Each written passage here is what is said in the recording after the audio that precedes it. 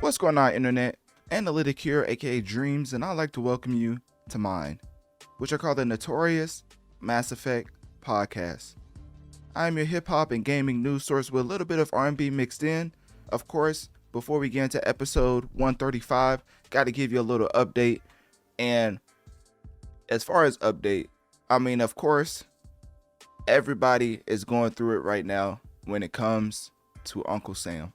Now, if you live in the United States, there's this figure in America that comes around once a year, and let's just say he ultimately wins. He wins the battle on getting a percentage of your fettuccine. Now, if you don't know what fettuccine is, it's basically that broccoli, that Alfredo. We're talking about the US dollar. Yes, ladies and gentlemen, tax season is upon us. And if you haven't paid your taxes, well, let's just say you may or may not be a free civilian going into the future. Because at some point, Uncle Sam will come knocking and you will be forced to answer. Or else. So that's the update for me. You know, I paid a whopping $2. Yeah, I thought I was gonna get the actual amount. Now, actually, that is the actual amount. You know, I'm broke, honestly. $2 I paid out. You know, it was a struggle to save up them $2. I've been doing it all year. You know what I'm saying? That's like what, 8 quarters. You know what I'm saying? Yeah, I had to save up like 1 quarter. At a time, because it was tough. So yeah, it was a whopping $2 I had to pay in taxes. Just really stressful, honestly. I don't even know how I managed to get through the year with that lingering above me, because you always know it's gonna come at some point. So that's basically the update. And on a serious note, of course, Analytic Dreamz, Notorious Mass Effect is doing well. As always, I love the support from my podcast, YouTube, Twitter, TikTok, things of that nature. Just know we're always working behind the scenes, and we have a lot of things coming, because certain deals take a certain amount of time to get finalized. So let's just say we're going through that process right now. So that being said, none of this would be possible without y'all's support. So let's get into episode 135, which I am titling Kanye West versus Cancel Culture. Of course, we're going to get into a lot of hip hop and gaming topics, but one of the biggest things I wanted to touch on, as far as this episode, is Mr. Kanye West. Oh, also, I did have a little update. I actually had news in the update, because this is a very packed episode, I would say, as far as information. But one of the tidbits that I had for the intro, I don't even know why I said tidbits, but one of the news bites I wanted to give you in the update was that the AMC Theaters CEO, if you ever been to AMC, just know it's a theater, it's a movie theater, just for those who don't have an AMC in their region or area. The AMC Theater CEO said, quote, literally all, end quote, of the increase in revenue in the fourth quarter of last year was driven by Taylor Swift and Beyoncé. Let me repeat that. AMC Theaters, which is a global movie theater entertainment company, said that all of the revenue in the fourth quarter was driven by Taylor Swift and Beyoncé.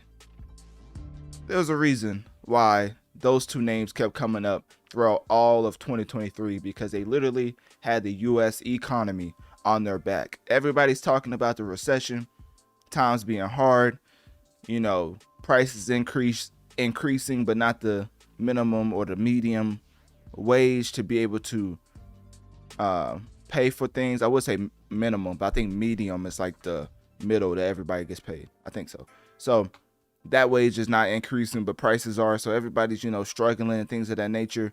But one of the things that's keeping it afloat, because, you need to have somebody paying for something when it comes to entertainment, or else the ecosystem can't really eco when it comes to the factor of escapism. Escapism, entertainment is a real thing, and somebody has to be driving the force as far as bringing people out, even though they're trying to save as far as spending. Hopefully that makes sense. So when it comes to that entertainment, Taylor Swift and Beyoncé was at the top of all entertainment when it came to making people's, well, not making, but enticing people to spend that almighty dollar to keep the ecosystem in check. Because at this point in time, times are hard, so it's even more difficult to get people to spend money on whatever product you're selling. So that was my little tidbit for the intro. But now, of course, let's get into the episode. But before that, make sure to click my link tree in my bio to access my social media and follow to keep up with my latest activities. If you want to support the show financially, click my Cash App link located towards the bottom of my link tree, as it helps the show overall. Also, make sure to share this podcast, rating the show 5 stars, as this helps the show reach more people so we can grow together and affect the masses. Now, without further ado, let's get into the first topic of 135, which ultimately means we get straight into it, because the topic that's next is Mr. West versus cancel culture.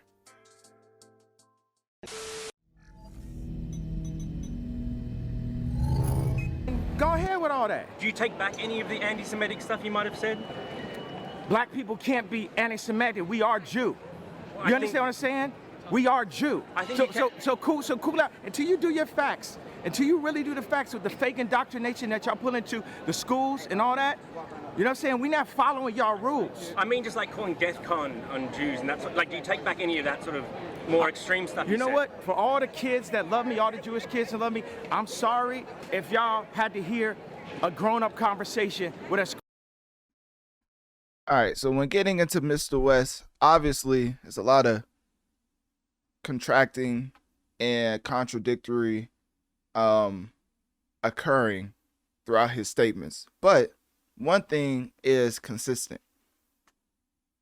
His marketing team is doing all they can to combat the big machine, aka the major labels.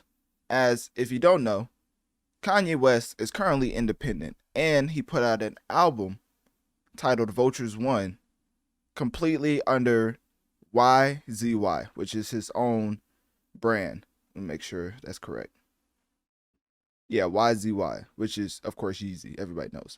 But the reason I bring that up is because now he has 100% ownership of his Vultures 1 album that he did in collaboration with Ty Dolla $ign.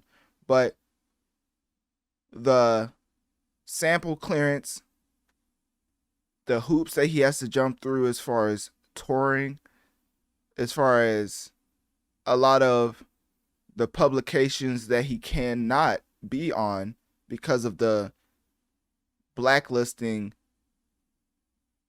done because of his words saying things like this right here.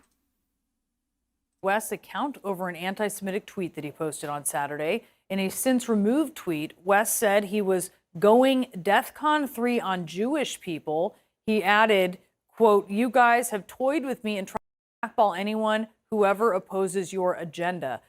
So this is coming after his Instagram account was also restricted for. So everybody heard that, saw that, and guess what? Now they are reacting in a fashion that I think is well deserved. So my personal opinion is, if you say things like DEFCON 3, not knowing the meaning behind it. I mean, actually, let's look up the actual definition of DEFCON 3, right? Because I don't think people really realize what Kanye West is saying, and then he'll act like, oh, they're doing this because I'm black. The conflating of, I think that's the right word, the conflation conflating two issues into all of this backlash being because you're black, even though you said, let's go DEFCON 3 on the Jewish community, which I looked up the definition, is a defense readiness condition used by the United States Armed Forces, represents an increase in force readiness above that of normal readiness. It is often seen as a standby alert and is the highest level of alert during peacetime. So, after he said that, and he, of course, deservedly got blackballed, he had his album go through a tumultuous time and being taken down, put back up, taken down again. Because if you don't know, Usher also released the album around that same time. No, actually that same day. And he previously was just on the Super Bowl. And who also made a Super Bowl appearance? Kanye West. I mean, he was doing everything he could to combat the major label. All the big machines and major labels wanted Usher to have that number one as far as first week album sales because of them propping him up in not only ads, billboards, but he was literally the headline performer at the Super Bowl. So everybody and their mama was on this man's side, and Kanye West, who put out an album that same day as him, came out at his own marketing machine, which is the Super Bowl, and put out this fake Super Bowl commercial. Well, to this day, I don't know where this aired, but everybody swears that Kanye West Super Bowl commercial happened during the Super Bowl game. But if you don't know what it actually looked like, also Analytic Dreamz video on Spotify to see the video along with the audio.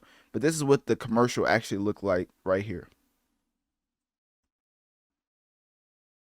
All the money on the commercial spot, we actually didn't spend any money on the actual commercial.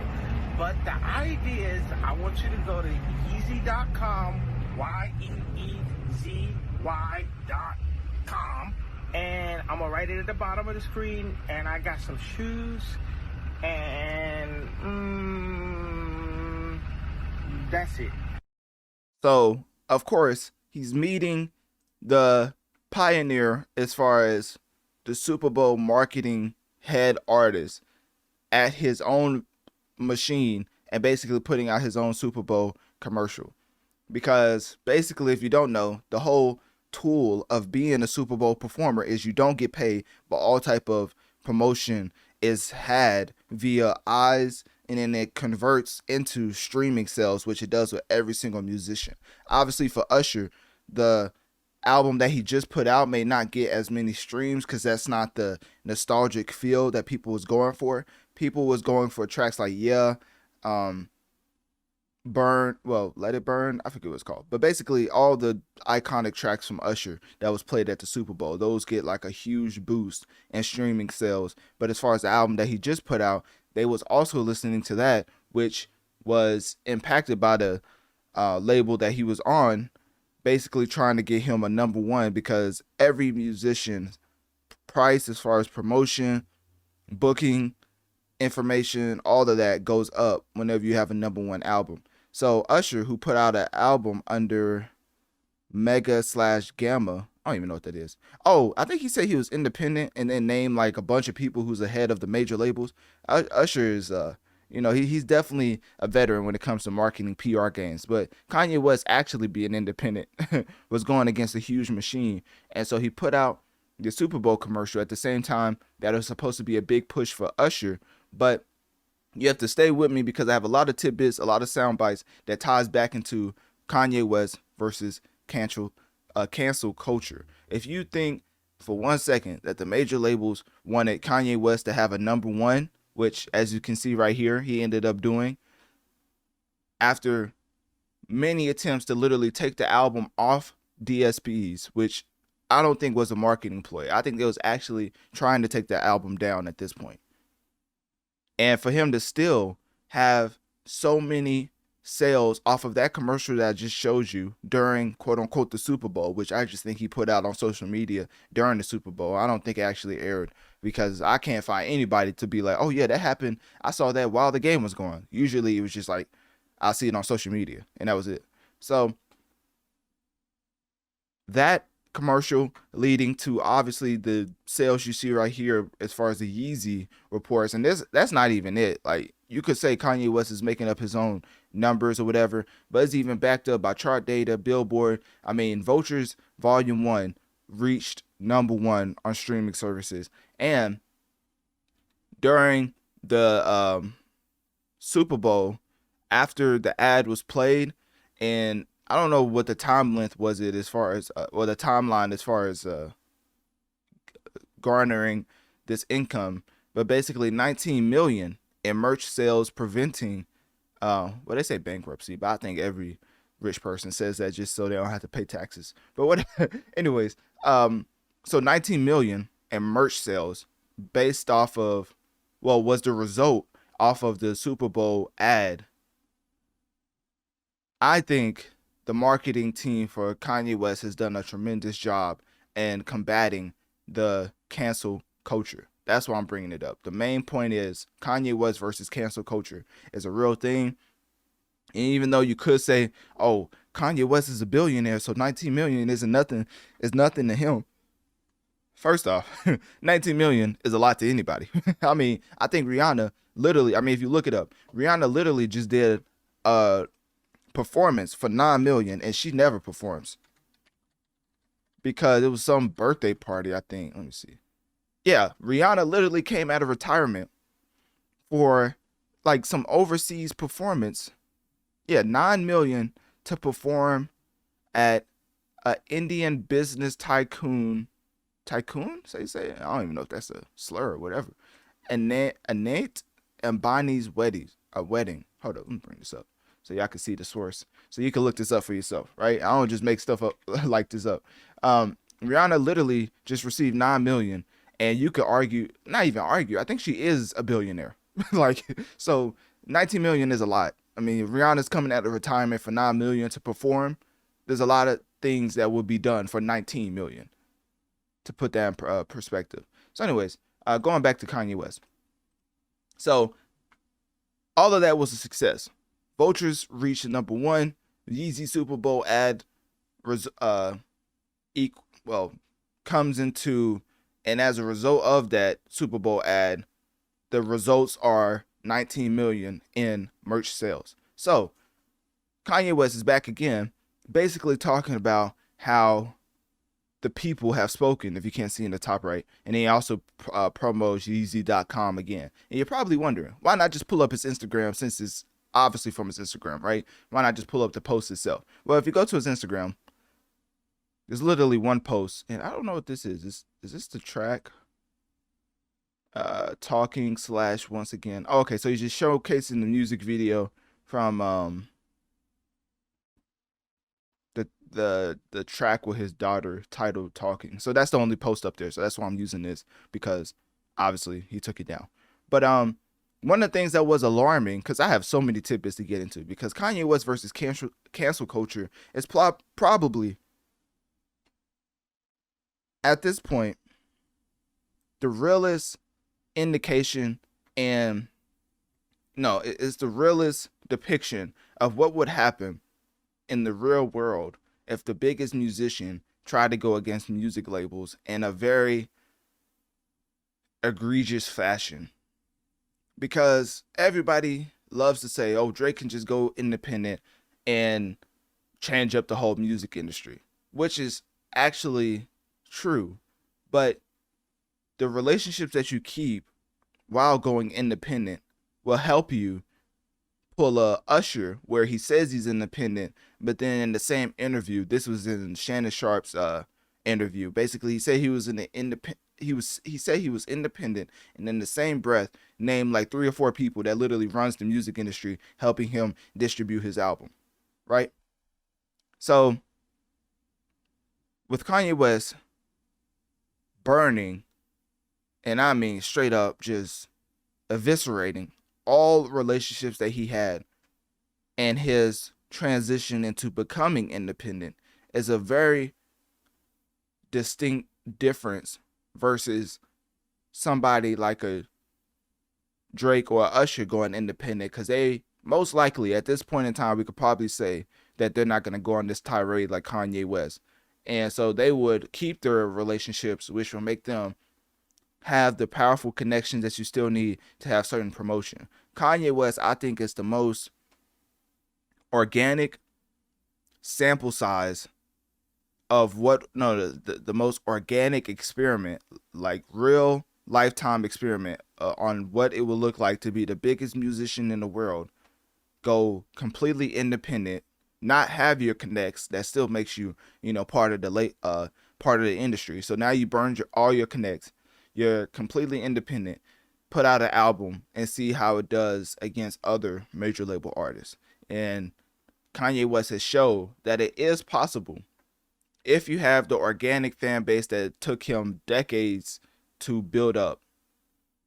It's still possible to compete with the major label.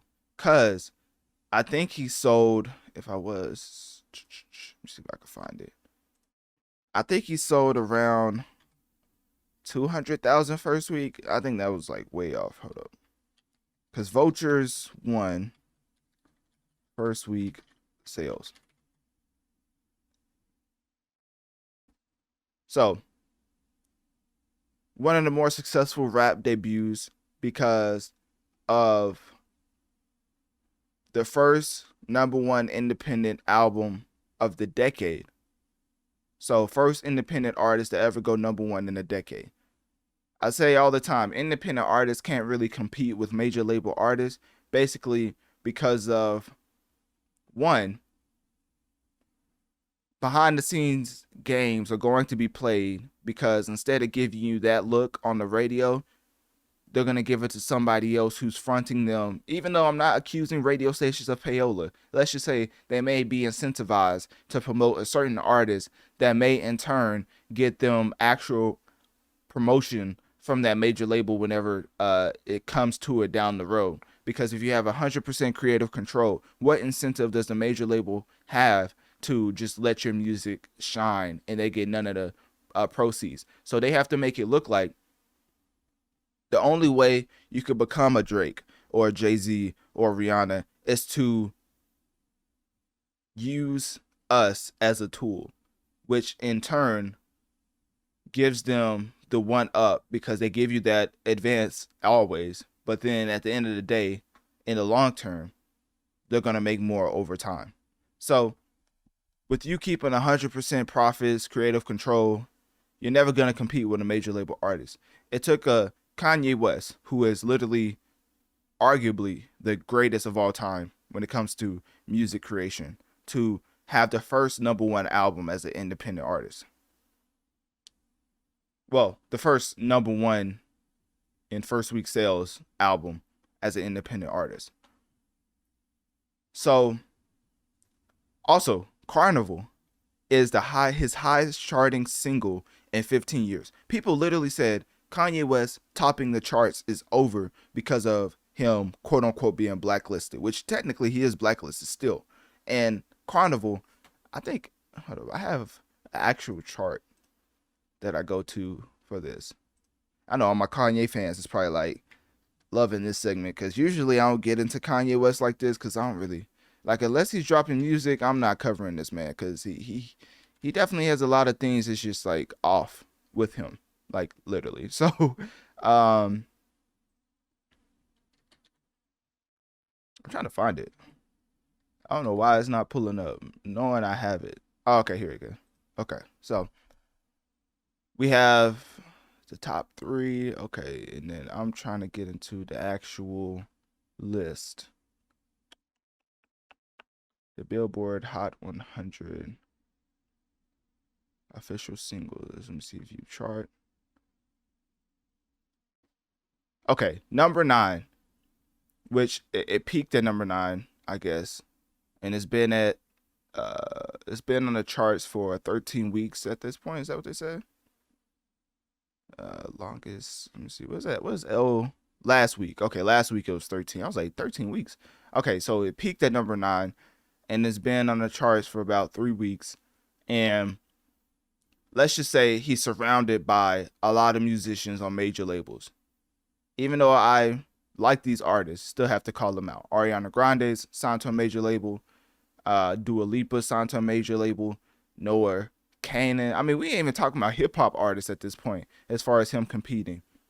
Beyonce obviously is on a major label. Teddy Swims, I don't even know who that is, but he has the number 2 track in the world currently. It's just one of those things where you look at it and you realize the type of numbers that Kanye West is putting up is not normal, because independent artists are never supposed to compete with major label artists. There's a reason why you see popular major label artists try to act like they can go independent and then they never reach the charts again. Or at least, let alone the top 10, they never reach the top 50 again. A win for an independent artist is probably cracking the top 200. And I kid you not, like that's literally the litmus scale as far as how hot a independent artist is. Why you think everybody wanted to sign Central C a year or 2 ago? Because he was actually putting up numbers in a way that independent artists aren't supposed to. And was he ever putting up top 50 tracks or singles? Of course not. But at this point in time, everybody is going to look at that and say, oh, well, if he can do it, I can do it too, which it's just not feasible.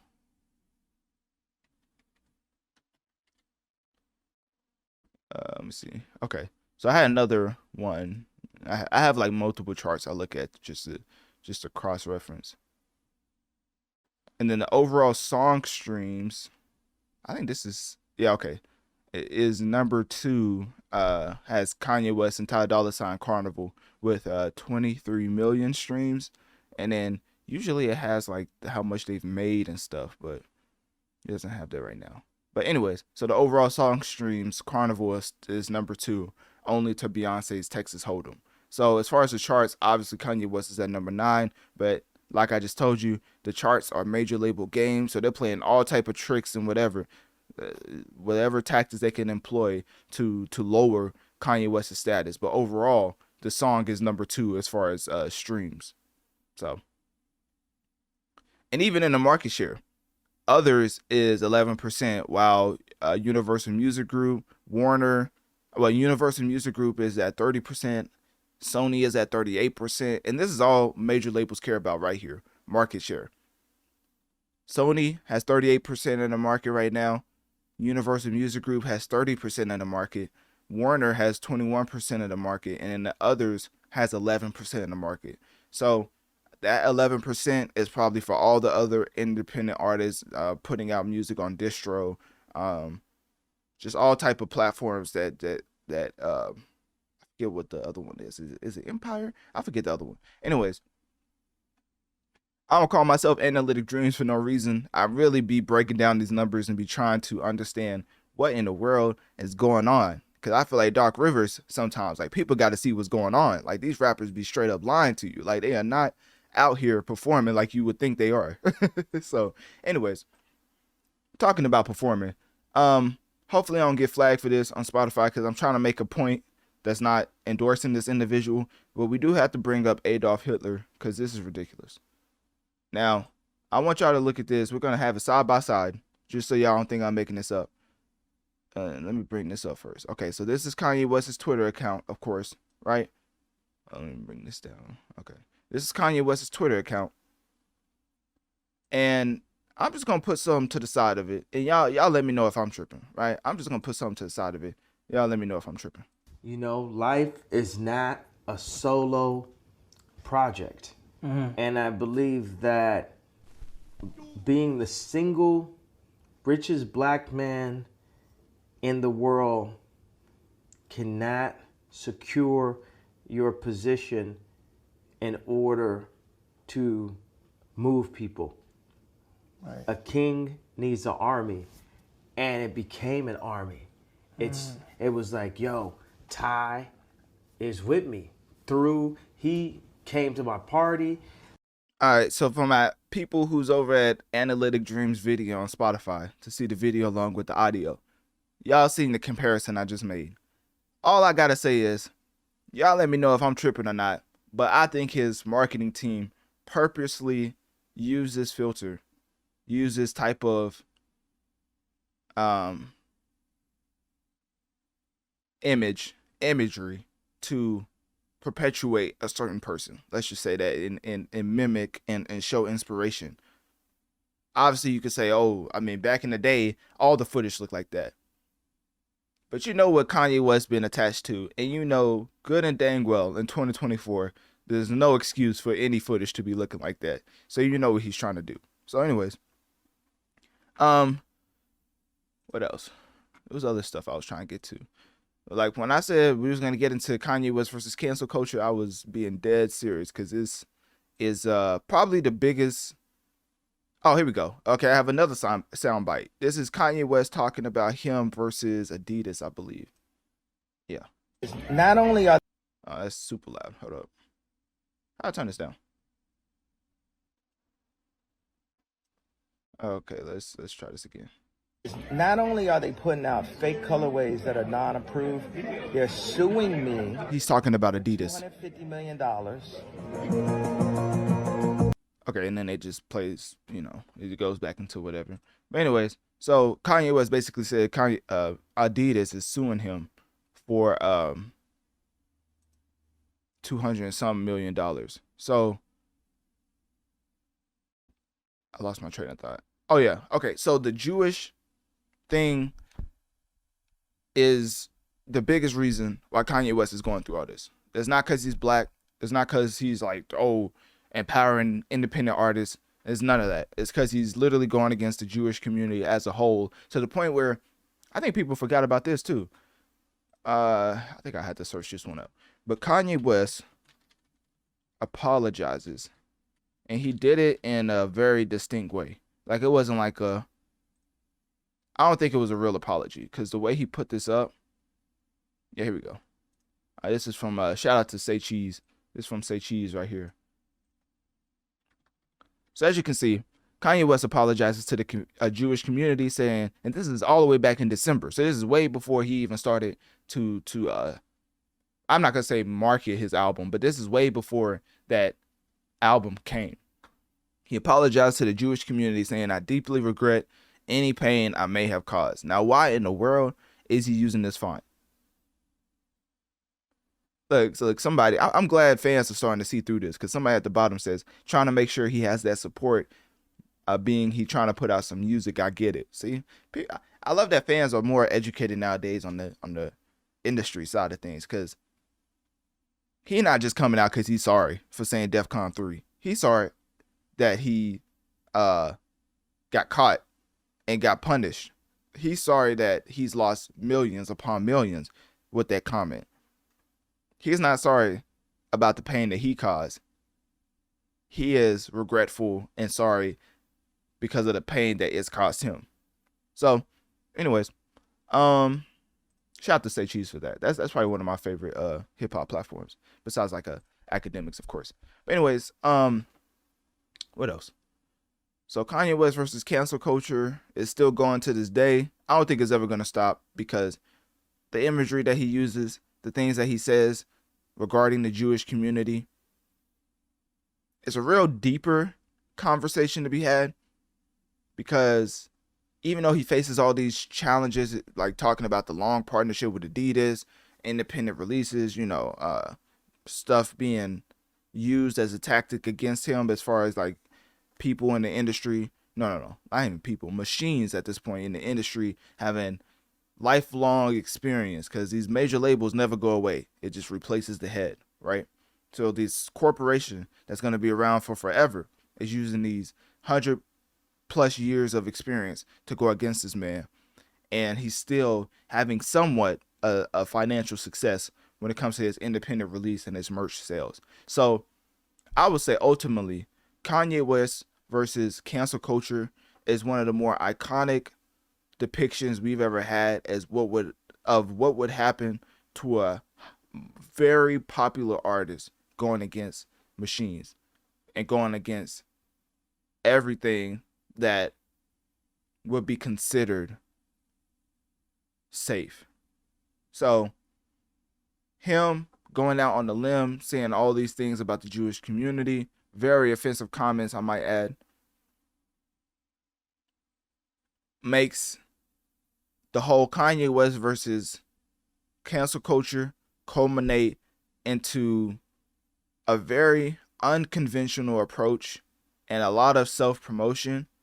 But at the end of the day, you still can't neglect the fact that it's still, to this day, having and resonating with a significant portion of his audience, which led him to have these sales as far as album going #1 and all of these Yeezys selling out, basically having 19 million as far as a profit. So I mean, at the end of the day, my personal thoughts on it is that Kanye West definitely needs a resurgence as far as apology is considered. Like, at least he apologized. You know, a lot of artists don't even apologize. So I would say at least he apologized. But then, because of his apologies being very contradictory of his actions, the second part of that is actually going to this whole year showcasing how much you've changed and how much you actually are not against the Jewish community. And comparing yourself to Adolf Hitler is not helping the imagery at all. So these unconventional marketing strategies, including the Super Bowl ad, even though it might be successful, you cannot keep going against the Jewish community and thinking that they are not going to end up actually making you bankrupt. Like, forget lying that you're bankrupt to not pay taxes. They're going to actually make you go bankrupt and successfully end up canceling you if you keep trying to act against them as a whole community, if that makes sense. So I think he needs to stop with the words and show a lot of action this whole year. And I think that means that he would have to probably swallow his pride and ego. But at the end of the day, I just wanted to cover this Kanye West versus cancel culture, because I think a lot of people was wondering. Like, I got a lot of questions about Kanye West, and I post Kanye West sometimes to my social medias, but I'm not gonna lie to you. I one time like last year when he was going on like the Alex Jones stuff, I posted a Kanye West video, and I got the weirdest message ever. It was like, oh, if you post him again, it didn't say shadow ban necessarily, but it said, we're not going to show you in recommended, in non-followers feeds, basically all the type of stuff to basically let you know to shadow ban. So yeah, do of that what you will. There was very unique messaging that came with Kanye West doing what he was doing, and it made sense. So at this point in time, I think the only way for him to go on the apology tour is with action, not words. So but at the end of the day, it's Kanye West. Vultures went #1, first #1 album for an independent artist in like the past decade plus. So he's probably just gonna still think that he's bigger than the culture when it comes to them trying to cancel him. So that being said, click my link tree in my bio. Let me know on one of my social medias. What do you necessarily think about Kanye West versus... what do you personally think about Kanye West versus cancel culture? And also, how do you think Kanye West can come back from him being quote unquote canceled?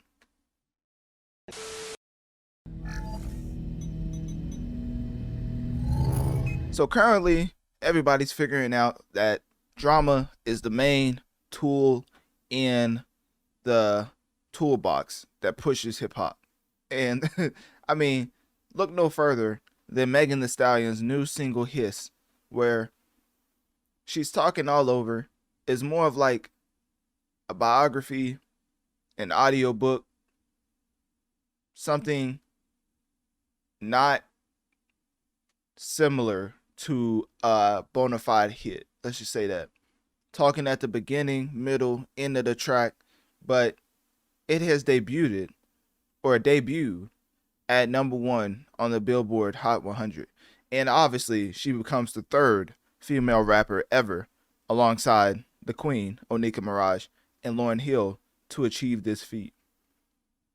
The reason why I say all of that is because the structure of the track is not a hit single, which is indicative of where it is now, 68 on the top 100 track charts, whereas last week, and I'm making this in first week of March, last week it was number 48, and its peak position was number 1, and obviously it's only been on the charts for 4 weeks. So at some point, somebody has to realize the huge fall off is because of drama being the main factor to why it was successful in the first place. Which, to be honest, marketing is time and place.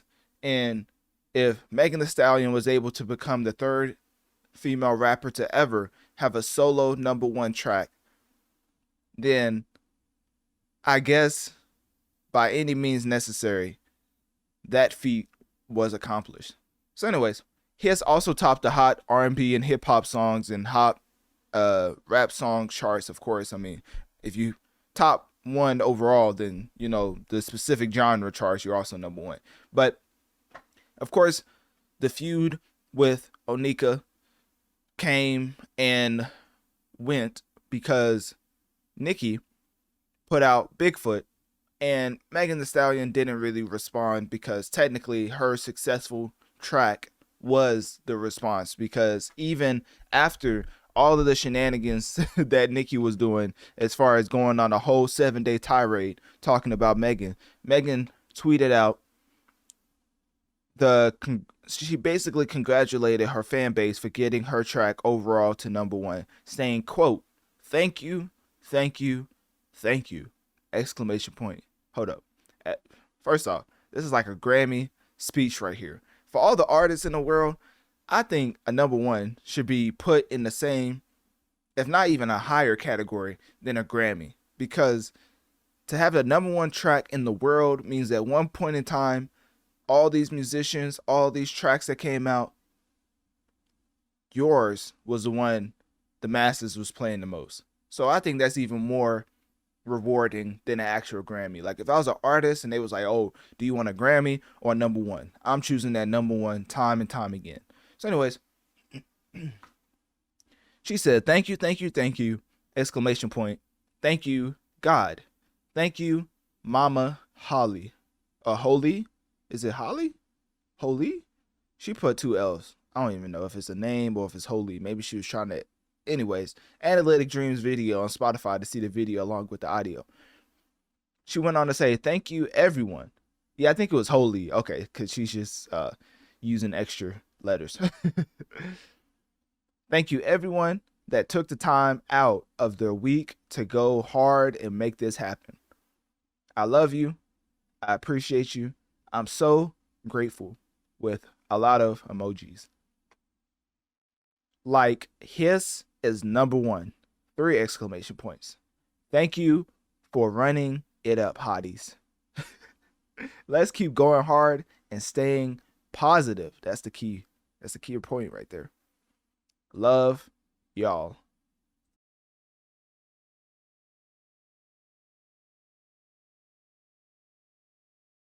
So all I want to say is, of course, Megan Thee Stallion has had success on the charts before. It's the first time that she's ever been the solo act on a track and it go number 1. So with his, it's not the same as a WAP or a Savage, which also previously went number 1, where she was accompanied with other musicians.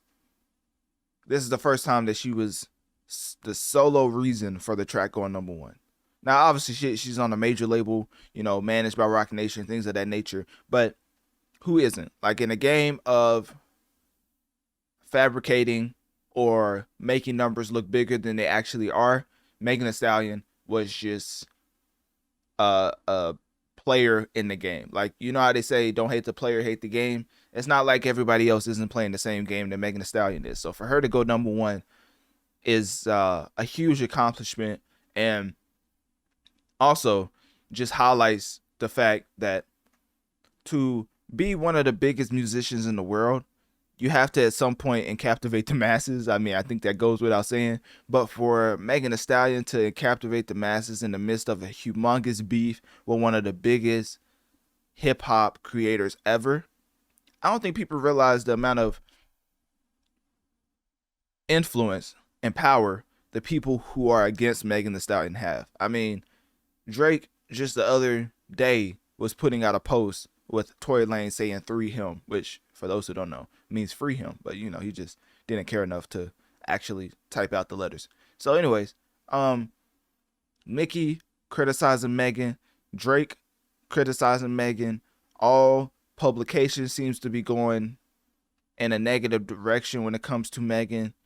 And the only time she ever gets positive press is because of her Roc Nation management that puts her in certain lights. I mean, I think literally I got some type of stat where Renee Rapp and Megan Thee Stallion had a new peak of 18 on the Billboard's pop airplay chart, which is very specific.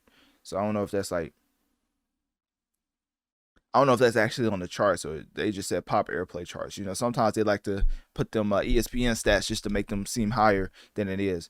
But anyways, her just being with Renee Rapp, her also, I think she was on some type of show with Mean Girls or whatever. She had some type of cameo. If that's not result of being on Roc Nation management, what else? I mean, Crunchyroll Anime Awards, you know, is more of an organic, authentic cross promotion, because if you don't know, Megan Thee Stallion's into anime, and literally she had that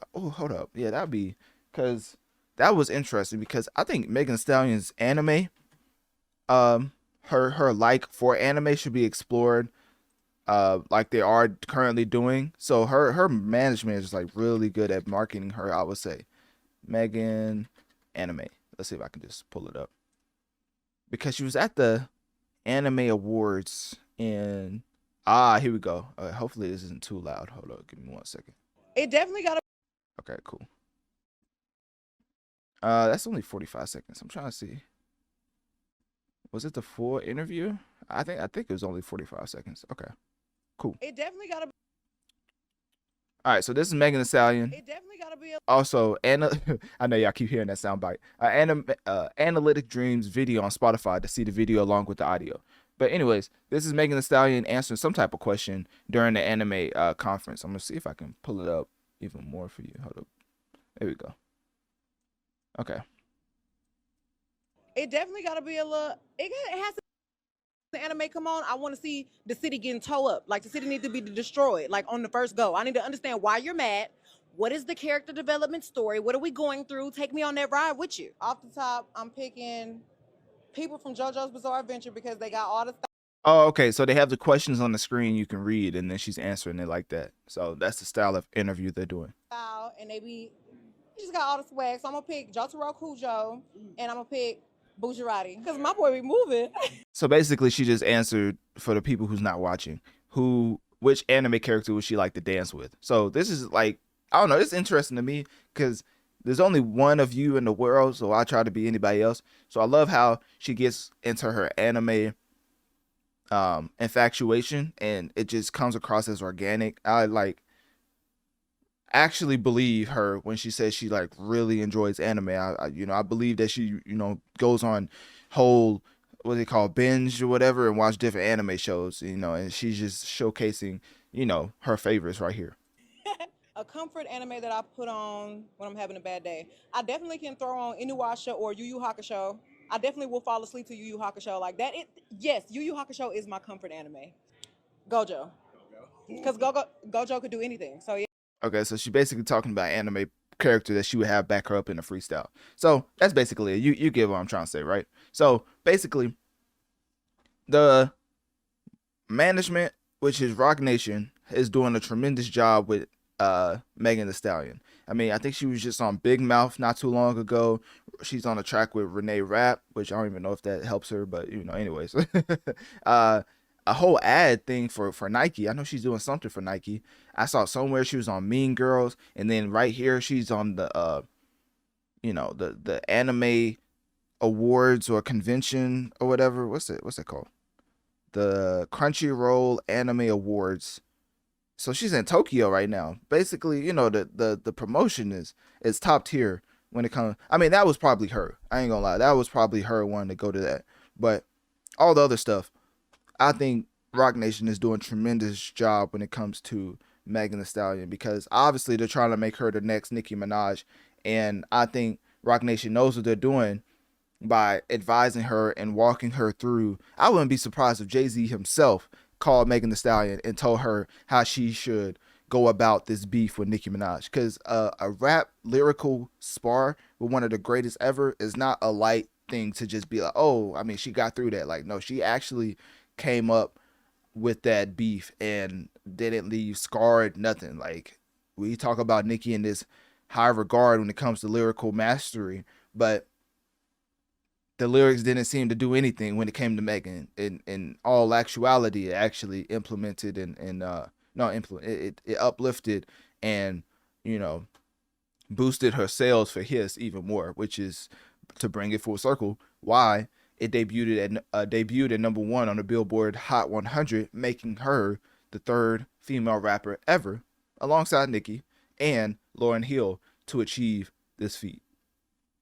So with that being said, current news is Megan just recently signed a deal with Warner Music Group, allowing her to retain the rights of her master recordings and publishing. So I think that was basically it. I think that was all I had. Let me see. Celebrates number 1. Yeah, that's basically it. So anyways, click my link tree in my bio. Let me know on one of my social medias. What do you think about Megan Thee Stallion currently in her status in the hip hop industry? And also, when it comes to her number 1, which track do you think is better out of all of the woman tracks that have debuted at number 1 on the Billboard charts?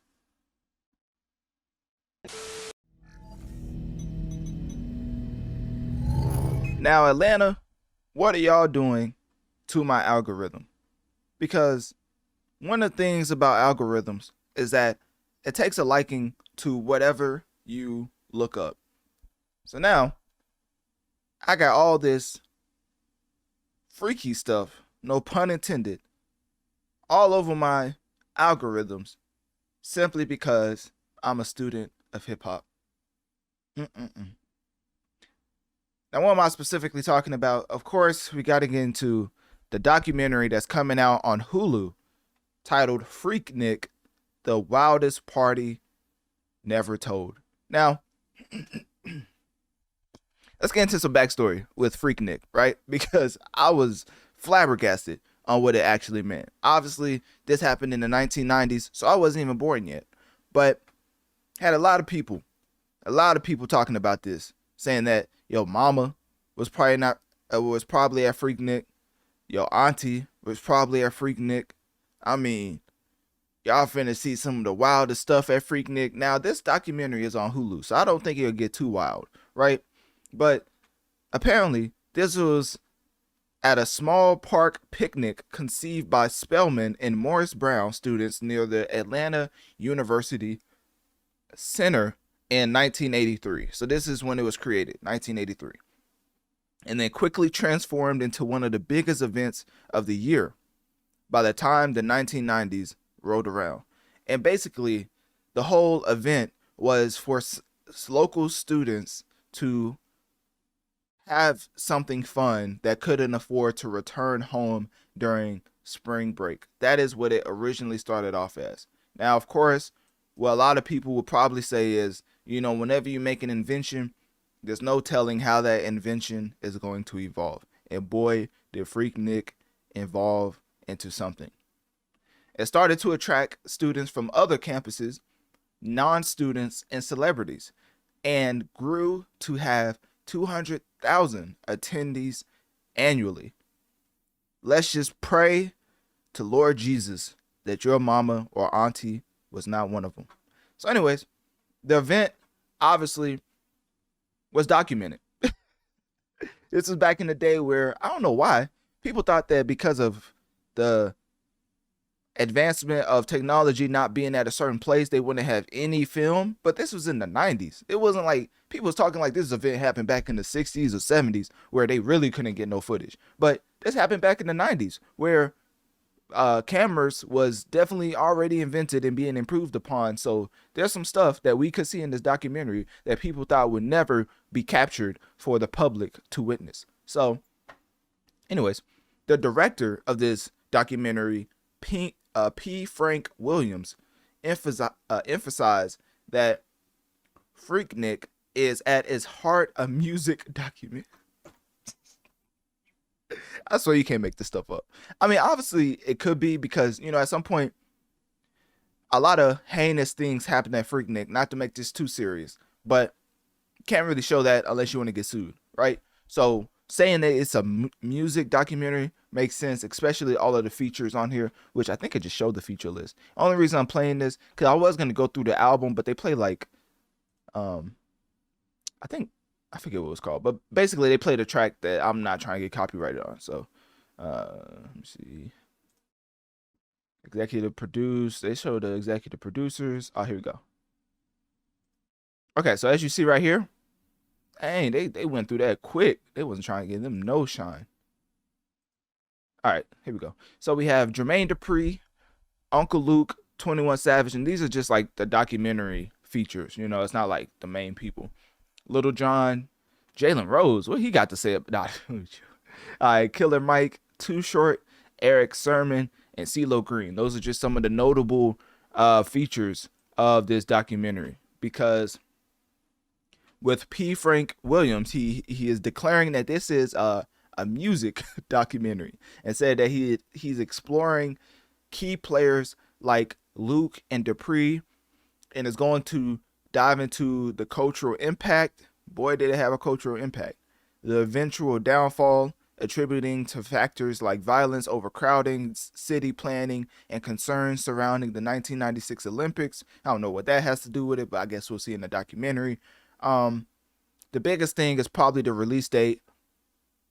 The documentary is said to come March 21st. Okay, so March 21st is the set release date for this documentary. And best believe me, I'll be watching it. I ain't gonna lie, I'm trying to see something. Like, I'm trying to see what in the world this document or this whole event was so impactful, or why it was so impactful, and why do everybody talk about this just being the straight up most promiscuous infused event ever created. You know, there's other situations where you could just say it's not that bad or whatever, but Freaknik seems to have captivated the masses, because granted, it happened in Atlanta every single year. People came from all over the world to come to this one event, and the attendance, as I said earlier, was around 200,000 attendees annually. So this means people kept coming back for more, right? So anyways,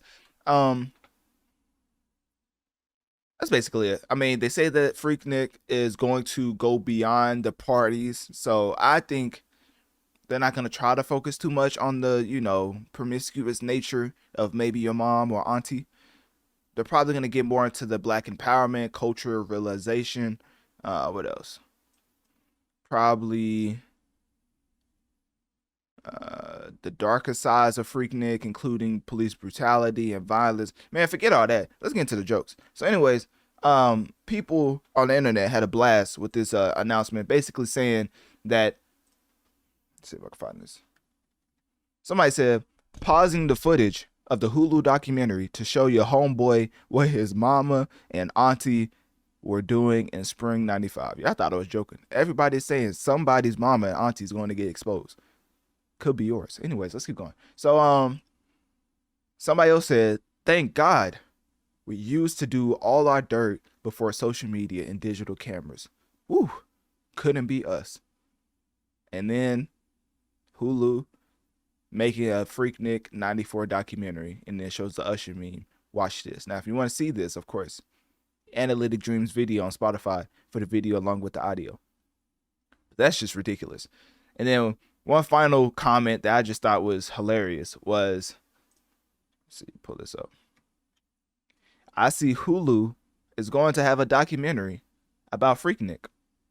I bet it's a lot of shook ones who are praying they aren't on film cutting up. Now me, I'm glad I'm not old enough to have been a part of that scene. She didn't even say she didn't want to go. She just said I wasn't old enough. She said she was ready, but not age-wise. So that's anyway, that's unfortunate. Hopefully, she realizes what she missed out on when this documentary comes out. But anyway, that's basically it. I'm not gonna talk too much about this. Basically, just a little promotion for this documentary coming out, releasing March 21st on Hulu. Hopefully, y'all enjoy it, and hopefully, you don't see your mom and auntie. But hey, statistically speaking, somebody's gonna be disappointed. And surprised, let's just say that. So anyways, click my link tree in my bio. Let me know on one of my social medias. What do you think about this whole Freaknik documentary coming out on Hulu March 21st? And when it eventually comes out, will you be watching?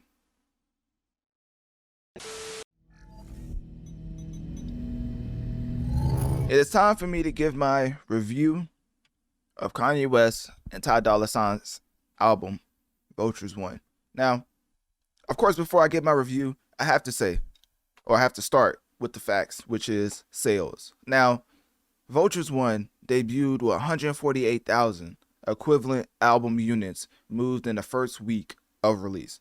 So, to put that in perspective, Kanye West is a major label artist before this Vultures 1 release. And this man was doing half of 230, 300, and now he's independent and still keeps basically, I would say, about 50% of his streams. Now, a lot of other artists have way more fabricated numbers, but the core fan base is why people keep coming back, because nobody's going to give you in advance they don't think they could recoup on. Warner, Sony, Universal Music Group is not going to give you in advance that they think they couldn't make back years to come or years down the line. So with Kanye West being independent, still putting up major label type numbers, literally having Carnival rise to the #1 spot. Actually, it peaked at number 3, I believe, but currently it is still number 3. So basically it's just up there in the top 3. Doesn't seem like it's coming down anytime soon. But they did say in streaming it was #1. So on global Spotify with 5.83 million streams, it was #1. The difference between streaming and the chart that I'm looking at, which is actual album sales, is, I remember Academics was talking about this not too long ago. Basically, he said that if you're a free member, it usually, like if 4,000 free members on whatever DSP, Spotify, Apple, Amazon Music, whatever, if 4,000 people streamed your track, that would be equivalent to 1 album sale. But if a subscribed premium member streamed your album 3,000 times, that would count as 1 album sale. So that means he was kind of gauging it in the middle. Roughly 3,500 streams is equivalent to 1 album sale. So Kanye West can be the top, which is statistically a fact. Carnival is the top streaming track when it comes to, streams. But as far as albums equivalent units moved by this single, it's number 3 and peaked at number 3. Hopefully that makes sense. So the tracks above it just had more people go out and purchase the track, which is funny because during, you can go back to all my coverage of this album. I kept repeating, buy Kanye West's Vultures 1 because he's going to change the mix, or something's going to get taken off because of clearances or whatever. He was having sample clearance issues, so stuff was getting taken down, put back up, which I just think is the major labels mad that an independent artist was putting up high numbers like this, because it just reinvigorates the fact that a lot of people believe Drake should go independent to really put it to the music industry and show you don't need them. But in all actuality, as you see with the huge decline in sales, even though it's super 1%, with Kanye West having 148,000 sales first week, he could have had 300 to 350 first week with a major label. So just putting that perspective. But getting back into the album, right? Because this is just a review. I just had to give you a little bit of a sales news to let you know how well this is performing, even though he's independent, no help from major distributors. So, well, not distributors, major promoters, which is the label. So, this man has 7 tracks currently in the top 100. And this is not the streaming charts. This is like the actual units sold. So, Carnival is it peaked at number 3 and is currently at number 3. F something which PG podcast. So you fill in the blanks. Is currently at 23. So I'm giving you his top. Basically, this is his top tracks performing on this album. F something is number 2 at 23. Let's see. Oh no, I'm tripping. Burn was number 2 at. Yeah, Burn is number 2. I cannot read. What is this? Peak position. Oh, it's showing me his peak position. Okay, I'm tripping. Okay. All right. I'm not Floyd Mayweather, I promise. Anyways, Burn is the number 2 track, currently at 53, but it peaked at 33. And then at number 3, F something is at 57, but it peaked at 23. So number 4, we have Back to Me, which is at 59, and this is the top 100 charts as far as units. And that track peaked at number 26. Number 5, we have the track Vultures, which is at 85 currently on the charts, which peaked at 34. Number 6, we have Do It, which is personally one of my favorite tracks off the album. I think that's just such a energetic type of track that really gets you going at the gym. You know, when Kanye was like, or whatever, the sample he used was like, I don't know, but it's provocative. It gets the people going. That's how I feel about Do It. Like, that track is fire. But so that's the 6th highest performing track off of the album, and that's currently at number 4, which peaked at number 52 on the charts. And then for the last, but definitely not least, 7, the 7th best performing track off of the album is Talking, which is currently 96, but peaked at number 30 on the charts. And obviously you can look this up yourself on Billboard, so I'm not just making this up. So anyways, what else? Yeah, that's basically it. I don't want to spend too much time just talking about numbers. So let's get into my personal opinion and how I feel about the album. Going into my Rolodex, my discography of music that has just went in and out of my brain. Pause. Is that pause? I don't even know. But anyways, the music I've been listening to, I would say not by far. That's a little. No, I don't even care. By far, this is the best album I've heard this year. I mean, obviously it's 3 months into the year, so it's nothing. It's not too crazy of a statement. But 21 Savage did drop. And I'm sorry, but on no planet, no galaxy, no solar system is 21 Savage ever making a better project than Kanye West. So, yeah, that's just not it. But I'm not saying it's bad. It's just like, as far as comparing the two, I was like, yeah, it's just not comparable. Like, Kanye West's album Vultures is probably my favorite hip hop album of 2024. So, what else? Somebody else dropped. Oh, French dropped. I really enjoyed French Montana's album. I think that was called Coke Boys. What was this called? Oh, not Coke Boys. It was why did I think it was Coke Boys? What? It was called Mac and Cheese 5. But anyways, that was probably one of my favorite albums this year. Obviously, we're only 3 months in, but I'm just giving you my list. So, and also, if you click my link tree in my bio, go towards the bottom, I have a tab that says like what I'm listening to, and you can see this for yourself. Like, I have a whole I have all type of playlists. I wonder if I could bring it up. I have all type of playlists that just showcase what I'm actually listening to. Like, this is the actual account I use when it comes to putting out music. Or not putting out music, but putting out what I like. Oh yeah, here we go, right here. See, yeah. Oh man, hold on. I can't show this because it has my other stuff on the side, which that's for the podcast. But let me see if I can just screenshot it. Hold up, give me a second. All right.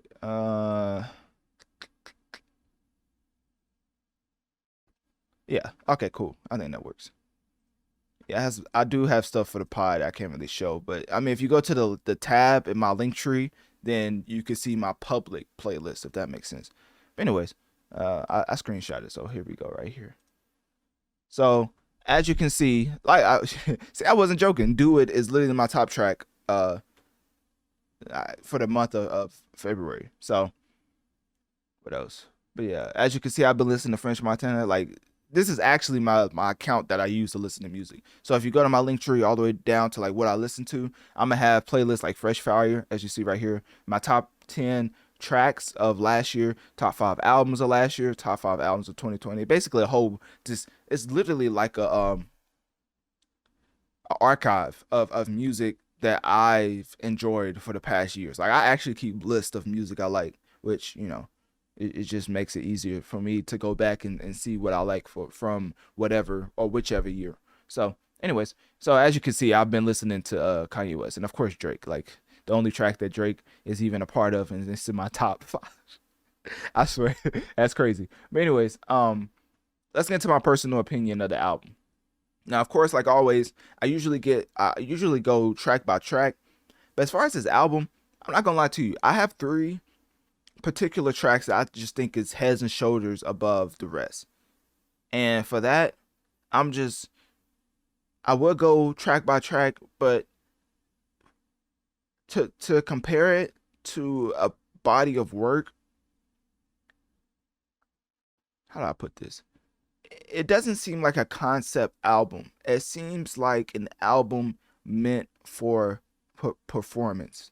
Like, it's not something where the first track, second track, and third track all flow into each other, like, subject wise. It's more of a sonically good album meant to be played at a party or an event, if that makes sense. It's not one of those where he's trying to lead you on a journey, and then at the end you're just gonna find the meaning of life, you know, like the Kendrick Lamar Damn album. The way you could play it back, you could play it backwards and it still has a message. It's not one of them. It's just like a sonically great album. Now, will it be my favorite of the year? Way too soon to tell, because it's only 3 months in. But I would say Do It is one of my favorites off of the album. So if I had to give a top 3, I would probably say Do It, Burn, and I'd probably say King. I don't know why, but King just seems like the ultimate villain anthem. Like, King is a track where if you was the Joker, you was Lex Luthor, Green Goblin, I think I would just listen to this on repeat. Like, I'm not gonna lie to you. Like, if you want to just take over the world and be straight up labeled a supervillain, this is the anthem. Because this man, Kanye West, said crazy, bipolar, anti-Semite. Do y'all know what anti-Semite means? Hold up. Because this man was wilding on this album. So it's not like one of those where you could play around your parents and they won't be like, son, what you, or daughter, what you listening to? Like, it's not one of them albums where you could just get away with playing this with your parents. It's not one of them type things. This man called himself a racist. Literally. Anti-Semite is a person who harbors hostility towards, prejudice against, or discrimination against Jews. Very, very serious left turn, but I would be very ignorant not to bring that up, and I wouldn't even feel like I'm doing my job if I didn't bring up the fact that Kanye West calls himself an anti-Semite. Or it says it's in a quotation mark, so I don't know if he's trying to say what other people are trying to say to him. Okay, hey, this is a Genius annotation, so it's not like, because Genius doesn't always have 100% correct when it comes to what the words mean, but the way he says it is like, I am those things, but I'm still the king, because he literally says still the king. So it could be taken 2 different ways, which one is a little bit more egregious than the other. Obviously, he could be calling himself crazy, bipolar, anti-Semite, which the last one is crazy. That's like, whoa, that's like a white person coming out and saying like, yeah, I'm a racist and I hate the ERs. You know what I'm saying? Like, it's one of them type things. Like what hold on, what he just say? So hopefully it's the first, whereas he's just saying what people are labeling him, but then he's still the king. So even though people put these labels on him, I'm still the king. let's just go with that. But still, this is a villain anthem, which is why it's just one of my favorites, because I love how he's just embracing the hate. You know, he's embracing the hate. He's embodied it, and it came into a track, which granted it is short, but it's one of my favorites just because of the overall theme and the sonics that he goes into. I like when they change the vocal inflection. Like he gets into let me see. So he gets into like the I'm still the king chorus, and then he changes up the vocal inflection where he gets into this is what y'all been waiting for, huh? And then it basically goes into the change of inflection, and they get into that flow. And my favorite part is when Ty Dolla $ign came in, and he basically said, so when it starts with Paparazzi Loves Me, they show up to everything, and that's when that vocal inflection starts to change. And then Ty Dolla $ign is like, I can pay you double, let me put you on the team, which is, you know, it's crazy talk. They talking on this album, I ain't gonna lie to you, and sonically it's very pleasing. But which one? Oh, this is the one that caught me off guard. When Ty Dolla $ign says she just won an expletive at the Bottega store. I don't know why, but the delivery on that is top 10. Like, there's a reason, not top 10, it's top tier. There's a reason why Ty Dolla $ign is being accompanied throughout this entire project, and I just think he's one of the more talented humans when it comes to making music. I mean, some of the greatest tracks from Drake has Ty Dolla $ign on it. But and Party Next Door. So I don't know. It's a close race between Party Next Door and Ty Dolla $ign. If you really think about it, like all the hits that Party has wrote R&B wise, not rap. Let's not get crazy, but R&B wise, all the hits that Party Next Door has written for Drake, I think it's a conversation to who is the better artist. But let's just say whenever Drake is on a track R&B wise with Party Next Door, Ty Dolla $ign, straight heat. Kanye West probably noticed that, and he was like, hey, I need all that sauce on my album, which is why this collaborative effort even exists, in my opinion. So anyways, that's enough of King. Getting into Burn, it's going to be probably my most controversial take. But this reminds me of a track straight off of the Graduation trilogy in Before People Killed Me. Sonically, and when I say sonically, hold up, I don't think people know what I mean by that.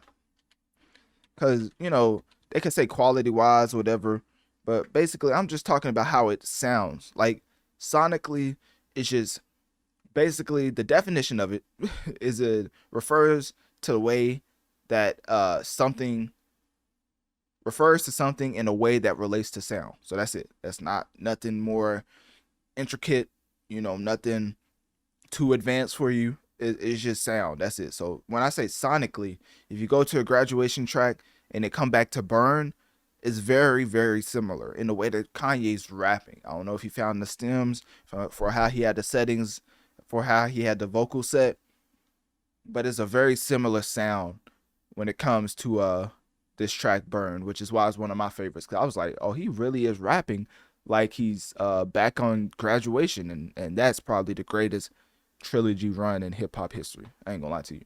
So anyways, and then my favorite track, well, I would say favorite, but I feel like that's too specific of a title, because I really do like this album. Like, there's a lot of other tracks on here that I like. I like Quavo's verse. I like the way he came on the album. Obviously, everybody's just going crazy for Freddie Gibbs' verse, which, you know, technically he was rapping, but it just didn't do it for me. Like, I'm like, okay, hamburgers, chili mac. Oh, I'll just joke it. Now, Freddie Gibbs definitely had the best verse on the album. Yeah, I thought I was finna hate on that. Nah, that was definitely the best verse on the album by far. So, what else? What was I saying? So yeah, Burn feels like it was ripped straight from Graduation. Do It is definitely my favorite track. So I would just say it's my favorite. I just like the way it starts off, and I like the vibe, and Ty Dolla $ign is just so talented vocally. It's just like he really carries it to a point where the inflections that he uses keeps the entire body of work sounding fresh. Like Kanye West, the delivery was very subpar when it comes to his previous music, but as far as the lyrics, what he was saying, I think it was pretty on point. So next time I would say his delivery needs a lot of improvement. But as far as the lyrics, the unique, there's not something you heard before. You know, he's not saying something that, oh, everybody's talking about. He's talking about unique things that only Kanye West's life could be attributed to. And I like that. But the delivery is probably the thing that people has the most problem with, because rapping isn't all about just rhyming words. It's the inflection, it's the way you deliver it, it's the way you want people to feel. As you said, like you could scream something, you could whisper something, you could change your voice in a silly way like Kendrick does sometimes. Like, this is just a lot of stuff. But anyways, yeah, Kanye West really stayed in a realm where the inflection really didn't change and the delivery of the words was not. It was very, very subpar. But that's probably the worst part about the album, is the delivery of some of the lines in this album. That's why, you know, my favorites were my favorites, because the way he switched up his inflection, like on Burn, was it King? No, King. Yeah. The Paparazzi Love Me, They Show Up to Everything. That whole verse, straight fire. If he would have delivered stuff like that more often, I think the album would be by far, in a way, my favorite. But, you know, it's way too soon to tell. So currently, it's definitely one of my favorites. But ultimately, I don't know if it will end up in my top 5. But, hey, we'll just have to see how 2024 ends up going. So with that being said, click my link tree in my bio. Let me know on one of my social medias. What do you think about my Kanye West Vultures 1 album review? And also, personally, what was your favorite track off of the album?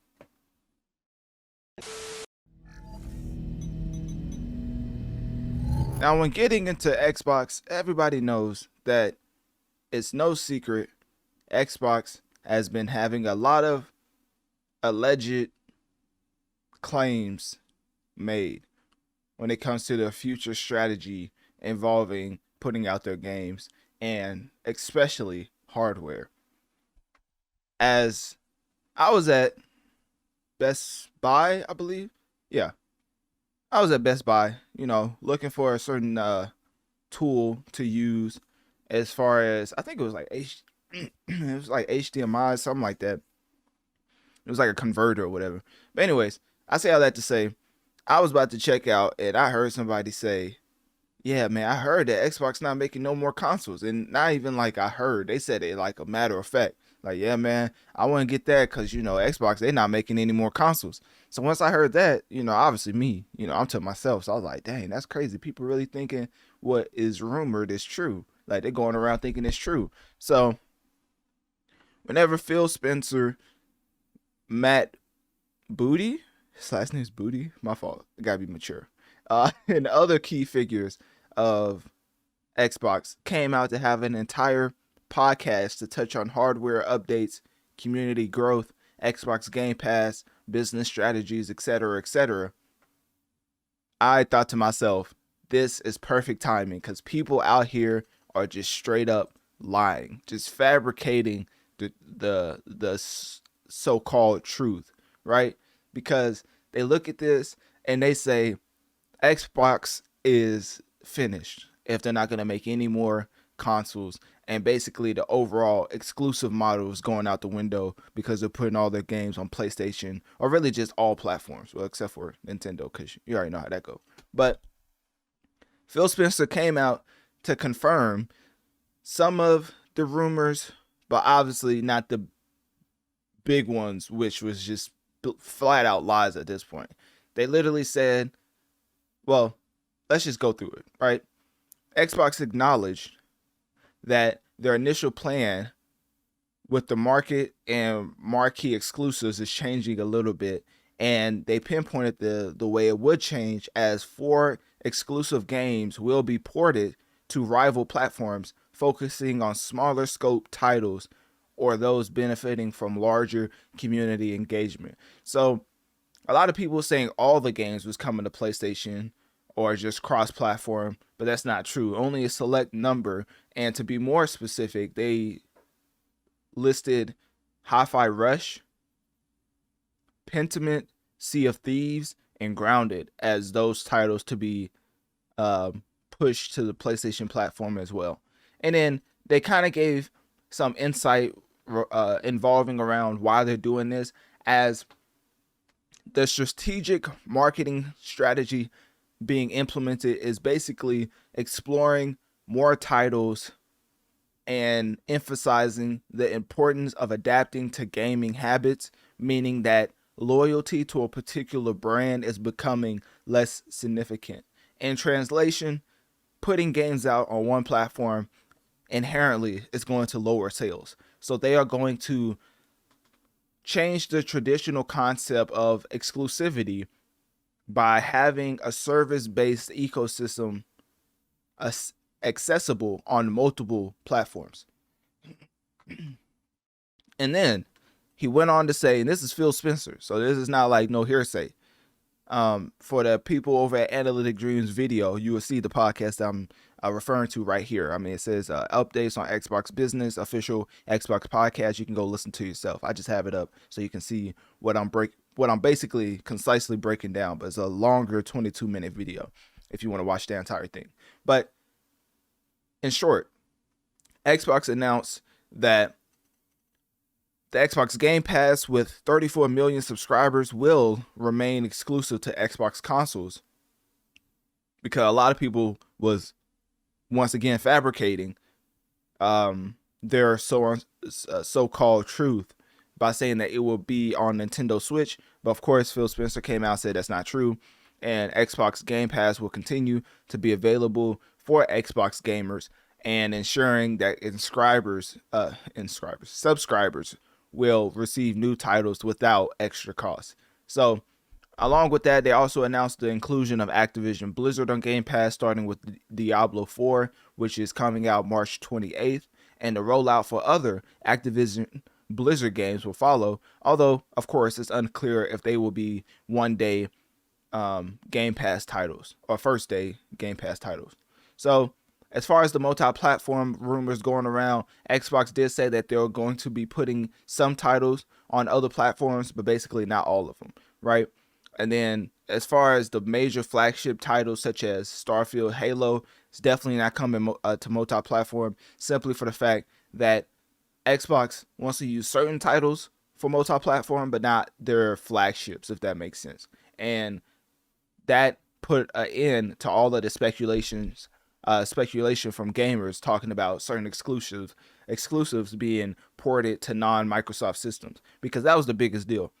People was getting upset over these false, fabricated, facts that people was trying to spew, saying that Xbox is now no longer suitable for gamers because they're not making any more consoles, and they're not gonna have the exclusively on Xbox. Is going to be on all platforms. So I'm glad that Xbox came out with this podcast, basically putting an end to all of that and letting people know that there is a shift, but it's not in the way that everybody was rumoring it to be. So, I mean, the ultimate conclusion for all of the information that was said during the 22-minute video podcast is that Xbox Series X, along with that Game Pass Ultimate, offers a wide selection of games, obviously, but the emphasis lies with the subscription-based model for gaming access, because Xbox is going to continue to evolve its strategy when it comes to the Game Pass, but with the whole exclusive model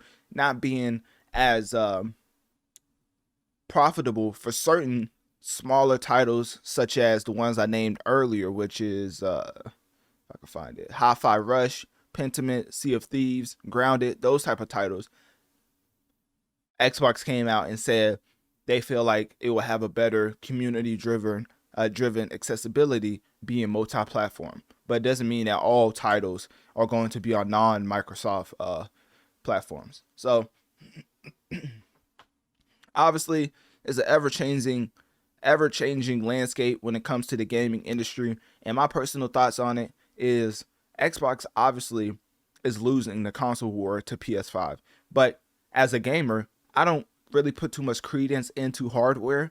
Only reason I have a PlayStation, which I've said multiple times, I mean, I've literally had Xbox longer than I've had a PlayStation, and the reason I switched over is simply for the fact that Spider-Man is exclusive to PlayStation. But come to find out, it was like 5 million sales when Spider-Man 2 came out, but there's like 50 million PS5 owners. So somebody's not buying the game, either yeah, somebody's out here as a PlayStation Sony pony champion their hardware that's not even supporting the major flagship exclusives. So with that being said, I think the gaming industry as a whole is realizing that these gamers are really picky when it comes to certain games. So that means that putting them out on multiple platforms will obviously have a positive effect on the bottom line, but still keeping that flagship exclusivity, which Xbox is doing. I would not see PlayStation really trying to implement the same model because they're winning when it comes to the overall console race as far as how many consoles are being sold. I mean, if we really broke it down as far as how many PS5s to Xbox Series X's there are, I mean, it's not even close. Like the race, if I had to estimate, it would be like out of 10 people who buy a console, maybe 3 or 4 of them will buy Xbox and the rest will buy PlayStation. Like that's how large the disparity is when it comes to Xbox Series X and the PS5. But the biggest thing overall is that the Xbox Game Pass sets up so many future possibilities for just their ecosystem evolving into a way that you boot up your PC or basically boot up your PC and you can have access to these Microsoft games, which isn't the same for PlayStation because of course Microsoft, has a lot of ports over to the PC platform. So when really getting into it, there's a lot more that you can break down, but the overall sentiment that I'm covering is just the false rumors that Xbox was not making any more consoles and that they was putting all of their Xbox games on other platforms, which is just not true.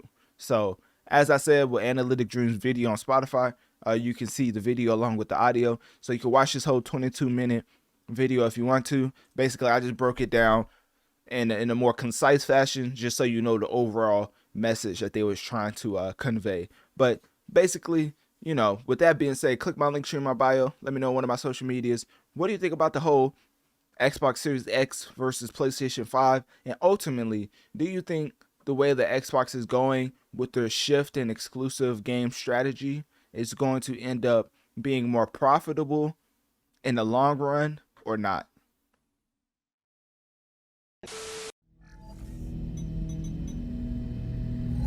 Now, for all my gamers, let me let you in on a little secret. There's this thing that came around in the late 1900s and now is making a resurgence in 2024 under the new name AI Shark. Now, of course, this is an evolution of the name because the original name was Game Shark, which was basically a video game cheat cartridge. Yes, all the way back in the 1900s. Whereas the products had a variety of video game systems and Windows-based for a variety of console video game systems and Windows-based computers. And the thing that it was known for is basically the amount of cheats it was able to load on or from a Game Shark disk or cartridge onto the console's internal or external memory, so that when the game is loaded, the selected cheats can be applied. Imagine, for all my San Andreas players out there, imagine that little notebook you had with all the cheats and shortcuts and customizable codes to make your character whatever in San Andreas, which is on one little cartridge. That's basically what Game Shark is. And not only was it a evolutionary type of invention back then with over 4,000 preloaded codes, it was saved on board a flash memory, and could be accessed later rather than having to be re-entered. So it was a very nice little invention for gamers, I would say. And obviously I said the 1900s, but it was more around 1996 when it was originally released for the Sega Saturn and Sony PlayStation consoles. So obviously, with it being in the late 1990s, you will probably be wondering to yourself, why in the world are you bringing this back up for us to talk about? Well, That's a great question.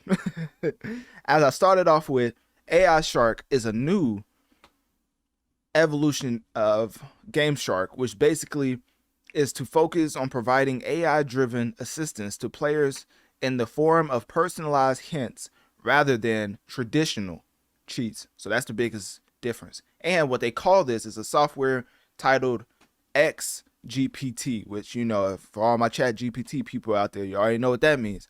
So the technology will give you real-time tensor processing units similar to the PS5's Game Help system, which I've noticed the Game Help system actually is pretty helpful. I know it's like, oh, I mean, duh, or obvious, but sometimes the Game Help don't be helpful. Like the Game Help would be like, oh, press start button to open up the main menu. Like that's it. Like it's not really more in detail than that. But this is an actual very intricate software being implemented for the new age gamers. And as you can see right now, I mean, Analytic Dreamz video on Spotify to get the video along with the audio. I'm playing basically their announcement video right here. So this is the video they put out as far as promotion, or to basically have a launch teaser trailer. Well, really, it's like a teaser trailer more than anything. I mean, it's only like 2 minutes long. So anyways, the technology adapts to peripheral devices and aims to provide a comfortable and innovative gaming experience. And the biggest thing with that is, with the planned release to coincide with the Nintendo Switch 2, people are expecting a September launch, though it is not officially confirmed by Nintendo. And personally, I'm thinking, why would any company try to accompany this or even try to make this accessible? Because isn't it basically promoting cheating from gamers? But the way it's been said to me is like, it's more of single game cheat codes, which is why I brought up San Andreas. Obviously, you could use other systems, which I'm not going to say, to cheat on multiplayer games. But if you do that, then deep down, something has to be wrong with you to take the joy from non-cheating players and just ruin their fun, because that's essentially what you're doing, ruining a lot of fun from other players or for other players simply for your want to cheat on multiplayer games. But I don't think that's the case here. I'm not 100% sure, but the biggest thing with this is that it's more of a helpful type of AI, and obviously people can use it to cheat. I mean, there's a lot of cheat accessories that you could put on your control. I wouldn't even say cheat. There's a lot of enhancement accessories you could put in your controller, which technically isn't considered cheating, but this in line is a very gray area, because obviously, I mean, they've been around since the 1900s and they're known for cheating when I'm talking about Game Shark. And the preloaded codes is more of for popular games on consoles like Nintendo and PlayStation, all the way back in Nintendo 64 and PlayStation era. Sorry for Xbox, people out there, but and with them rebranding to AI Shark, I think that, they are saying that they are shifting to a more traditional. Let me see if I can find this. Yeah, they said they are shifting focus from traditional cheats to AI-driven assistance for an involved gaming landscape. And basically, the founder of Game Shark, Todd Hayes, is letting people know that the original Game Shark's success and the redefining gaming on a global scale is the biggest emphasis as far as what they're trying to accomplish. So a lot of people may not know about this, but for my gamers out there who wants to be in the know, just know that the biggest thing for Game Shark and the biggest asset they're trying to provide you is that these cheat codes will be once again a significant part as AI driven systems rather than regular already preloaded codes. So more personalized hints without disrupting others' experiences. AI hardware and software like AI Shark's game controller will represent a trend in gaming industry, basically using the evolution of AI. Everybody wants to talk about flying cars and where we should be in the future. This is basically where we're at in the modern day current time, AI is the new flying cars. Like the evolution of AI is the new flying cars. So if you don't learn about the future or the multiple ways you can use AI, then you would just ultimately fall behind the pack, you know? So with Game Shark, they recognize that they are making a resurgence, and here I am just letting you know, because obviously if you're a gamer who are of the older variety, I'm not trying to call you old, but hey, you know, if you was around the 1990s, then, you know, hey, to each his own. But anyways, just want to let you know that your pristine company is coming back again and it's evolved into this thing called AI Shark. So with that being said, that's really all I have to say. I mean, it's really not too much to get into with AI Shark. I mean, I basically broke down all the news you need to know about it. Personally, like I just said, I think it's a very fine line, gray area. I mean, hopefully it helps out with single player games, but you know, inherently it's going to help out with multiplayer games, which, you know, I'm not gonna lie, it could ruin the experience of people who can't afford this type of software.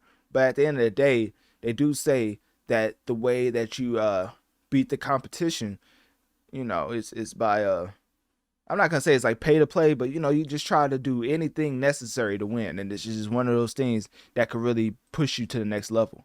So there's another point I was wanting to make. Oh yeah, it's almost like, this is what I would compare it to. It's almost like if you're a PC gamer, if you use I think it's called Game Stacks or whatever for mobile games.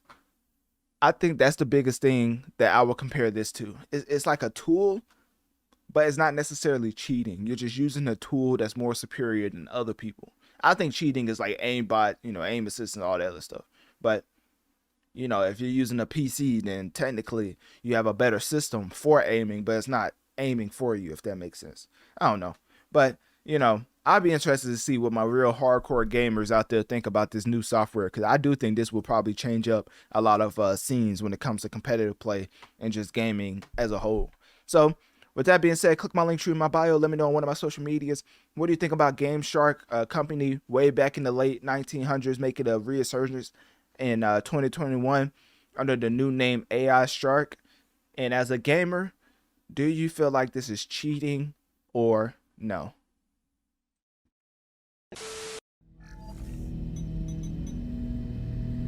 Now, goodness gracious, if there was one thing to waste your money on, we have another product at hand for all my gamers out there. I mean, forget the whole stereotype, the stigma that gamers out here do not take care of their hygiene. I mean, forget being top 20 in Super Smash Bros. We got to talk about being bottom 20 when it comes to taking a shower. Because, ladies and gentlemen, as a gamer myself, I pride myself in taking care of my hygiene. But of course, for my fellow counterparts, I cannot say the same. I mean, it's been decades. I mean, this perception is more than mainstream. It doesn't get more mainstream than hygiene and gamer just not correlating at all.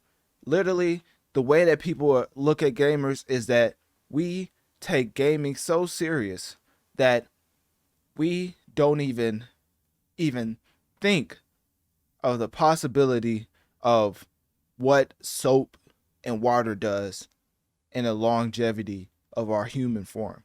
So with that being said, of course, this whole segment is over something that is attributed to scent, but it's more of a AI powered scent titled GameScent. Yes, you heard me correctly. There is literally a whole product out right now that cost about $150, maybe even more, that you could purchase at major retailers such as Amazon, Walmart, Best Buy.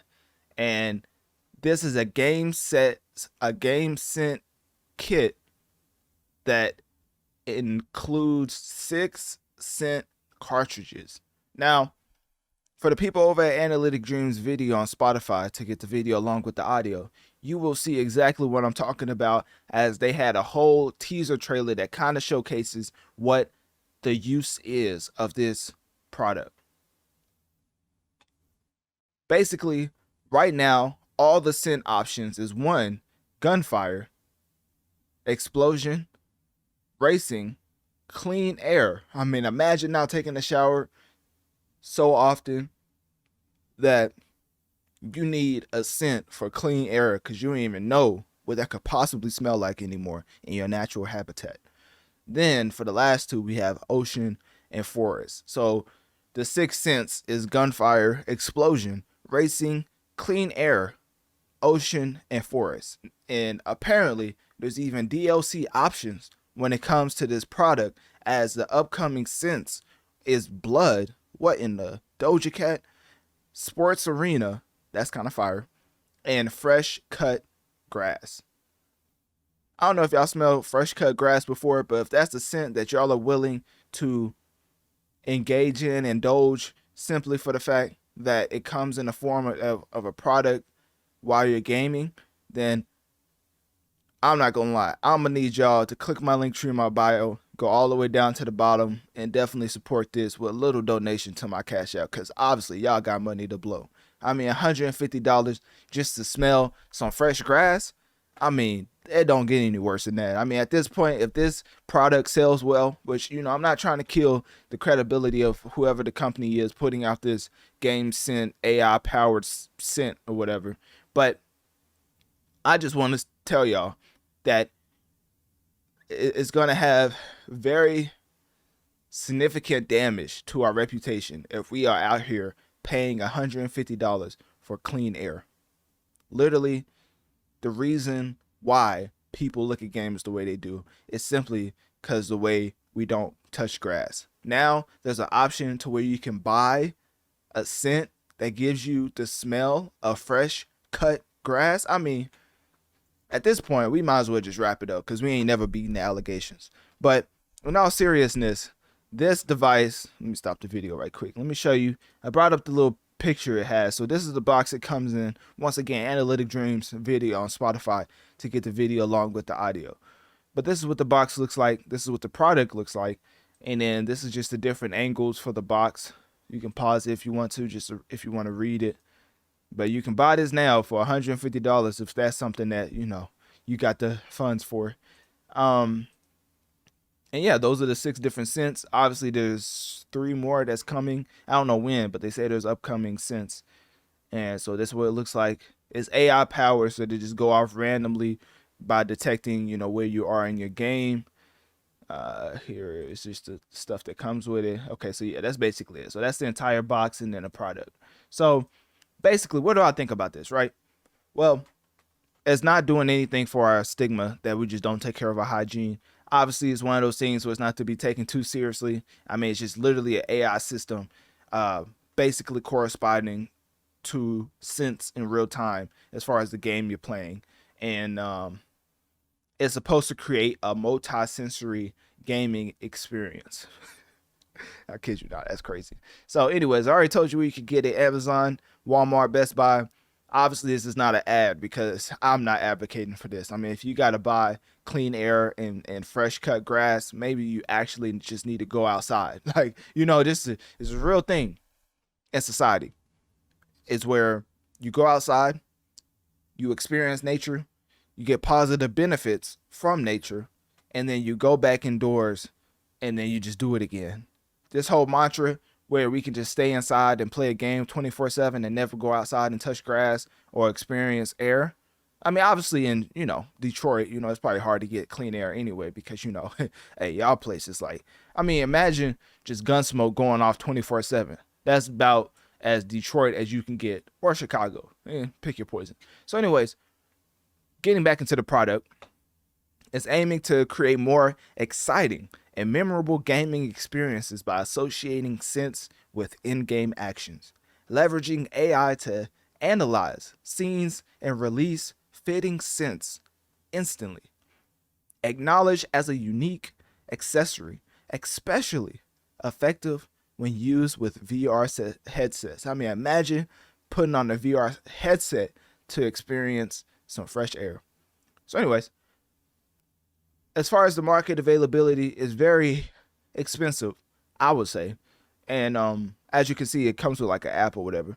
But it's $150. So to me, that just means you're wasting your money. But to somebody who has it, which, you know, if you do have it, once again, click my link tree in my bio all the way to the bottom. You know, bless a brother. You know what I mean? Out here trying to make it. You know what I'm saying?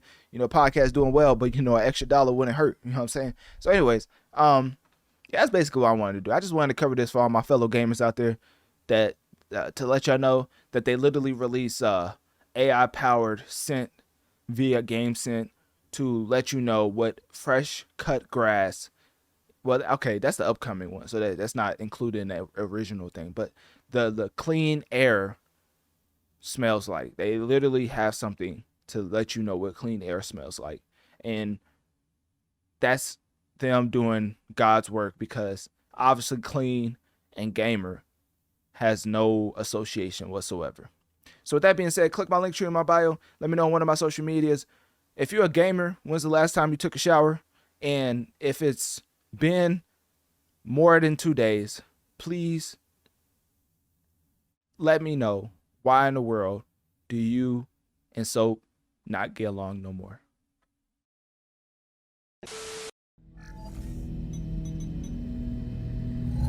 Now, in all actuality, this is honestly a sad time for all game developers, people associated with gaming companies, because even though this particular segment is about Sony, which just laid off approximately 900 employees worldwide, which constitutes about 8% of the PlayStation division.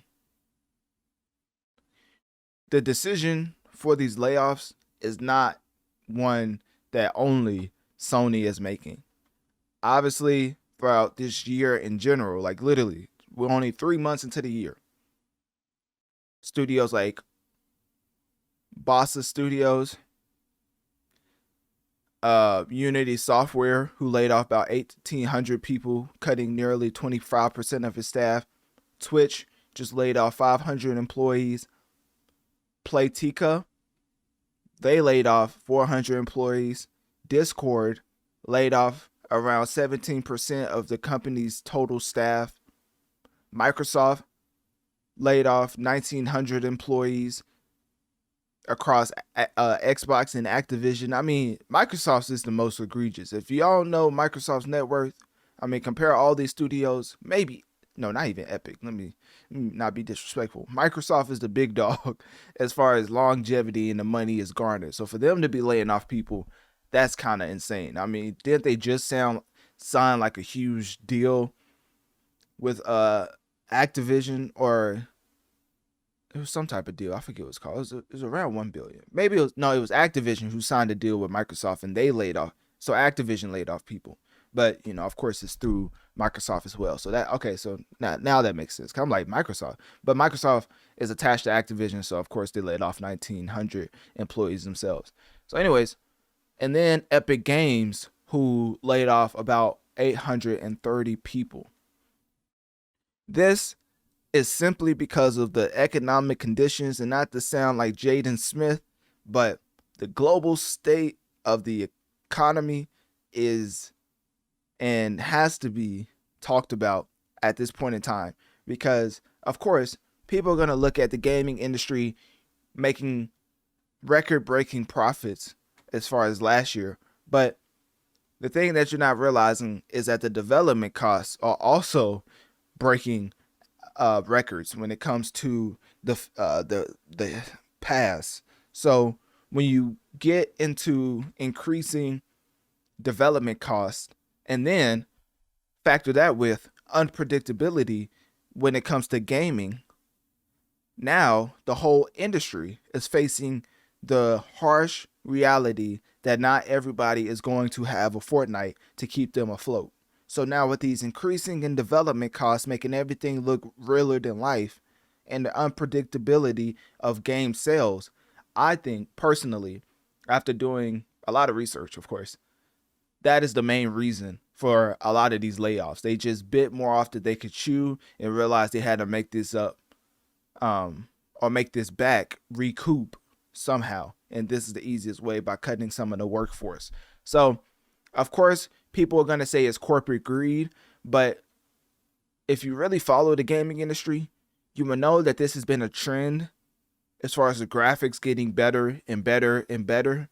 And now we're seeing a point where game developers or game budgets are just super outlandish and not even close to how much they're bringing back as far as sales. I mean, the reason why games went from 60 to 70 isn't just some coincidence. They tried to up it a little bit. Obviously, it's not working. And the deluxe editions that's 150, you could say, oh, they up it that way. But who really buys deluxe editions, let alone buy a game when it's originally released? Some people wait till it's on discount. So with that being said, let's get back into specifically Sony. As, of course, like I said at the beginning of the segment, they laid off around 900 employees worldwide, and the affected areas or regions, I might add, is of course across America, Europe, Japan, and Asia Pacific. As PlayStation Studios London studio is set to close entirely. Goodness. And then the notable studios impacted include Insomniac Games, which of course is known for Spider-Man. Let me not disrespect them. They're known for a lot of things. Ratchet and Clank. They have a lot of different titles. Insomniac is really one of the greater developing studios. Naughty Dog, that I believe, and I'm doing this off memory, so I may get this wrong. Naughty Dog made Last of Us in Uncharted, I believe. I think they had both of those games. Maybe I'm mistaken. I think it was both of those. Guerrilla Games, I don't know what they made. Fire Sprite and others. And then, of course, you know, these type of layoffs have to be followed by some sort of CEO statement because you can't just lay off people and not give them no reason. So Jim Ryan, the president and CEO of Sony Interactive Entertainment, came out and said the difficulty of the decision, or, expressed the difficulty of the decision and emphasized that the changing industry landscape, basically to justify why they're laying off people. And quote, not quote, but basically they are restructuring. Restructuring. Yeah, I definitely messed up that word. Restructuring. All right, there we go. Operations. So they basically let people know they was laid off by email, which is like a industry standard, because you don't want nobody to like leak stuff, and if you lay them off while they're there, they may like do some irreversible damage or whatever. There's a reason why they kick people out. They don't tell you why you're in office, they tell you why you're out. And if you're remote, then you end up like Rockstar and get all your stuff leaked, because if you let somebody off, which Rockstar also, I think they laid people off. Did they leave? I think they want their workers to come back to the main home base instead of working remote. So they say it's to limit leaks, but it's already been so many leaks about GTA 6 that at this point, you know, I guess it's going to help out a little bit. But that's basically what you get sometimes when you go against some of your workers and rub them the wrong way. They just start leaking stuff. Now, is it right? Of course not. But it's just a reality that if they feel slighted because you laid them off, they're going to try to, well, some, not all, of course, some may try to get back at you in a malicious fashion. So with that being said, London Studios is shut completely. What else? Of course, it's severance benefits, things of that nature. I mean, with Sony, of course, it's a severance. And they said, well, via the company, they came out with a joint statement saying that they are going to ensure the well-being of the affected individuals during this challenging period. So whatever that means. I know somebody's probably at home who used to work for Sony. Like, that was they lied to my face. Like, I still to this day, what Deontay Wilder say? He said, to this day, I still ain't been taken care of. So I know somebody probably feels some type of way with that statement that they put out. What else? Okay, so Sony joined a whole bunch of other gaming giants in announcing layoffs. Apparently, this is not the end. Like, it's going to be a lot of layoffs throughout this year. But this is one of the bigger ones, which is why I'm reporting on it. Because if you don't know, I mean, Sony is a pretty big deal. So, let me see. So, in totality, over 6,400 gaming related roles have been eliminated in 2024. Obviously, this goes back to what I started with. Companies like Microsoft, Unity, Sony have announced layoffs, in response to the market changes. I mean, a lot of people could blame blame COVID, but at this point, I think it's a lot more to do with COVID. I think COVID is a significant portion of the percentage as far as blame. But I do think the development costs getting out of hand because of them trying to make everything look realer than life is catching up with them. Also, another tidbit. I was listening to the Gaming Illuminati podcast, and one of the guys they had on as a guest basically said that there's a reason why Nintendo limits the software capabilities of the Switch, and this is why, so they can make a profit. Apparently, Nintendo is the only company that makes a profit from selling their consoles. Not PlayStation, not Xbox. It's only Nintendo. It's because they limit the capabilities of their software so that the development costs aren't through the roof. So basically, the games where you see every follicle or hair follicle and everything looking realer than life, those are the ones that are on the brink as far as it's more of a possibility of them not recouping than a game like an animated game or like this, like a Foam Stars type game. I think this is Foam Stars. Let me see. Yeah, Foam Stars type game, which I was gonna cover this game, but people told me nobody cares about it, so I was like, okay, well if y'all don't care, I'm not playing it. So, anyways, that was just a side note. But just to wrap this up, because I don't want to. It really is a sad topic because a lot of people are losing their livelihood. They got to start from scratch and find another job. So the overall impact of this is just the restructuring of the gaming industry is happening right before our eyes. And this is the main year where a lot of layoffs and restructuring are going to literally reflect the broader trend in the gaming industry. So as companies realign strategies and resources to meet the evolving market demands, the challenges being faced, the companies trying to deliver a high gaming quality experience for the future is a pivotal objective to overcome in 2024. And we're just seeing the start of it with them in these layoffs. So with that being said, click my link tree in my bio. Let me know on one of my social medias. What do you think about this whole sad scenario where every gaming company is reconstructing its company by laying off a lot of people? And do you agree with it? Or if you don't, what would you propose so that not as many people have to get laid off?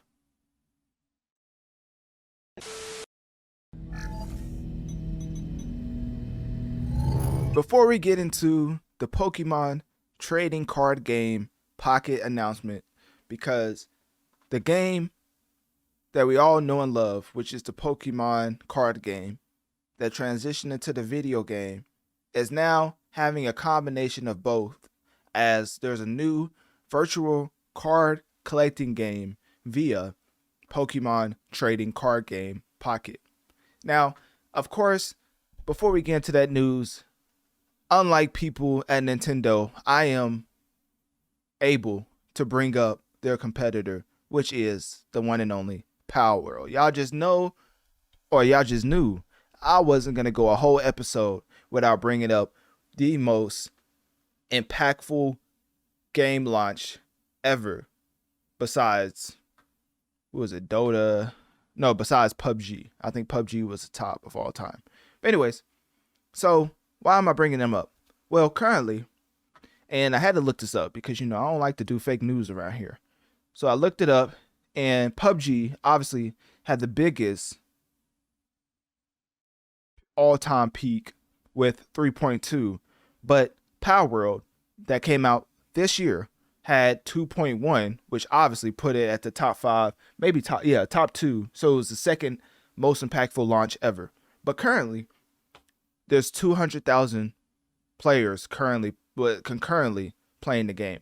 So a lot of people will say that, Power World fell off. And obviously this is a Pokemon segment, so just give me a little bit. I'm about to get through it. But basically, just let people just get a glimpse of what it means to fall off, right? Because Power World obviously is far from falling off. I mean, it's still in the top 5, top 1, 2, 3, 4. Yeah, it's literally 5th. It's top 5 as far as concurrent players in the world.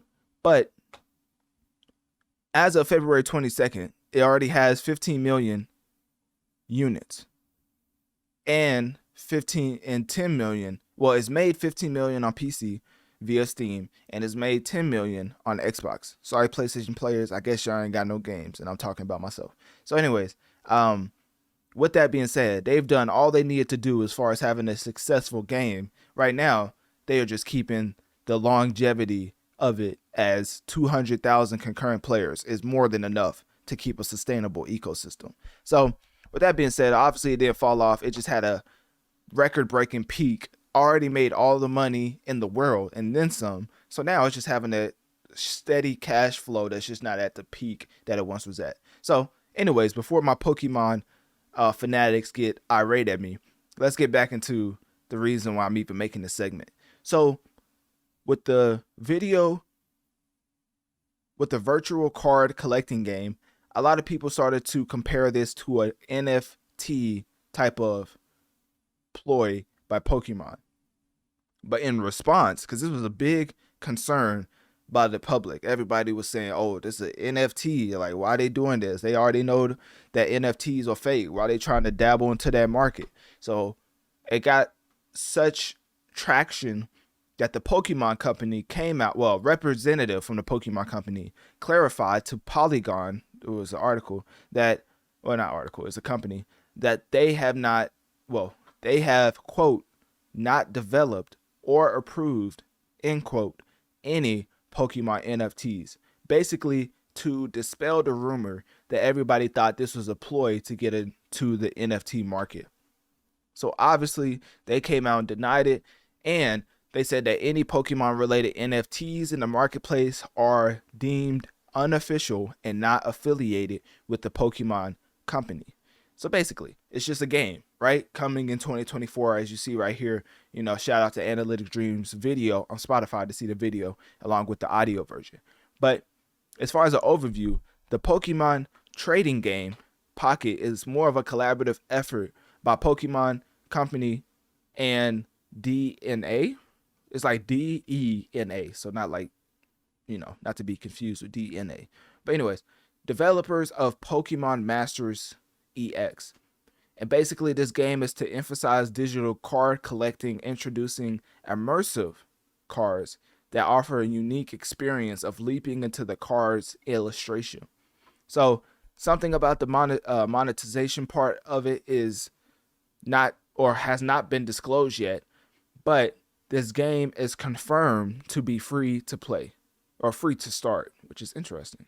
It's an interesting choice of words. Free to start is definitely not free to play, but technically you could say Fortnite is free to start. So one could guess there's going to be some type of microtransactions in this mobile game. I mean, mobile games and microtransactions go hand in hand.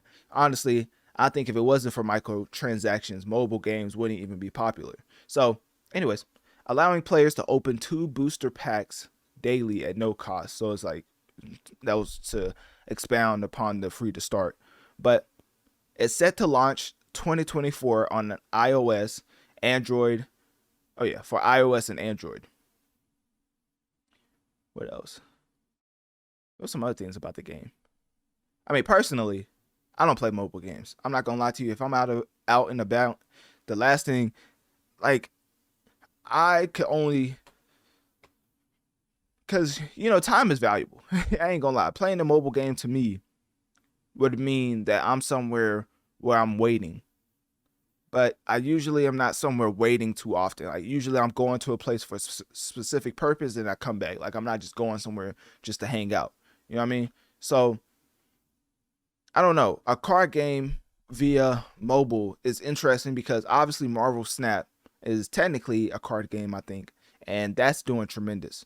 So, for Pokemon to come out with this after having such a unrelated to the card game, having such a monumental game when it comes to Pokemon Go, which basically was a humongous imprint in itself as far as the evolution of Pokemon. Pokemon Go took it to a whole nother level as far as the IP. So now with this new card game that's obviously unrelated to Pokemon Go, I think that it may influence digital collectible card games, but then that gets back into the notion of NFT, because if something's collectible, it has perceived value, but it's not really valuable, then what's the difference from it being an NFT? But obviously that's why representatives literally came out from the Pokemon company to dispel the whole going into the NFT type of lane. So I'll be interested to see what this traditional card game gone virtual ends up doing for Pokemon. I just think the biggest factor right now, the biggest thing Nintendo can do, obviously, is just make a ripoff of Power World, because Power World was insanely inspired by Pokemon. So if Pokemon came out with a game like Power World, which I still just, people say like Turkane or whatever, Turkoff is like a mix of Pokemon and Turkoff. I say it's more of a mix off of Minecraft and Pokemon. But, that's my own personal reflection. Well, that's my own personal review of the game. I think Pokemon could literally make a Power World 2.0 and it will have a similar success arc like a Power World. Like if Pokemon makes Power World 2.0, it'll have a similar success. It will have similar success, basically, is what I'm trying to say.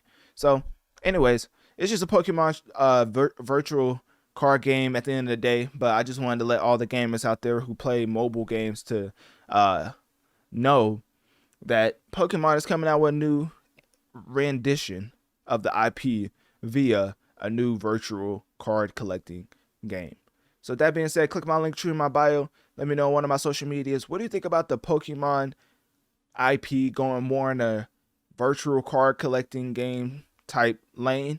And do you think Pokemon would become more impactful than Power World if they just made a Power World 2.0?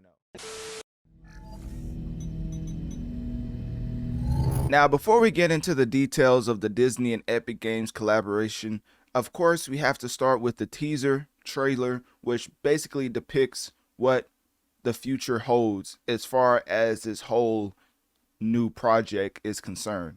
So what we're going to do is, for people over at my podcast platform, make sure to go to Analytic Dreamz video on Spotify to get the video along with the audio. So basically, we're going to watch the trailer, then I'm going to get into the news about everything, breaking down the whole Disney and Epic Games collaboration. But first, I want you to see the teaser trailer right here. Once again, Analytic Dreamz video on Spotify for the video along with the audio. So anyways, let's get right into it.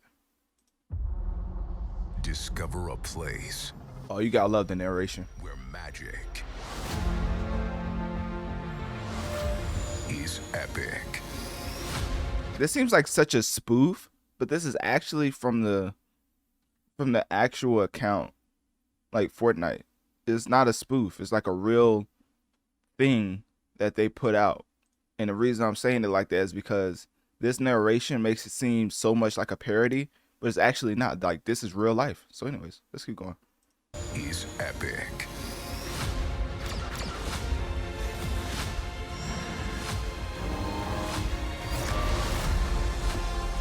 All right, hold up. You already know what I care about.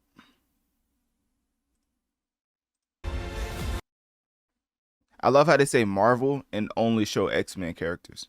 I think at this point in time, I mean, it's going to be a side tangent, but not too long. I think at this point in time, Marvel just needs to go the Fox route, which is completely focusing on X-Men characters and just forget about the Avengers phase and just basically make the X-Men the new Avengers, so that when the overall team up movie happens, then we can reset the universe and then get back into Avengers and X-Men being separate. Because if you're a comic book reader, and this is my last, take on this, is, last thoughts on it. Marvel never had great stories when it came to combining Avengers and X-Men. They've always did it well separate. It was like their own universes in itself. So for them to collab in the comic books, it never really went over too well. Let me just put it like that.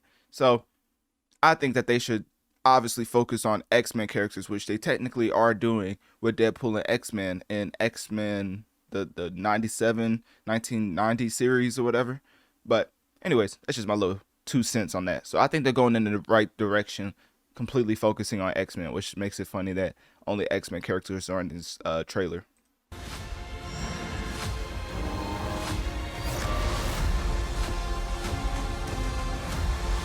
Oh, never mind. There goes Captain America. Well, he doesn't count. He's always around, technically. I mean, that man never. I mean, they aged him up, but he really could never die, honestly.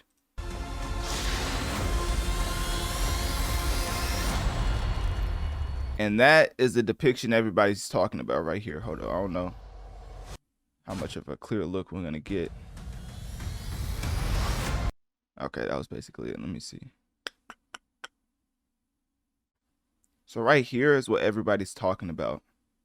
It even says most replayed in the trailer. I like how YouTube has that feature. Okay.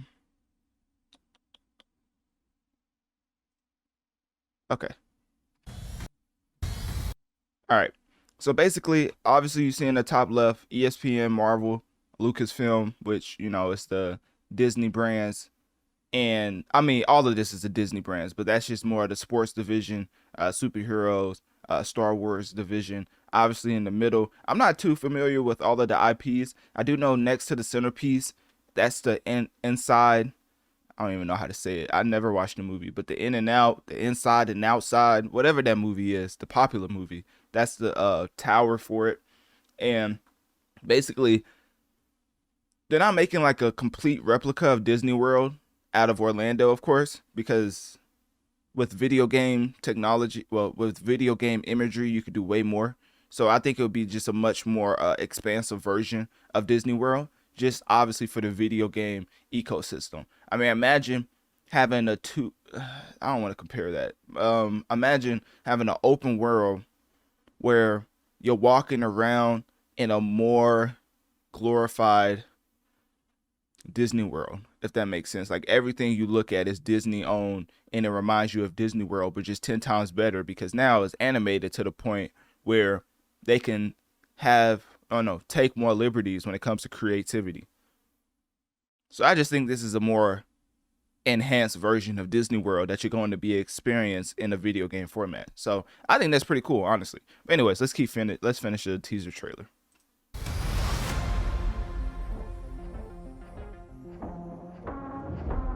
And then there goes Disney, you know, flexing all of their brands. You know what I mean? I almost had to look up the definition of monopoly. You know what I mean? All them brands, like, look at that. Hold up. I don't think I realized. Look at all this. Well, Marvel, Star Wars, Pixar, Avatar. That's ridiculous. If that ain't a monopoly, I don't know what is. But anyways, let's go back to the map. That's the biggest thing that everybody was looking at. Well, what is it at? All right, so I'm just going to stop it right there. Actually, I'm just going to let it play and just mute it. That's what we're going to do. So I'm just going to play it from the beginning. All right. So anyways, now that we watched the teaser trailer, let's get into the overall tidbits of the Disney and Epic Games collaboration, because obviously it's a big deal. I mean, if putting 1.5 billion to acquire an equity stake in Epic Games isn't a big deal, then I don't know what is, because $1 billion is a lot. I don't know if that needs to be said. Obviously not, but for Disney, it may not seem like a lot because, you know, they basically print money at this point. But they are in an interesting tidbit to where, actually, let me go back to this. So you see all these brands right here? Marvel, everybody is saying it's falling off and they putting way too much, well, they're having way too much output to where the fans aren't really messing with any Marvel movies. Star Wars, they say they completely messed up the next trilogy in the sense that Finn or whatever, the black character, was supposed to become a Jedi or whatever, and that really made fans upset when he didn't. Or, I mean, obviously it's way more than that, but Star Wars fans were not a fan of the new trilogy, let's just say that. And then Pixar, I don't really know too much about that. I think Pixar always does well.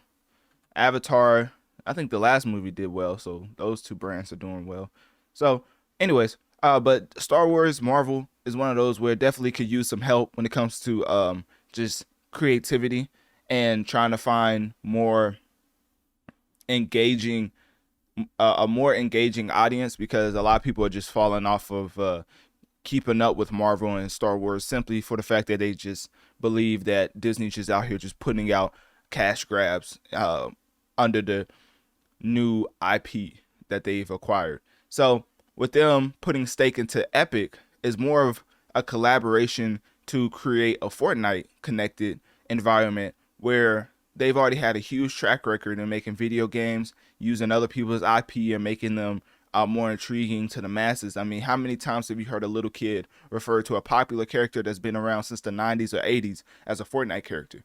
Like, oh, that's so and so from Fortnite, or that's so and like basically that's the musician from Fortnite, or that's the character, the fighter from Fortnite. Like, no, that's Goku from like years and decades of just content, and they just are referred to as Fortnite characters now. So for Disney to put a whole stake, well, 1.5 billion up as far as for equity, it makes sense because Fortnite is really taking over the gaming industry and just the masses as a whole. So of course, this whole collaboration is built to make a world of Disney Plaza, which is basically the digital space that includes themes from franchises like The Nightmare Before Christmas, Cars, The Avengers, corporate logos for Disney Plus, like ESPN. I mean, you may see Stephen A. Smith walking around. That's how crazy this collab may be. And then 20th Century Studios, virtual Disney cruise ships, and recognizable characters like Groot are featured. So there's a lot of things that you get when you acquire the license to be creative with Disney characters. So I'm glad that Fortnite received it, even though a lot of people are just out there like, oh, here goes Disney ruining another brand. I think Fortnite is such a polarizing Fortnite is such a staple in the gaming industry in today's age that there's just no way that this collaboration would not work. But obviously there's room to be skeptical, because Disney having huge IPs, there's been track record of them messing it up. So it's not like 100% surefire hit, but I do think that Fortnite would be able to take over creatively enough to make this work, if that makes sense.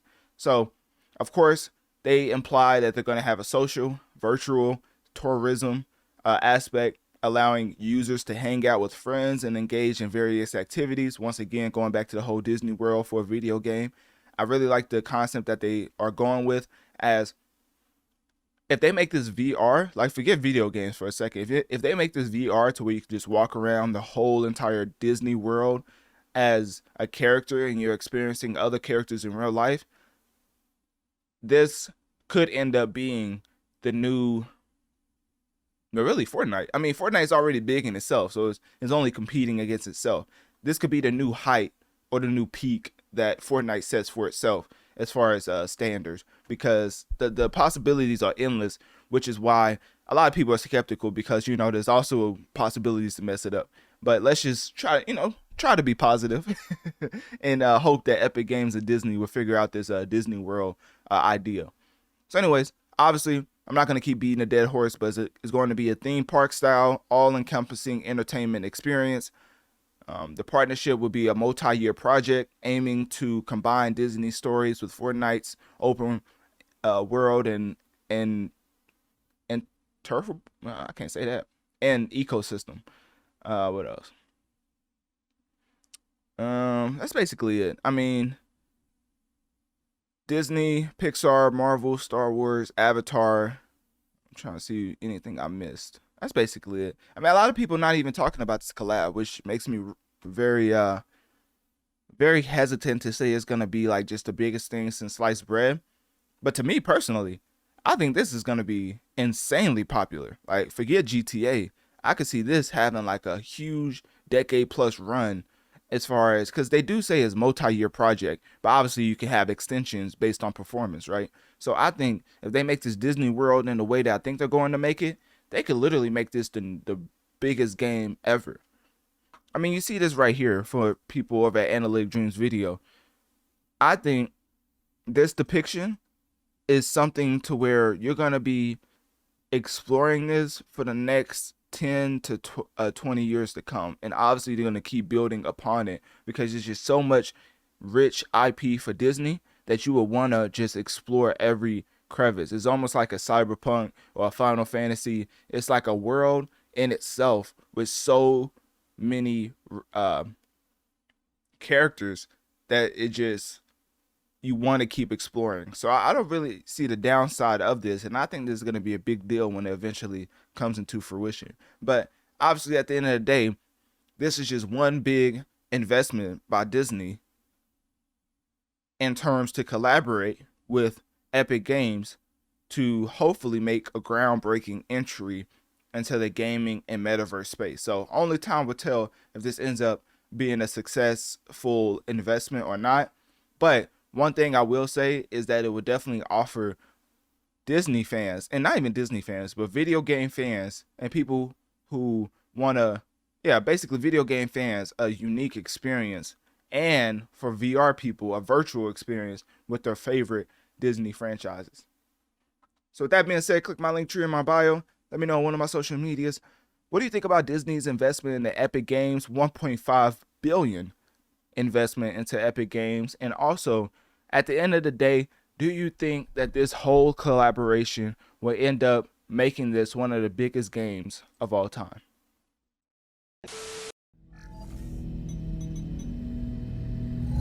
It is time to dive into Helldivers, because the reason why this game is such a phenomenon in the gaming community is simply for the fact that FOMO is a real thing, and it doesn't help the fact that FOMO, which is the fear of missing out, is a real thing, as the developers, the developers for this specific game, Helldivers 2, Arrowhead Game Studios, have temporarily capped the concurrent players count around 450,000. So 450,000 is the cap for the amount of players they're trying to let play the game at the same time. Currently, to this day, it's around 385,000. So, technically, they're coming close to that peak. The all-time peak, of course, is 458,000. But it kept crashing. A lot of people was reporting that the actual game was not working for them as far as as far as optimization. It was crashing a lot for every console. It wasn't just one. It wasn't just PC or Xbox, because I don't think PlayStation has this. Does PlayStation have this game? Oh, it does have this game. I'm thinking of Power World. But Helldivers, of course, is the second most played game in the world currently. And I think that's because of the fear of missing out. I'm not saying this is not a great game, but it's one of those multiplayer games. And then if the head, it's like what's it called? It's basically when you say one thing, but it's like the other. It's almost like you're trying to, reverse psychology. That's what I'm trying to say. So when the boss of Helldivers 2 comes out and says, quote, of course, I want you to play the game. No. I, of course, want the game to be as profitable as possible. But if you spent your last dollar and got stuck in server queues, I'd be heartbroken. Now, I ain't gonna lie to you. That has to be studied at some type of university, because the reverse psychology worked to the umpteenth degree. Because with this being the second most played game in the world currently, it's no surprise that this game has been captivating the masses, because obviously there's a lot of trends in the video game industry, and to be a part of the top trends is harder than ever, because games are being put out at a rapid pace. So with this whole aspect that Helldivers 2 is being confirmed to have capped player counts, queues to get into the game, which you don't know whenever you're going to get into the game, leaks of just people, well, not leaks, but videos of people's game just straight up crashing. Like I remember I was watching one of my inspirations, the Black Hokage, playing the game, and basically the game crashed on him multiple times in like the first 30 minutes to an hour of him playing the game. And so it's one of those things where the first impression for this game could be absolutely horrendous, but I promise you, if you have a squad to play with, this game is a lot of fun when it comes to the multiplayer aspect, because it's not PvP, it's PvE. So it's basically literally just shooting you know what with your friends. So with that being said, obviously there's a lot of other things to get into, as Helldivers 2 has experienced strong sales. Of course, Arrowhead Game Studios basically came out because of these sales and said that they are going to have a roadmap for future content, and some of the content included like new weapons, vehicles, items, with an expected announcement soon. I think there's been leaks of vehicle gameplay, which, you know, technically it's a PvE game, so I guess leaks are that detrimental to the actual overall content, because at least, you know, Arrowhead Game Studios is making, it's so funny it's called Arrowhead. I mean, me just being, you know, a cover of, not like sports, but me just, let's just say, being around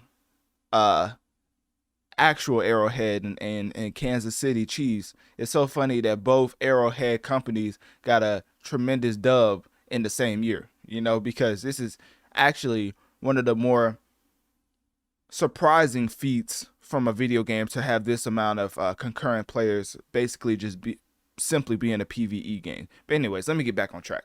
So there's been leaked vehicle gameplay, which is a PvE game, so I don't really think it's too detrimental. Like, people just want to know what's the next to come, right?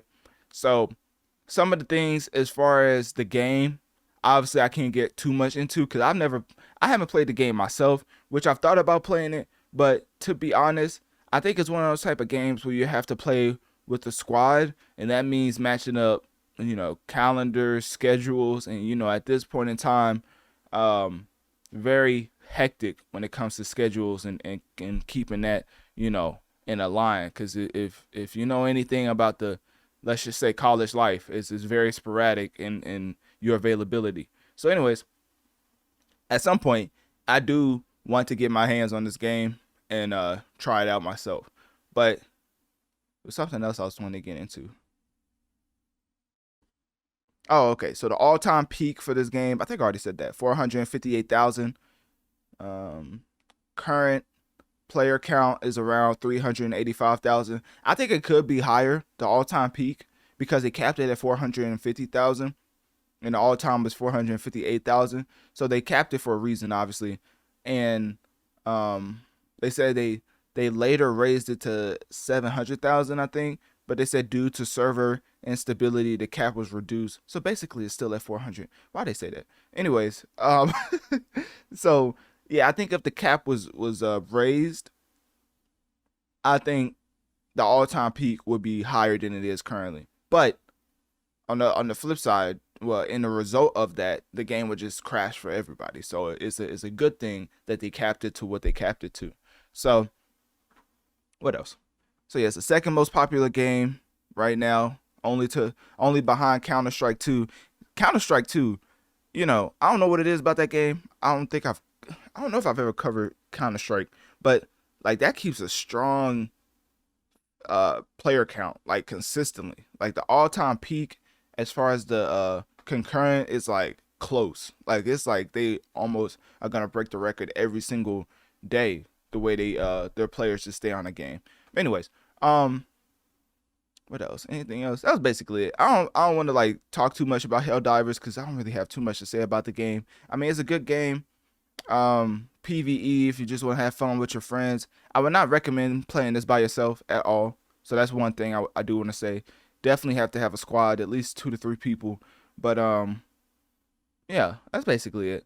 So, I mean, Arrowhead Game Studios, y'all definitely received a dub. I don't know if it's a championship, Super Bowl type achievement like the real Arrowhead, you know, Kansas City Chiefs, but you know, hey, at least it's something, right? So anyways, click my link tree in my bio. Let me know on one of my social medias. What do you think about Helldivers 2? And if you haven't played it yet, will you be giving this video game a try?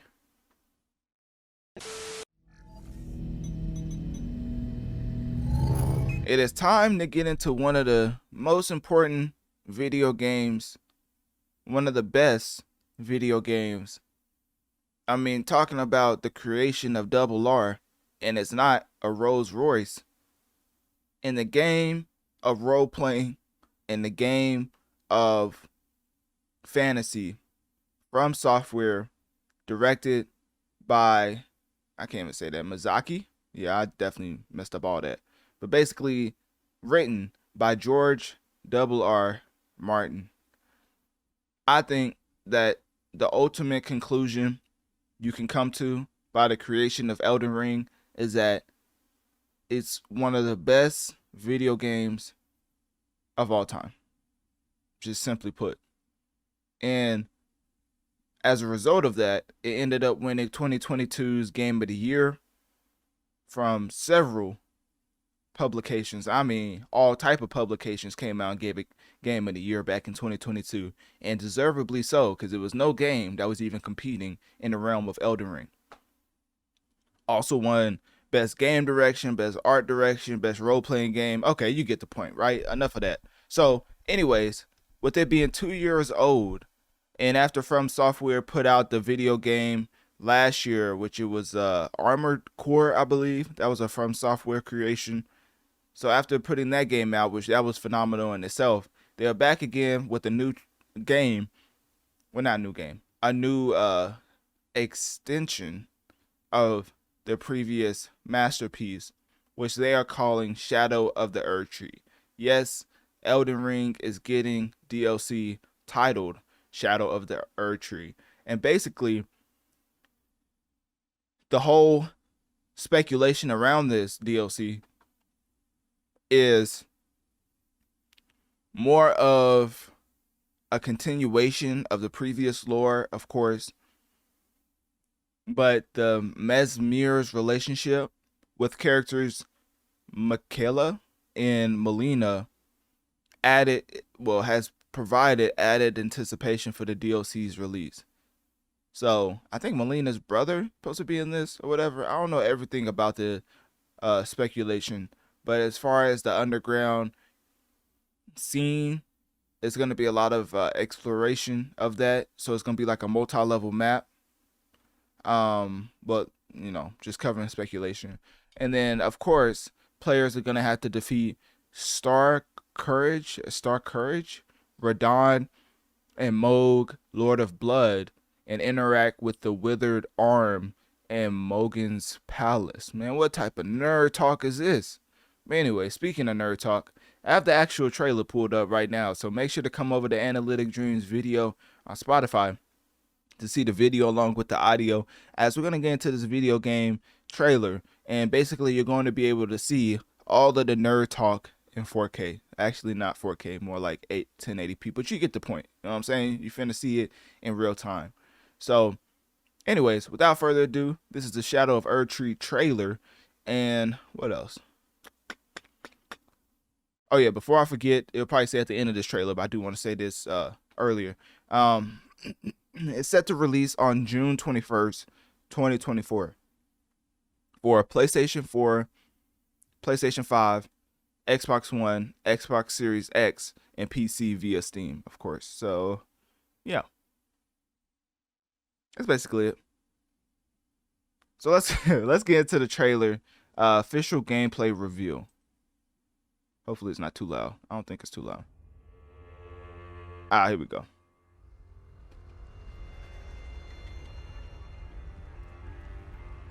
Pure and radiant, he wields love to shrive clean the hearts of men.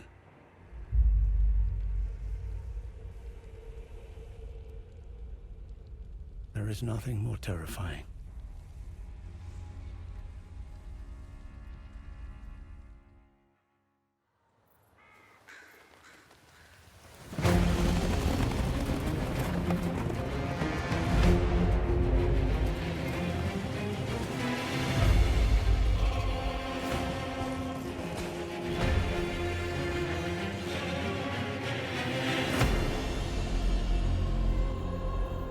In that forsaken place,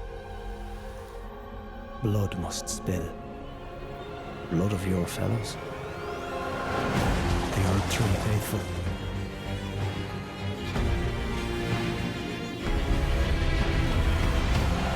They were never saints. They just happened to be on the losing side of a war.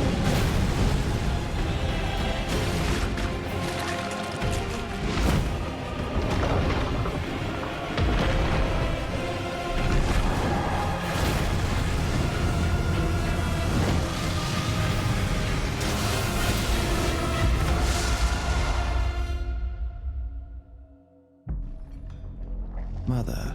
I do like how they have actual gameplay in this trailer. Like, they're not just trying to tease you. They're actually showing you what it will look like. So bereft of light. I think they said that's Melina's brother. Melina's brother. Right here. So Obviously, I don't know too much about the overall lore. Like, obviously, I've played the game, but, you know, it's kind of hard to remember everything they throw at you. I mean, they be talking about what they say it took to access this DLC. They say you have to visit Miquella's cocoon after defeating Moog, Lord of Blood, requiring progression in the base game. Basically, you know, a lot of nerd talk.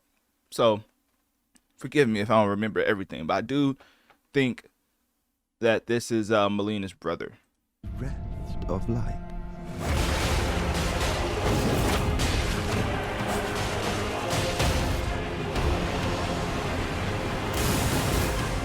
Hold on, now was that a new mage spell? Hey, if y'all didn't know, I made a mage build. Yes, I know all the magic and the use of magic is out here being scrutinized via the public.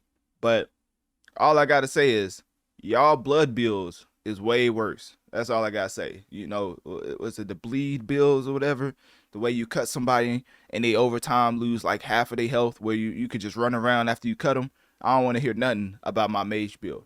But this right here is why I paused it. This is actually kind of crazy. I don't know if this is a new class or what, but this was like an actual, this was like a Bruce Lee combination right here. Not this. So this right here.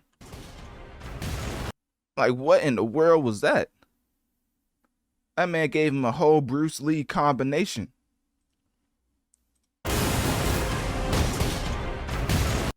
Like, that was crazy. Like, it was just straight up just foots galore. I don't know if that's like a move as far as like something you can equip, or if that's an actual new class, because I've never seen any video where they was doing all that, like throwing hands like that. It was just all, it wasn't too many kicks and flipping and dipping in any of the classes, I don't think. So I don't know if this is a new class or what. I presume you, too, are keen to know just what By the way, that man put a switch on a crossbow. kind Miquella is doing here.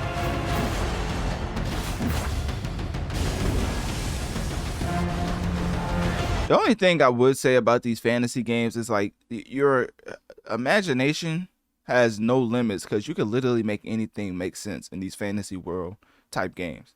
So I'm not gonna say it's cheating, but it's like the restraints of what you can create is non-existent in a fantasy game. So for other realism type games, it's hard to have stuff that competes with this level of imagery, because it's not fantasy, if that makes sense. It has to be in a real world.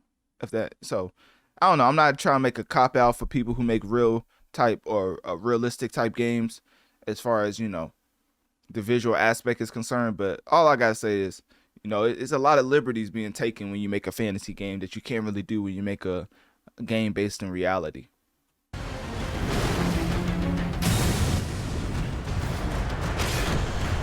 Those stripped of the grace of gold shall all meet death in the embrace of Vesper's flame. Come now, touch the withered arm and Like, look at this. Like, what am I looking at? Does this man have an arm or not? I think, is that a tail? That's like, I honestly do not know what is going on. travel to the realm of shadow. I will not be far behind. May we meet again.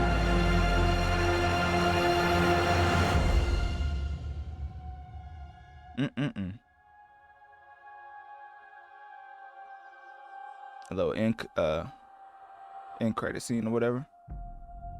So I'm thinking, right, because you have to progress a little bit into the story before the end game, I'm hoping that this DLC gives you a new ending, because the expectations is that it includes 10 new bosses. So it's basically, I'm not gonna lie, it feels like it's a new game, which is why the $40 price tag that they have attached with this DLC is not too outlandish for the additional content that they're implementing, because new weapons, new spells, speculation of 10 new bosses, the introduction of Mesmir,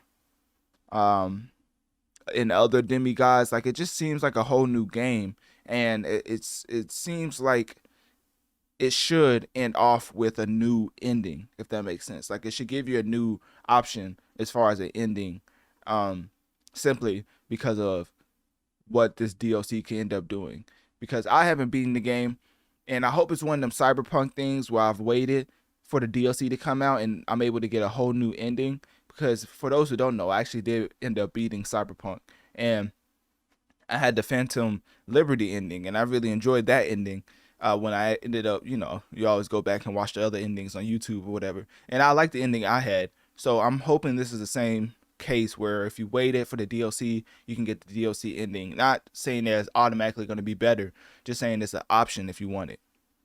So that being said, Elden Ring Shadow of Erdtree is set to release on June 21st, 2024 for PlayStation 4, PlayStation 5, Xbox One, Xbox Series X, and PC via Steam. So click my link tree in my bio. Let me know on one of my social medias. What do you think about Elden Ring Shadow of Erdtree coming out June 21st? And do you think that Elden Ring is one of the greatest games of all time?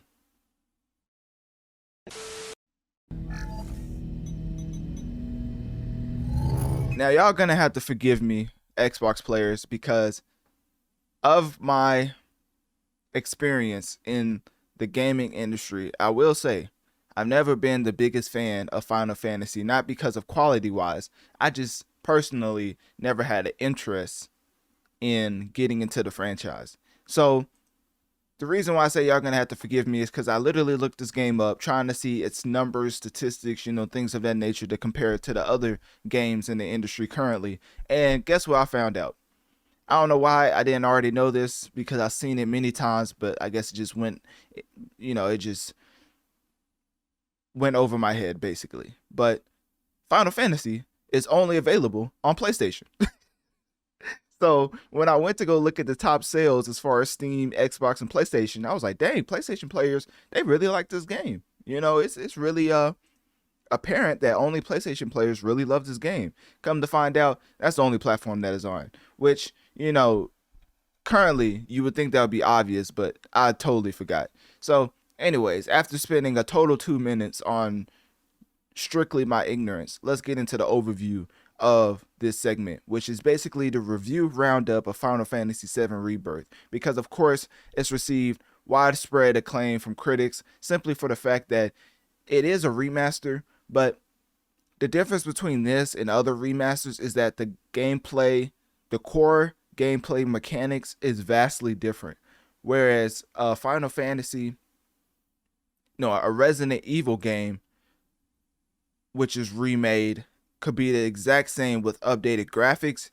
This game is a lot different because the turn-based setting from the original 1990s game, I think it came out like 1997, is more of an action adventure. Like this right here, as you see, Analytic Dreamz video on Spotify to see the video along with the audio. But basically, as you can see right here, that is not what the original game looked like. All of this swimming around. Like, look, they out here swimming, fighting people like it's just an open world, like God of War type game. Like, the original game that came out in the 90s was more of a turn-based, well, not more of, it was strictly a turn-based game. And so, as you can see here, it has some elements of that, but it's more action, well, it's more semi-open world action adventure than the previous installment. So, with the title now being Rebirth, it makes even more sense because I'm not going to spoil anything, but it took some liberties with the story, let's just say that,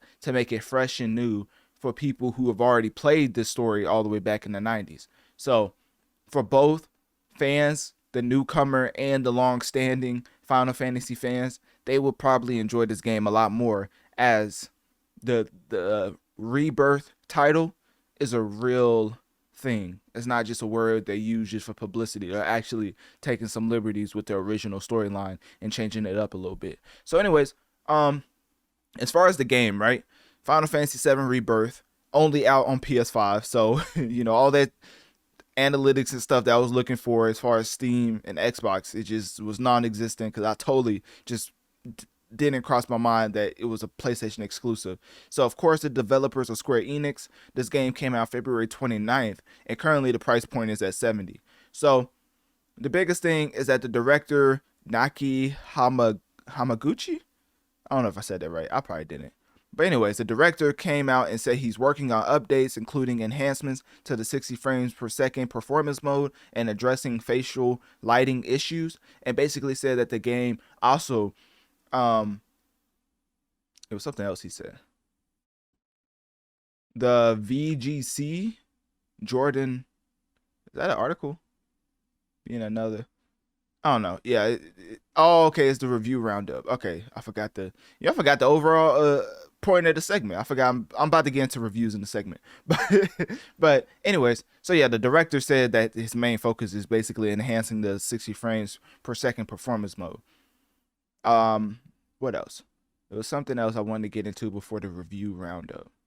Oh, okay. Yeah, so the studio, which is Square Enix, is actively working on an update to improve graphics, which is also performance mode. So I don't know why this is such a focus. I didn't really hear too much as far as like the optimize, how the game is unoptimized. Like, I didn't really hear that too often. So for them to be focusing on performance mode, it seems like it's not, I'm not gonna say it's not needed, because obviously, I guess there's always something you could fix with a video game. But as far as specific improvements, it said performance in a way that made it seem like it came out like a buggy mess, which is far from the case. This is a actual polished game that came out on PlayStation, which, for some other exclusives, if you've listened to the podcast, I'm a humongous Spider-Man fan, and let's just say that game was more than buggy. Like, the way that Star Wars was criticized for the optimization of that game not being there, basically breaking down on every single platform, I think Spider-Man should have got the same level of vitriol. But since it was Spider-Man, it really just flew under the radar. Let me chill. So anyways, so yeah, I think that as far as this game is very polished, but it was something else I was wanting to get into. Oh, yeah. Okay, so let's get into the review roundup. Let me see if I can find this right quick. Okay, so this is the review roundup. So as you can see, we have a lot of different publications giving their scores, and for GameSpot, starting with the one who made this article, it gave Final Fantasy Rebirth an 8 out of 10, and I'm gonna zoom in so y'all can read it. Once again, Analytic Dreamz video on Spotify to see the video along with the audio. But basically, as you can see, everybody has a lot of good things to say about this game. GameSpot basically said one of the strongest legacies in the medium. Or as far as living up to one of the strongest legacies in a medium. Inverse, I don't know who that is. Games Radar gave it a 4.5 out of 5, saying that Rebirth delivers all the charm of remake while making the needed improvements to side content to ensure the original step out moment is worth taking once more. And then IGN gave it a 90 out of 100, saying Final Fantasy VII Rebirth impressively builds off of what Remake set in motion, both as a best-in-class build, best-in-class action RPG full of exciting challenges and awe-inspiring recreation of a world that has meant so much to so many for so long. And then Game Informer gave it an 8.5 out of 10. Eurogamer gave it a 4 out of 5. So basically everybody's praising this game, right? So that's a whole thing about the overview, is just trying to give you a glimpse into what people are saying about it, and just letting you know that the game ultimately is and had a successful launch as far as on the PlayStation platform. As I went to the top 10 games in the country, and basically it's in the top 3. Now, it would be number 1, but there's these games called Helldivers 2 and Fortnite, which, you know, multiplayer games is hard to beat out when you're talking about popularity, because even though it just launched, so its numbers should be the strongest, multiplayer games just have a lot more opportunity and space to be more popular, because only one person can play Final Fantasy at a time, right? But for Helldivers, for Fortnite, you could play with your friends. That makes the time pass by even quicker, whereas some people really just don't like single player games because they like playing with other people. So anyways, what else? That's basically it. I'm not going to drag this on too long. Basically, I just want to give you the overview of Final Fantasy VII. Just let you know that it was a exceptional launch. Definitely a candidate. It will most definitely be a candidate for Game of the Year. But as far as for y'all, you know, only time will tell to see how the public actually resonates with this rebirth. So anyways, click my link tree in my bio. Let me know on one of my social medias. What do you think about Final Fantasy VII Rebirth? And at the end of the day, when it comes to Final Fantasy, which installment in the long-standing franchise is your favorite? Now, if fighting games was in a drought, I wouldn't be able to tell, because currently I would say, you know, excluding MK1, although the fighting games have lived up to its launch, let's just say that. And as a fighting game connoisseur, I would say that my card as being a fighting gamer, or just a gamer that enjoys the fighting genre, has to be revoked for the foreseeable future, simply because I did not think that Tekken was going to end up being this good. Now, I'm not the biggest Tekken person, even though I did grow up playing Tekken against my dad. And being younger, obviously Tekken was the go-to, because if you don't know, Mortal Kombat was not for little kids. So Tekken was my go-to fighting game, and Street Fighter. So Mortal Kombat didn't come to later down the line, and then I enjoyed that more than the other fighting games that I seen on the market. So to be in 2024 and have Tekken 8 be arguably the best fighting game that's came out between Street Fighter and Mortal Kombat definitely surprised me, to the point where I was like, okay, well, I have to give it some type of review, because I looked at my podcast and I was like, how are you such a fake gamer to not have even touched on Tekken at least once? So all my fighting to all my fighting gamers out there, you know, sincerely apologize, but here is my overall thoughts about Tekken 8, and of course a review roundup for those who want like more of an overview of the video game, because that's also going to serve, that's also what I'm going to have in this segment, as a lot of the reviews let you know that this game was not going to be a normal Tekken release. As our IGN came out, gave it a 9 out of 10, Metacritic gave it a 90 out of 100, PC Gamer gave it an 89 out of 100. Eurogamer gave it a 5 out of 5. Game Informer gave it an 8.3 out of 10. So you kind of see a pattern.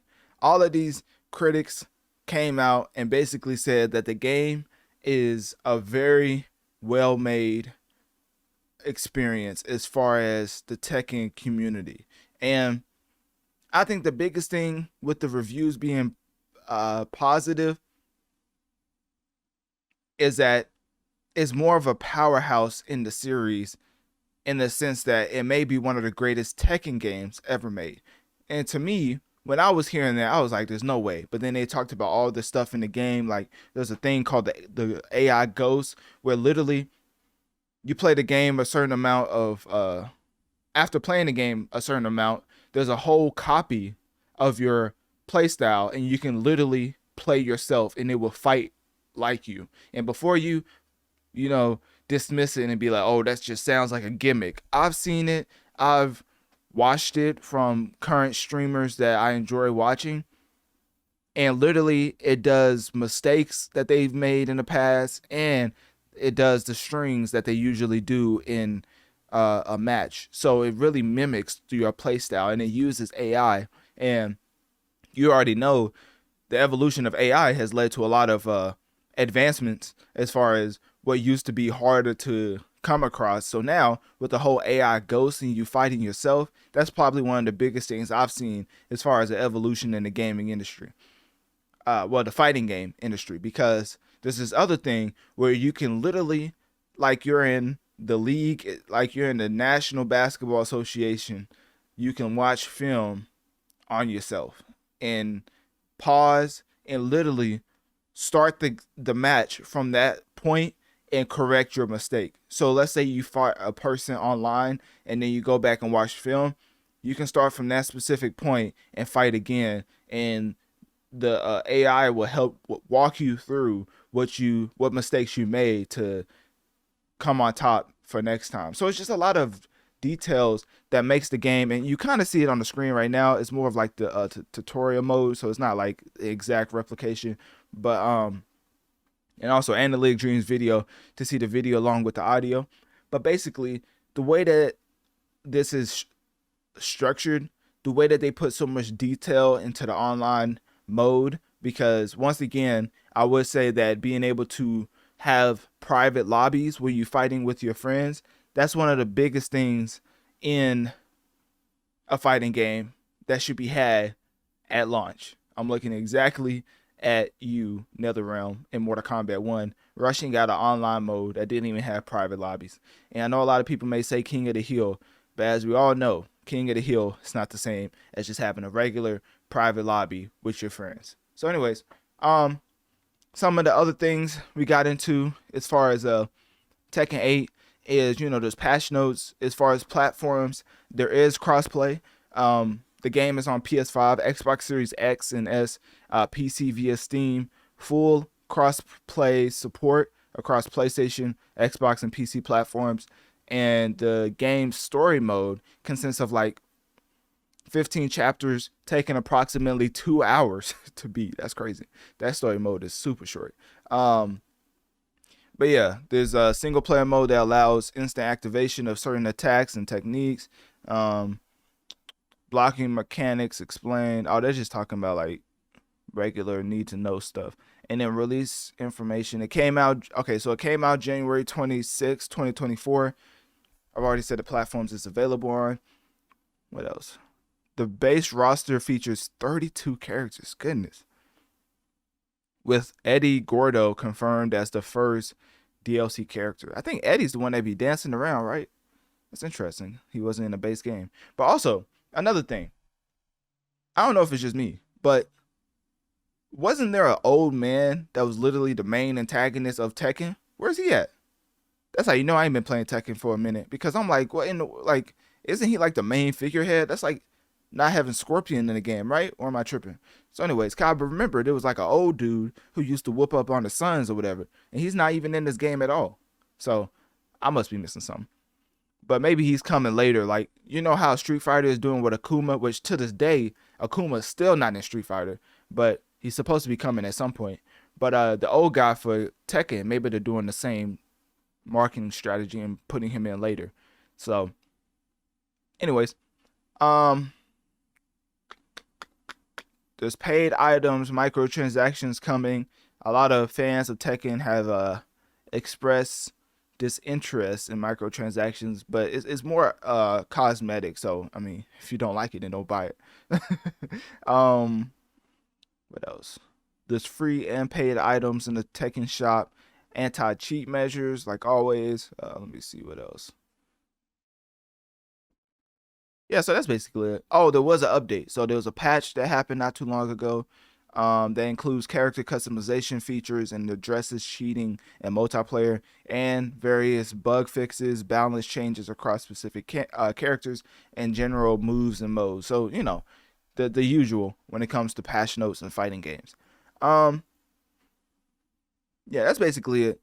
The overview you need to know is that Tekken 8, it may be the best installment in the series, and I haven't played the game, but just hearing, you know, a consensus of reviews, listening to why they say that, because I always, I don't just listen to just, random words. I try to see what's actually in the game, because you can say all you want about a game, but the game is the game. Like, you're going to be able to see what's actually fact and what's fiction, and what you see is a very polished fighting game overall, to the point where I'm not mad at all these claims that it may be the best Tekken in the series. So at the end of the day, I think I will. Actually, I'm probably not going to give this a try, because this guy right here, hold up, it just showed him. So this old man right here, what happened to him? I ain't gonna lie. All right, that's what we're doing. So click my link tree in my bio. Let me know click my link tree in my bio. Let me know on one of my social medias. Where is this man at? Like, is he dead? Like, why is he not the face of this game anymore? Like, I remember this old man being like the figurehead. He's like the Akuma of Tekken. I know all the Tekken connoisseurs out there probably have, obvious answer that they're screaming at their screen right now. But for me, I'm just ignorant. So where's this man at? So anyways, that's what I'm going to leave it off on. So anyways, click my link tree in my bio. Let me know on one of my social medias. What do you think about the overview of Tekken as far as reviews being positive? And if you've played Tekken 8, what is your favorite part about the game?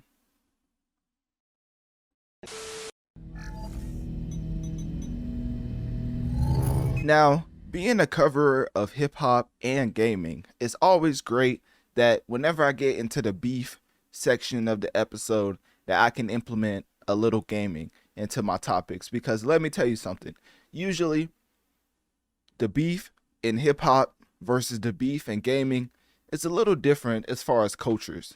Let me just put it like that. I feel like I don't know if the word is severity of the beef when it comes to hip hop is more intense than gaming. So the beef that I'm getting into currently for this particular topic is basically Hector H3CZ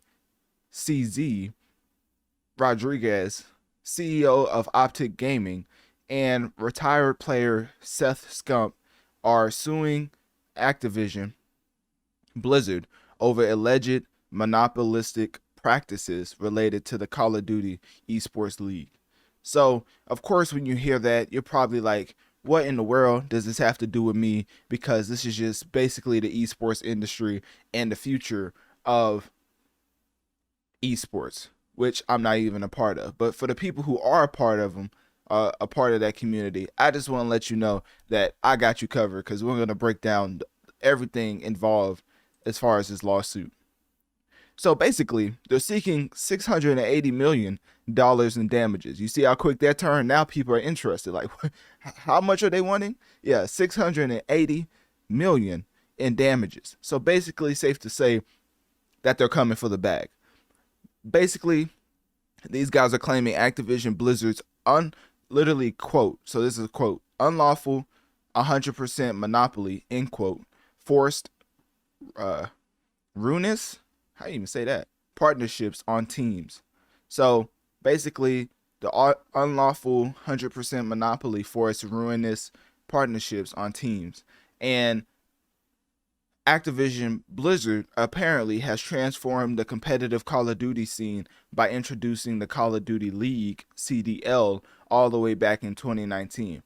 And what this did was replace the open structure with one annual tournament, limited to 12 teams with multi-million dollar franchising fees. Also, for the video version, come over to Analytic Dreamz video on Spotify to see the video along with the audio. Basically, I have some Scump gameplay right now. It's a little throwback, I mean, as you can tell, but I just wanted to play a little Scump gameplay. It's basically his compilation of historic moments, just to see who the player is behind the lawsuit. And that's him right there, this Scump. So anyways, let's keep going. So the terms and conditions for the teams is basically franchise slots costing about $27.5 million. So just like the NBA, I guess Activision came through, set a lot of guidelines, rules, a cap to the salary, things of that nature that usually happens in a competitive league. And they said that teams had to pass 50% of merchandise and ticket sales revenue to Activision Blizzard. And exclusive rights for sponsorships with lucrative partners were granted to Activision Blizzard. Teams and players were prohibited from participating in non-league tournaments, limiting individual sponsorships. So you can see where the problems are starting to arise. Also, players back in 2020 had to sign agreements without legal counsel review, risking removal from their teams days before the league even started. Activision Blizzard allegedly restricted players from securing their own sponsorships. So you can see how if you was a player in esports under Call of Duty, you would be pretty upset.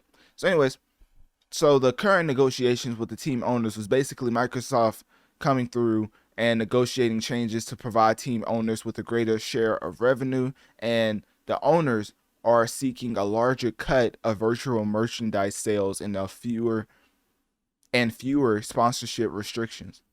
So even though as a whole, esports is facing a lot of challenges when it comes to monetarily, because it's had a lot of lower than expected audience turnouts, and this is not just me saying that, it's me just doing my research and seeing what's came about from that research. And basically they said that because of this, it also resulted in reduced sponsorship revenue. So now Microsoft acquired Activision Blizzard in October 2023, leading to a bunch of changes in the gaming business, including layoffs and titles on rival consoles. So of course they came through and was like, hey, y'all are not profitable as you once were. Let us come through and straighten things out for you.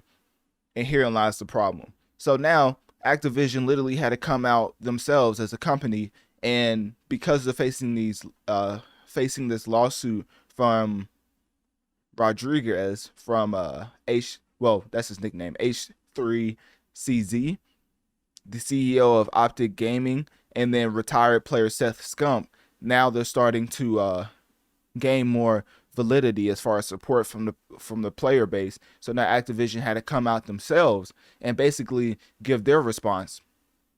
And they ended up saying that they denied, basically Activision Blizzard has denied the allegations, and the spokesperson basically said Rodriguez demanded tens of millions to avoid litigation.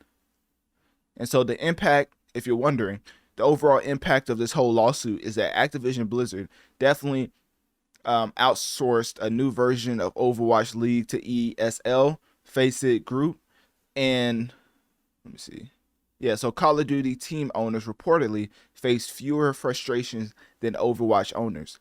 And I think that overall, the basis of this lawsuit that you need to know is that Activision Blizzard basically came through and what is claimed in the lawsuit exploited a lot of different areas monetarily. So now it forced participants into alleged oppressive terms in market exclusion. So now the absence of a collective bargaining agreement and Activision's ownership contributed to an unequal revenue sharing term. So that's the basis of everything you need to know about this whole lawsuit that started off with Scump and Hector. So at the end of the day, the future is interesting because Activision Blizzard definitely has to make some type of solid defense, as this lawsuit is just not going to go away. But it does cast an uncertainty over the Call of Duty League in the future, basically emphasizing the legal battle's impact on the esports landscape. And not only that, but they said that a victory for players could have implications far beyond the Call of Duty League, as these are common practices across the esports industry. And they said that it's very important for Activision to end up winning this lawsuit for the companies. So it's like companies versus the workers, basically, at this point. And Activision said that it will strongly, this is a quote, Activision said that it will, quote, strongly defend against these claims which have no basis in fact or law, end quote. So yeah, it's a pretty big deal. At the end of the day, I'm not too in touch or in tune with the esports field. Obviously, I've heard Scump before, but literally I heard Scump through like a RDC stream, so that should let you know how much of an esports fan I am. I'm really not too much in the know. I would feel like I'm more in tune personally with the fighting game community, and that's only because like Sonic Fox and all the people like something Grandpa is like one of those people. You could tell I'm not the most in tune with the esports. So with this coverage, you know it's coming from a place of just trying to get the information out there in a concise manner that y'all can make your own decisions, because I'm not trying to sway you one way or the other, because I don't know who's in the right. I've looked at esports. I've heard about the overall field from veteran gamers, and basically they say that esports itself is not a profitable business. But on the other hand, you see the winners who win these big tournaments getting paid millions of dollars, and now the owners want a bigger cut. So I'm confused. Gamers are telling me esports doesn't make a lot of money. Owners are wanting a bigger cut. So I'm completely out of the loop when it comes to giving my own personal opinion on which side is fair, you know?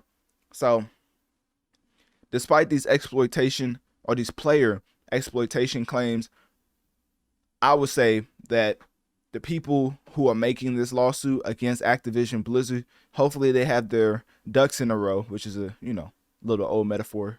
It's a metaphor? An old saying for you. As with Activision coming out the way that they're coming out, this is going to have huge implications on the future of the esports industry, because let me tell you something. If they actually end up winning, then esports are going to have to make a lot of different claims when it comes to the overall model to how they compensate players in their league. So that being said, that's basically it.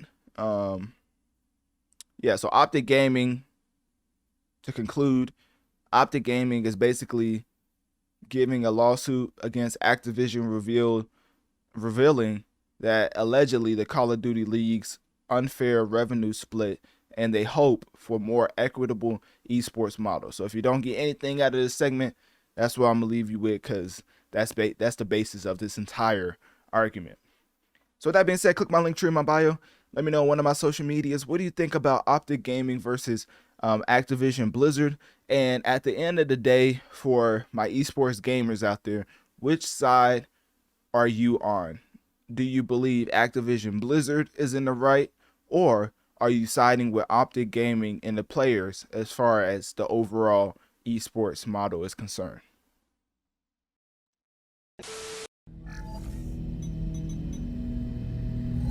Moved to New York City, and I lived with Sean Puffy Combs for a year. That's the crazy thing. Now, that was L.A. Reid's idea, right? We're sending you over to something called Puffy Flavor Camp. There you go. To learn Flavor Camp. Yeah, Flavor that's Camp. what it was called. And you're going to go to Puff Daddy's. He's going In the 90s, do you understand what that's like? Puffy's place was like just filled with chicks and orgying like nonstop, right? No, not really. I mean, but hey, it was curious. I got a chance to see some things. Yeah, but you were 13. What were you seeing? I went there to see the lifestyle. Right. I wish I had the drop, the Drewski drop, when he says, "What do you mean by that?" Because that's exactly what I'm thinking currently. And I saw it, and it was, but I don't know if I could indulge and understand what I was even looking at. It was pretty wild. So nobody tried to, some woman didn't come along. I ain't say that. Okay. I didn't say that. What I did say is that there were very curious things taking place, and I didn't necessarily understand it. Biggie Smalls was there. Biggie Smalls was there. Lil' Kim, Craig Mack. All these people are hanging around. Yeah, man. Faith Evans. Jodeci, Mary J. Blige, they didn't know nothing about this shit. Oh, I was having a good time. You know what I mean? This is very interesting dialogue going on right here. I mean, to keep you humble somewhat, or are you just like, can you stay up till 4 a.m. with them and party? I mean, I could. I actually stayed up longer than them. and do you have money? What's going on? I mean, I had like per diem. I had like what like a living. Life. Yeah, it's pretty crazy. Yeah, pretty crazy. I ain't gonna lie. We're gonna stop it right there because honestly, this is pretty interesting, because I'm not gonna lie to you.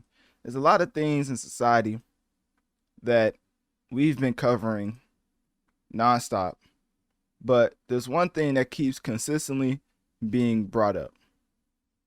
is Diddy in these allegations. Now, of course, as you just heard from Usher, Diddy was in the midst of a lot of superstars and maybe impactful in creating these superstars. So basically, all I want to say is a lot of things that Diddy is in a mix of, and one of the biggest things that a lot of people is focusing on is the sexuality. But I'm focused on a lot of other stuff besides that, because, you know, in hip hop, I've said this before, there's a lot of things that hip hop perpetuates that people just let go, you know, just let come and go as it please. You know, as far as gun violence, you know, misogyny, drug usage, but let somebody even have a possibility of them being gay. I mean, even a 1% chance of them being not straight, then all you know what will break loose as far as the hip hop fan base is concerned. So now when people are coming out, aka a former producer, Little Rod, and talking about how he filed a he definitely filed a sexual assault lawsuit against Diddy, which the whole lawsuit, you know, I have to say allegedly, just seems completely fabricated and made up. But everybody's just taking it and having jokes with it. But you know, one person who's not smiling or laughing is the guy who is connected to having Batman-like attempts on his opposition. Let's just put it like that. I mean, RIP to Kid Cudi's car. Let me just leave it like that. Was it Kid Cudi? Yeah, I think it was Kid Cudi. Or Frank Ocean. It was one of them. Just look up blown up car Diddy and it will pop up. It's literally crazy the way this man gets away with stuff. But anyways, let's just get into the crux of the information, right? Because Little Rod, who is a former producer, basically alleged sexual harassment from Diddy, threatening behavior by Diddy during the collaboration on the album Love. And Diddy's chief of staff, Justin Combs, Diddy's son, and industry figures like Lucian Grange and Ethiopian something are also named as defendants. So Little Rod is seeking $30 million in damages. So I think after the whole Cassie situation that we could all say now it was probably true, because Diddy, allegedly, goodness. Because Diddy obviously came out and settled less than 48 hours after Cassie made her claims. All of these other claims that are coming out, Diddy said he's going to fight to I think he put out a statement. Let me see if I can find his statement. Diddy put out a statement basically saying that he's not bowing down to none of these requests, and he's basically going to fight it with his lawyers. Obviously, I'm saying it in a way that he didn't say, but trying to see what the actual statement. There was an actual statement. I don't know if it's on his Instagram. Hold up. I'm gonna see if I can find it, because this is pretty important. Because people say Diddy's a wild boy, but you know, as long as he's not breaking no laws, which obviously it seems like, you know, even that's not the case at this point. Here we go. Enough is enough. This is exactly what I was looking for. Okay.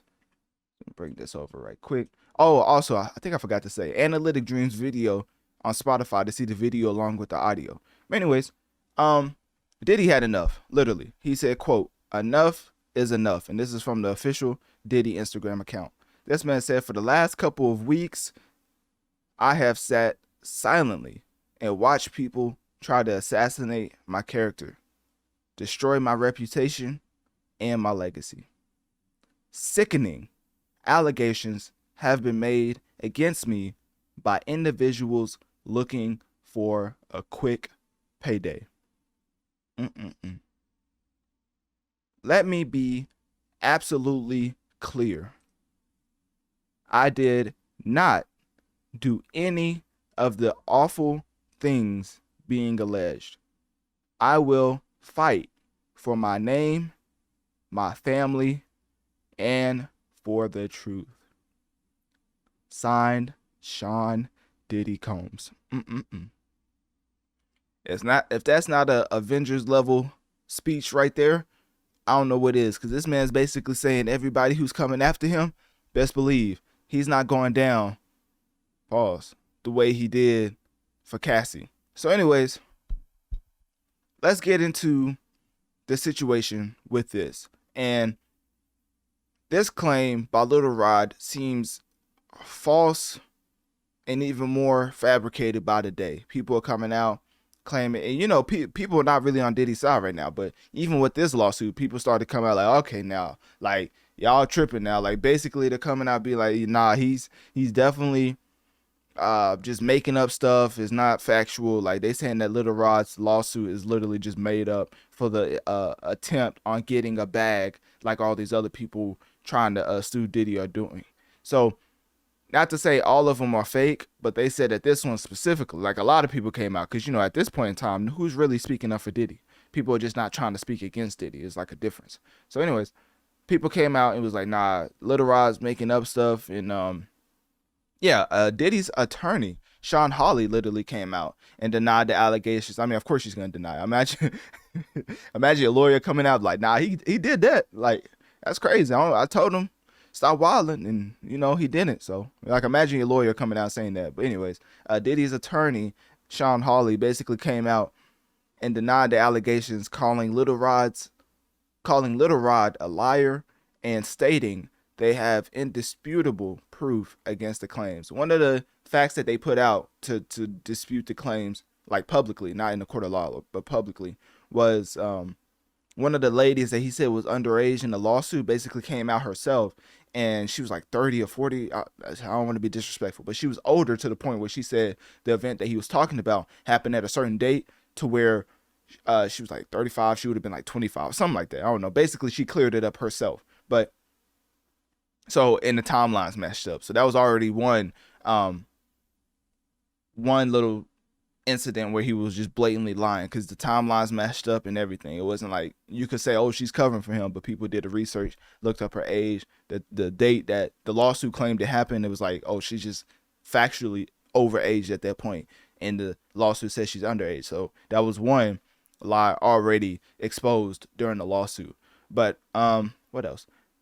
Everybody already knows the previous legal challenges that Diddy is currently facing. I mean, the R word, sex trafficking, domestic violence. I mean, you name it, they are coming after Diddy. And it's one of those things where multiple women have come forward. Not even talking about Little Rod anymore. I just had to dispel that lawsuit because that was just straight up. Like, that was literally jokes. Like, the biggest thing to come out of that was Meek Mill's sexuality being in question. That was the only thing that the lawsuit even got traction for. It's nothing factual. It's just straight up used for jokes and to make comedy. You know what I mean? So anyways, multiple women have come forward with lawsuits against Diddy, accusing him of sexual crimes. We don't know the validity of those, but we definitely have to take those with seriously because of what happened with Cassie, right?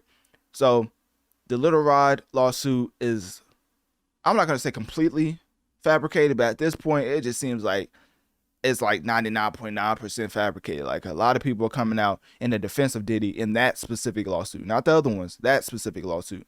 They basically said Lil Rod is just out here blatantly lying on Diddy's name.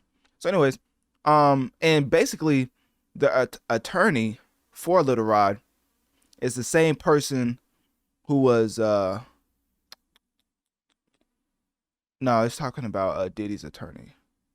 Oh, okay, yeah. The Diddy's attorney is the same person that was for Tory Lanez at first, that told him to take a plea before he went to trial, and they ended up losing again 10 years. Yeah, that person that Tory Lanez fired, which he should have listened to, is representing Diddy. So she's pretty popular amongst her field.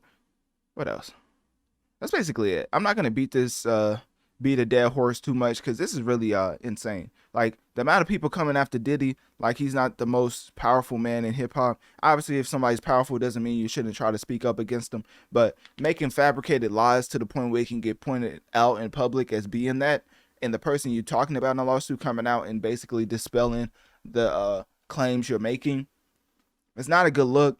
Diddy has actual lawyers who are top tier, who are going to easily debunk those rumors. And one of the biggest things with the whole Meek Mill thing is he could have easily just not said anything, or if he did say something, just say the lawsuit is completely made up, which would, in turn, stop all of the Meek Mill banter from happening in the first place, because obviously there's no validity. What it seems to be no validity to this lawsuit, as some of the claims have already factually been proven to not be true. So, anyways, not saying that the multiple women that's coming out against Diddy, I'm not saying their lawsuits are fabricated, but just Lil Rod's specifically, I think, well, not even I think, it's just made up. It's just simply made up. So what else? Yeah, that's basically it. So anyways, click my link tree in my bio. Let me know on one of my social medias. What do you think about Lil Rod, the producer, former producer and videographer, against Sean Diddy Combs? And at the end of the day, do you feel any level of empathy for Diddy?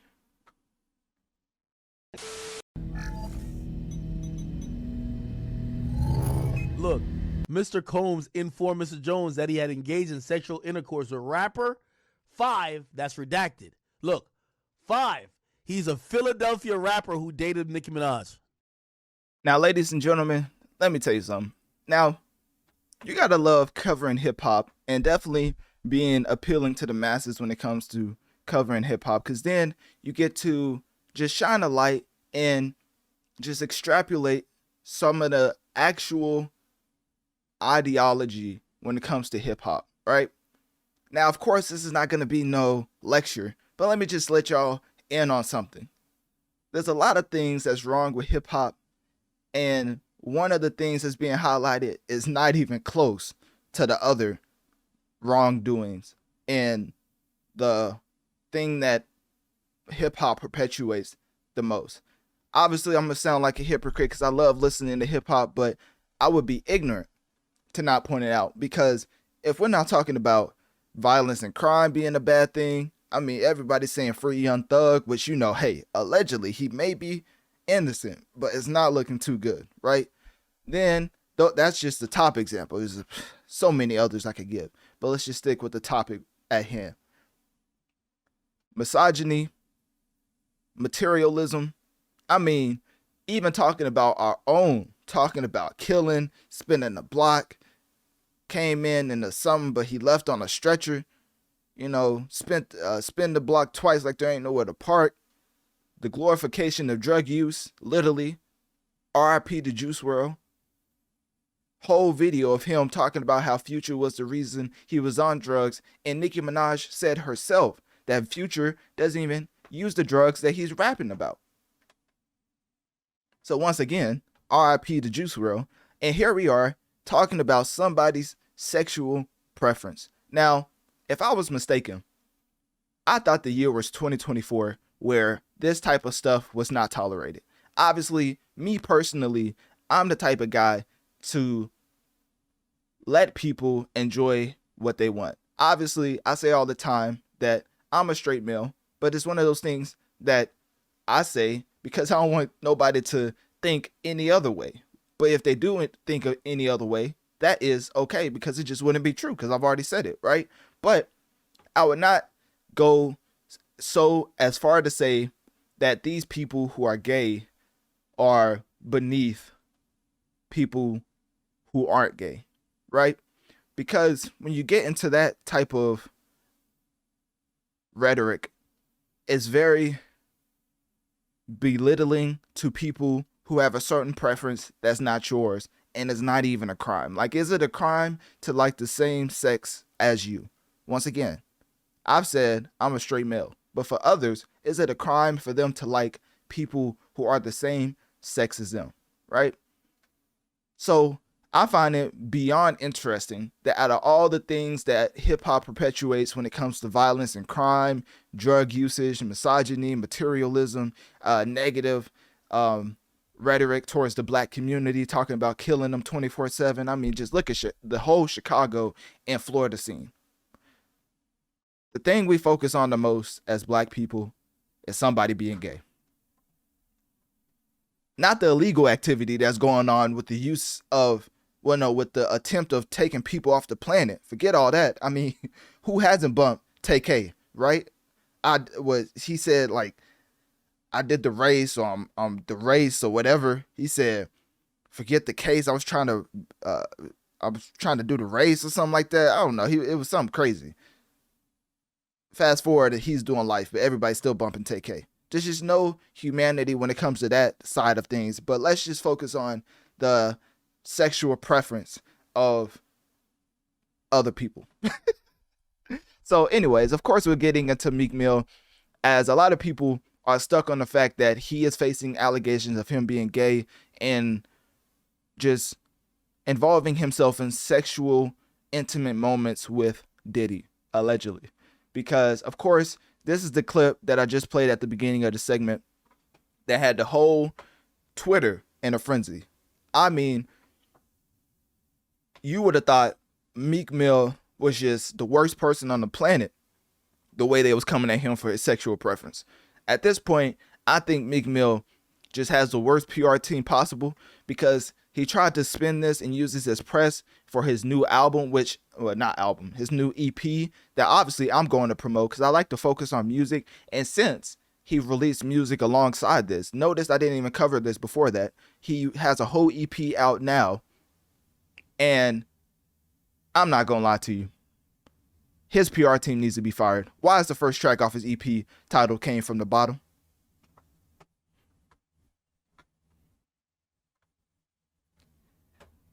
Once again, I don't personally care, but if you're a PR marketing strategist, this is not it. Came From the Bottom as the first track on your EP, coming off the allegations of you having sexual activity, allegedly, with Diddy. A whole lawsuit that you can literally look up. There's a whole process of looking up a lawsuit, getting the documents. You have to pay for it or something like that. But anyways, it's out there on the internet, right? Filed by Diddy's producer. Well, I don't even know if it's Diddy producer. It was a producer, Rodney Jones, who put out the whole lawsuit and basically redacted details, but then basically gave a whole detailed description of the person he redacted. Like, what type of,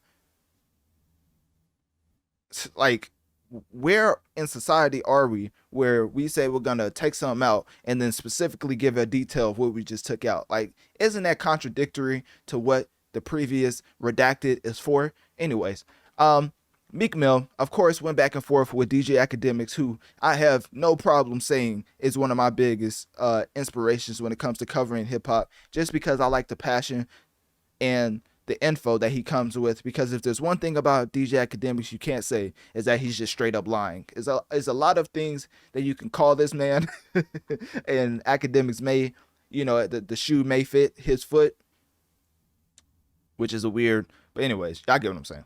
I think Academics has never said something and wasn't able to back it up. So the way that Meek Mill came at him, I mean, I think there was one where, if I can find it, I think Academics, let me see if I can find it right quick. Cause these rappers like to play dumb. And then when I'm not going to call him a journalist, but when Academics actually gave him the instructions to find where he was getting his information from, Meek Mill just basically did not care. This man literally gave him the whole Google Maps to find the information where he got it from. And Meek Mill still didn't care. They was tweeting back and forth. Meek Mill is honestly crashing out, if you want to call it that. And also Analytic Dreamz video for the video along with the audio, because I'm not going to stay on this too long, but I do have to point this out because this is actually incredible. Because not only was Academics going at Diddy, which in itself is, that's tough, because at this point, you're going to be going against somebody who's very powerful, and he's definitely going to come after you in a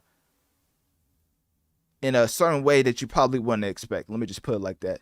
So anyways, it seemed like I can't find the tweet because he literally gave him the exact coordinates. Because honestly, Meek Mill deleted a lot of tweets. So it's kind of hard to find it because it says a lot of posts are unavailable. And here we go. Okay. Gave him the Google Maps to where he found the information. Meek Mill, because of course, he's just still playing dumb. He doesn't know where he got this. He said, Academics. No, let me see. All right. He said, and somebody send me the actual lawsuit. These blogs making y'all stupid day for day. Super ironic coming from Meek Mill. So what do academics do? Obviously give him the Google Translate to how to look up the information that he found. He basically said, go to page 13. Your name is redacted, but you're explained as the Philadelphia rapper who dated Nicki Minaj. And he gave him the link. Goodness, see? That's why you gotta leave bloggers alone. Well, the bloggers who actually tell the truth, you gotta leave alone. For Tasha K, you know what I mean? That's a whole nother scenario. But anyways, at this juncture, we just gotta get into how academics is really roasting Meek Mill at this point. Like, I try to call it as I see it, and if he wasn't roasting him, I would say he wasn't. But obviously, Meek Mill talking about some, I have the right to say I ain't gay, and I'll trash anybody that play with my manhood. You know what I mean? But to academics, he's talking about he's gonna crash out. I mean, if you go to this man's tweets, let me see if I can find this. This man said,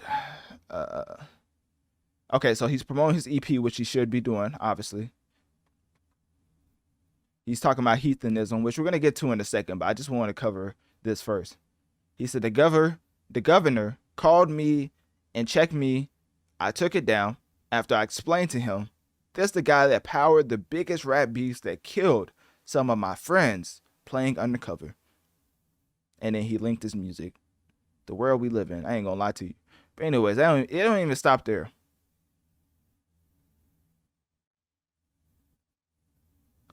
Let me see.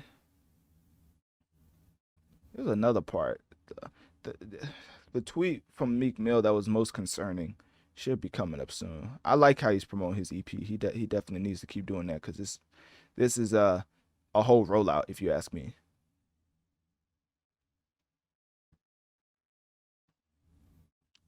Anybody go against? Let me see. I'm trying to find it. Also, Analytic Dreamz video on Spotify to see the video along with the audio. Okay, I can't find it. I ain't going through all that. Let me try to go through academics page, because I know this man responded. Okay, academics talking about boxing Meek Mill, which is actually insane. Oh, he deleted his tweets. That's what it was. Okay. Yeah, so basically, the whole Meek Mill versus academics. Oh, and Andrew Tate just jumped into the mix out of nowhere. He said, so P. Diddy was having sex with Meek Mill just out of nowhere. Like, if clout chasing was a thing, here it is right here. Like, wasn't Andrew Tate like once the most searched man amongst even over the president at one point, and now he's just tweeting out salacious stuff trying to get reactions from Meek Mill. But anyways, oh, here we go. This is not the one I was talking about, but basically this is him talking about academics. But the thing that was most concerning was when he said, I'll die over it, when talking about taking down academics because of his influence on his career or whatever. But basically, I think that's the most intriguing aspect of it, because right then and there, you have given the police all they need to make a arrest for threatening a public figure, which obviously in the court of law, you know, he won't be like going to jail or anything, because I don't think he's on probation anymore. But the way he's talking to academics, the police is definitely watching. If you think the police isn't watching, it's gotten to the point where the police are probably surveying every tweet, stream, message from Meek Mill and academics, because this has gotten to that point of Meek Mill continuously threatening to get academics addressed, which academics has said himself that he has, and pulling up and basically trying to shoot a music video, which if you know hip hop, you know what that's code for. I'm not well, actually I am a snitch, because I'm a law-abiding citizen, you know? It's one thing to be gonna and act like you're gonna go along with it. But for me, I'm gonna let you know from the jump. So if you do anything, hey, I'm gonna point. I don't even think I have enough fingers to point you out to the police. You know what I'm saying? But anyways, now we're gonna get to the actual music side of things. I just wanted to, you see how I also talked about his EP during the academics versus Meek Mill. I just wanted to basically touch base on the whole beef, because I could care less on what somebody's sexual preference is, but for the whole hip hop community, who is basically very pick and choosy when it comes to certain validity of topics, right?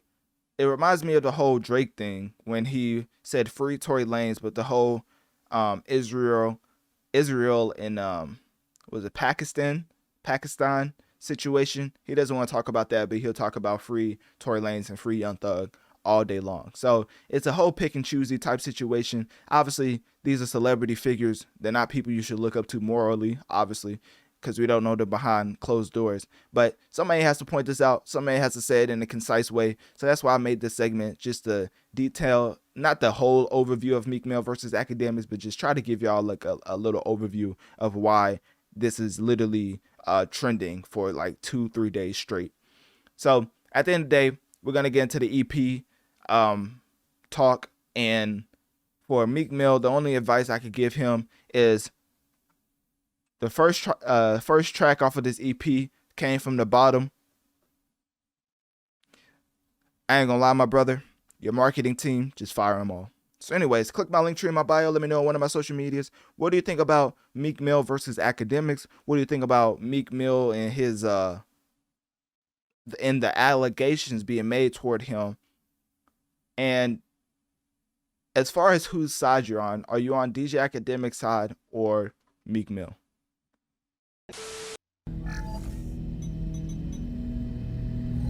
Now, I know as a Drake stan, this man could not care less. But for the people out there who do care, because, you know, this is honestly a great thing that's happening in society. Now, what am I talking about? Well, Rihanna has teased an upcoming short film with the one and only A$AP Rocky titled Born to Steal, Yours, Mine, Ours, for Fenty Beauty's YouTube channel.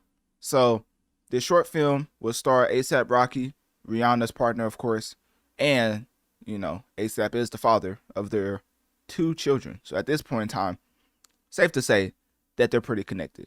And this is a, you know, Analytic Dreamz video on Spotify to see the video along with the audio to see what I'm talking about. Basically, this is a social account for Rihanna, basically saying Born to Steal, Yours, Mine, Ours, short film with A$AP Rocky premiering on Fenty plus Fenty Beauty, basically her 2 IG channels, YouTube tomorrow at 10 a.m. PT. Let me see. I would play that video. I don't know. Let me see if I can find that video. I didn't know it was a whole video out. That's funny. I just started this and didn't even know that it would have already been out. Premiering. So even though it's premiering, I don't know what the copyright situation is for that. Hopefully it's nothing crazy. It was Fenty Skin. I went on there. I didn't see anything. Fenty Beauty. See Fenty Beauty. Oh, I see it. Yeah, I'm definitely not playing this. I'm pretty sure this probably has some type of copyright material. What is this? What in the world? It's a 1:53 short film. I mean, could I play it? I don't know how that works. I mean, if they say it's a film, I don't know, man. I ain't even finna play with Rihanna like that. I ain't gonna cap to you. So anyways, yeah, she has a new film out, which I would show because it's 1:53, but you know, and it's only on YouTube. But at the end of the day, I'm not trying to mess around with the what they call themselves, the Navy. So anyways, let's just play this random compilation of Rihanna and A$AP. Once again, Analytic Dreamz video on Spotify for video along with the audio. So anyways, let's get into the actual tidbits of what this actually means. So a 1:53, you know, short film that Rihanna and A$AP Rocky has put together, which is basically a more glamorous noir inspired setting with stylish outfits, of course. And then the biggest thing you need to know is that this teaser trailer, you know, was very popular, had millions of views. And one of the biggest things is there was a lot of positive comments from fans as they really do enjoy this relationship between A$AP and Rihanna. And one of the bigger collaborative efforts from Rihanna was with Puma on a limited edition Fenty Puma Aventi Pony sneaker collection, and basically retail for $200. Goodness, and have already sold out. Let me tell y'all something. For all my Rihanna music fans out there, just know she's never coming back. every time you think to yourself, dang, this is the year where we're finally going to get a Rihanna album. Guess what? It's not going to happen. You can forget about it. It's basically the Michael Jordan meme. Stop and go get some help, because Rihanna is never coming back. Ever. All right. So, sorry to break that news to the Navy, but I think y'all are in disbelief. You know, she's out here basically on her Kanye West tip, selling all type of merchandise and having it sell out to the point where you probably realize that fashion is way more lucrative than music. I mean, how many music-based events has she attended? And then compare that to how many fashion-based events has she attended? I mean, pretty safe to say that Rihanna's never coming back to music creation. Which, honestly, you know, some people like to say, oh, Rihanna needs to come back. But if you look at it, if you was a musician, right? Let's go to Rihanna, because I think some people get it messed up on her output in music. If you've been making music since 2005, with the first track on DSPs in May 26, 2005 with Pawn the Replay, and it's 2024, would you not want to take a break as well? I don't think people realize how long that is. That's almost 2 decades plus of just straight, well, not music, but basically almost 2 decades ago when she officially started music. And with Rihanna's type of ascension, I mean, does she not deserve this type of hiatus from music? Let's not act like she hasn't been active at all, right? She was a part of the Black Panther album, where she put the Wakanda Forever, the Lift Me Up track. Oh, that's not a good. No, that was only one track. I didn't like that. Let me see. 2016 was the last time she put out an album, actually, with Auntie. And, you know, that's the one that Drake was going at, because, of course, you know, I'm a Drake stan, so of course I know that by heart. Let me see. Drake had a line, because he's just dissing Rihanna for no reason. Like, even though Rihanna is probably never going to respond, he's just going to keep, you know, begging for her attention by putting out these subliminal disses. So basically, on For All the Dogs, I think it was one of the first tracks. I think it was Fear of Heights. I don't think it's going to play. I think it was Fear of Heights. I forget. Anyways, but he says Auntie, like he plays off of the Auntie, which is the last track that Rihanna put out, and basically he has some type of well, let me expound upon that. So he put out the Auntie verse at the beginning of Fear of Heights, which I think is a track. Don't take that 100% as fact. I think it's Fear of Heights. But basically he said something he was like, better him than me, talking about A$AP Rocky. Better it's not me.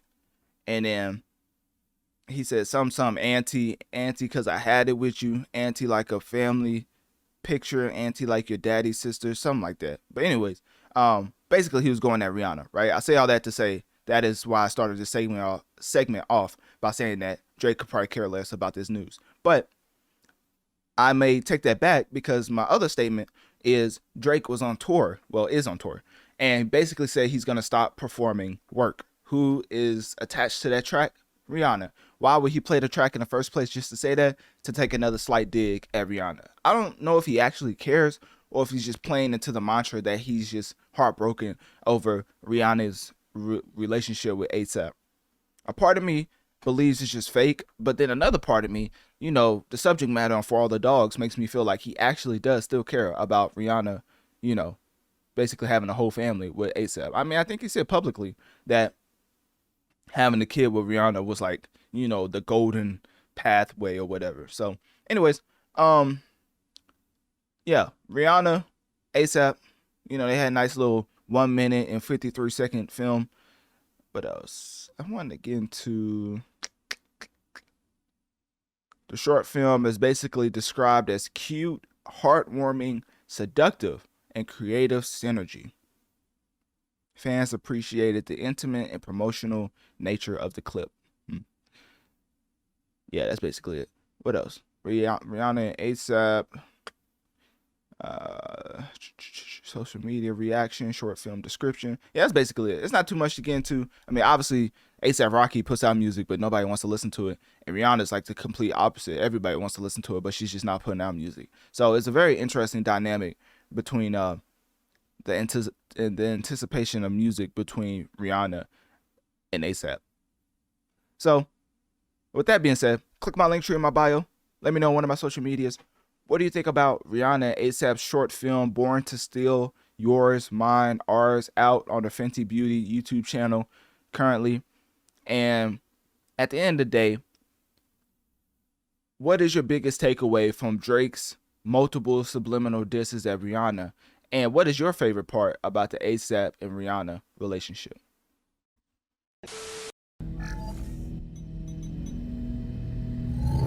Ladies and gentlemen, it has happened once again. An up-and-coming artist, he has officially 1, 2, 3 tracks on DSPs.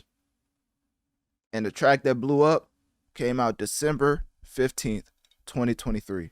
You want to know when he started making music? As far as DSPs are concerned, which is Spotify, Apple, Amazon Music.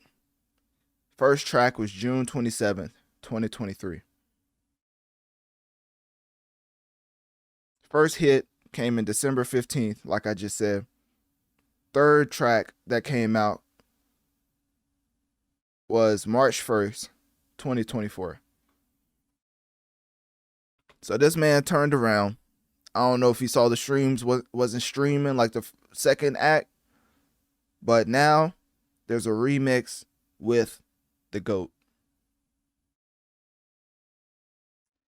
And let me tell you something.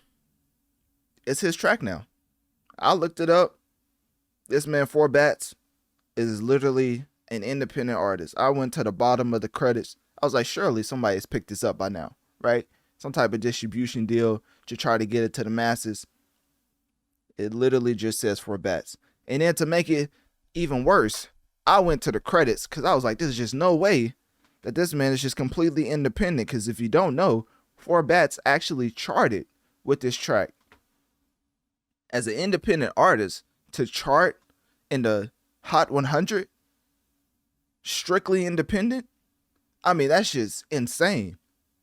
Obviously, it didn't stay on there, but it charted to the point where you would not think that an independent artist would be out here competing with major label artists. So now he has his first ever chart entry as an independent, still no major label in sight. He debuted at number 11. Oh, that's the bubbling charts. That don't count. They said it entered the Hot 100, so I'm pretty sure it was like the top 90. Oh, okay, I found it. Yeah, entered the top 50. Goodness.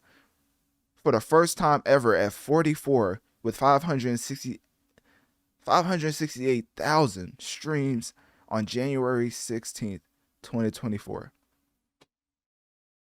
And it was his first time ever reaching the charts top 50. Now, I'm saying all this for a reason. I'm about to let y'all know what's exactly about to happen. Because I looked at the producer, and guess what? It literally just said Untitled Beats.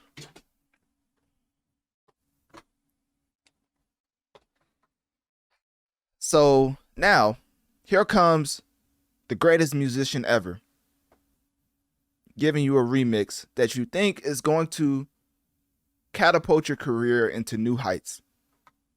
And I don't even like to say it like this, but somebody gotta, like, what Doc Rivers, I gotta put that as a drop. What Doc Rivers say? Somebody, oh no, I think it was RDC World making a spoof. But somebody gotta see what's going on. Somebody gotta see what's going on. Now, I'm a Drake stan, right? So I know exactly what's about to happen. Usually, if it's a new up-and-coming artist, he collabs with them and takes their producer. Well, guess what? The producer is literally Untitled Beats. I don't think his actual producer. I think it was literally a YouTube beat he found and made this track over it. I'm thinking somebody who's a masterful engineer in the background, because if you don't know, this man's voice sounds nothing like that, but he engineered it in a way to give him that effect. So I thought Drake was like, you know what, collaborate with him, take his producer. I looked it up. I don't know if Untitled Beats is a person, but from my research, I can't find any type of inclination that this man is an actual human being. So I'm just gonna say he doesn't exist. So now, what is left for Drake to take? The actual track. There's nothing left to gain off of Four Bats except the sonics that he captivated the masses with. So what does he do? He takes the beat, and not only takes the beat, he redoes the beat, changes the tempo. So now when you go to the credits, guess who's also the producer now? Noah 40. I forget his last name, but you get what I'm saying.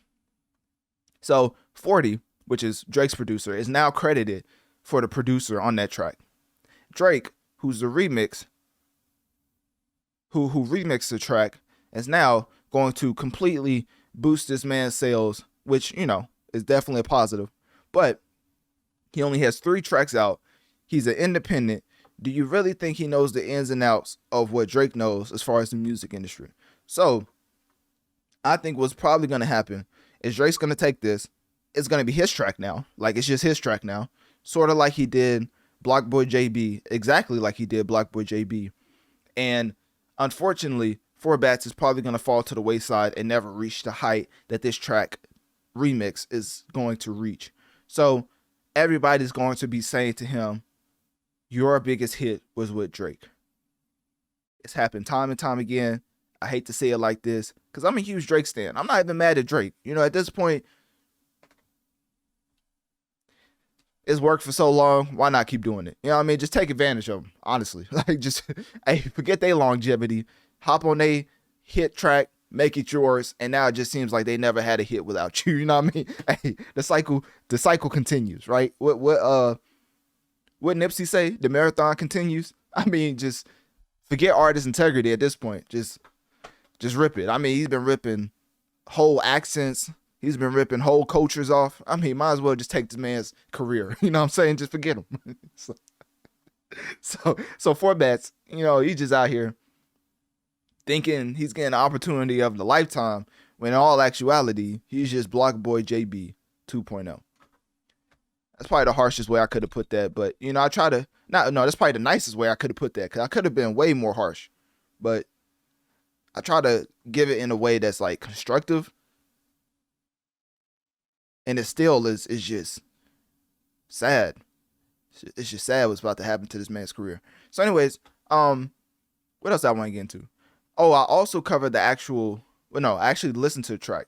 And of course, Drake went crazy. I mean, he's the GOAT. This pocket is perfect for him. So just took it. You know what I'm saying? Yo, he really just took his track. That's actually crazy. So it's his song now. Like, literally the rest of the track, you don't hear Four Bats at all. Like, he gives like a minute, 2-minute verse, which basically is his track. You know, he gives a whole song, changes the beat up, and basically Four Bats is like the opener for Drake now. So it's not even like no back and forth. It's none of that. It's just Drake's track. Four Bats opens up, and then the remix happens. The beat, does it slow down? Speed? Yeah, the beat slows down. It's just, yeah. So his his aspirations for longevity in the music industry is finito. It's over, man. It's over. You done fell into the trap, and I can't be mad at Drake for implementing this once again. As usually it's the artist and the producer, but as I said, I did research. I couldn't find a producer. So yeah, there goes that. So anyways, what else? There's something else I want to get into. Oh yeah, so I might as well just give an update on the GOAT and how he's just great at marketing, as it has, I forget what the term is, but now that the dust has settled, I guess is the phrase, Rich Baby Daddy is the most successful track when it comes to marketing and longevity, as it's still 71 on the Billboard Top 100. All the other tracks are below it. So when everybody, including myself, was wondering why in the world is Sexy Red on a Drake album, this is why. The longevity of this track on the charts is outlasting every other track for All the Dogs. So I think SZA obviously has a part to do with it. Drake has a part to do with it, but Drake knowing what to do in this industry, like to the point where it's scary. It's like LeBron type scary, the way he knows how to move and keep his longevity up to a certain point. Sexy Red had a certain impact on the TikTok charts, like not Taylor Swift, obviously, that's disrespectful, but she did have a top 5 impact as far as artist wise in numbers on the TikTok charts. So you put her as a sounding like a sample, like a sonically, Sexy Red sounds like I think it's the In My Feelings track off of Scorpion. Like, he used Sexy Red like he used the City Girls. I think it was the City Girls off of Scorpion all the way back in 2018. I told you I'm a Drake stan. I think it was In My Feelings. Yeah, okay, so the same way that Drake used the City Girls as a sample sonically and In My Feelings is the same way he used Sexy Red for Rich Baby Daddy. So now, years from now, you're going to listen back to it and she's not even going to sound like a actual artist on the track. She's going to sound like a sample that Drake and SZA was playing off of. The mastery of Drake needs to be studied. I ain't gonna lie to you. So, hey, while these other artists get their whole career taken from them, I mean, I guess my GOAT still goes on. You know, still lives on to tell another story. You know what I mean? So, I just wish it didn't happen to Four Bats, because I don't even know too much about him. I mean, he has 3 tracks out. So, hey, I guess forget him at this point. So anyways, click my link tree in my bio. Let me know on one of my social medias. What do you think about Drake just completely taking Four Bats' whole career and only chart entry track? And also, as far as the next artist that you think Drake should take their career from them, which up and coming artists do you think should be next on the career theft by Drake?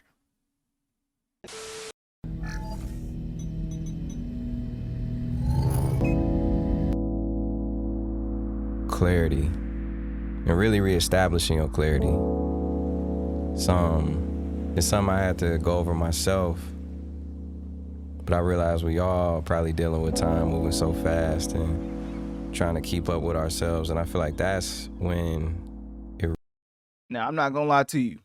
You got to click Analytic Dreamz video on Spotify to get the video along with the audio version, because I thought I was dreaming. Pause. Had to pinch myself and realize, no, you are not dreaming and you are not just hallucinating. Big Sean is actually back to give us new music. Now, for long-time listeners, y'all already know, Big Sean was my favorite rapper. And the reason I say was is because in my pivotal high school years, it's almost like the Avatar meme. When he needed him most, he vanished. Because Big Sean stopped dropping music. So guess who was there to pick me up when it came to musical creation? Of course, the GOAT, Aubrey Graham, and I never looked back since. But it's still a special place in the musical heart that I have, as Big Sean to me is still my favorite rapper when it comes just to putting words together. Now, of course, I always say Kendrick is the best, but it's because of output. But even he lately has been taking humongous hiatus to the point where it's like, don't nobody want to rap no more. So it makes sense because now the melodic sonics is more coveted amongst the masses than actual lyricism. So with Big Sean coming back, it's definitely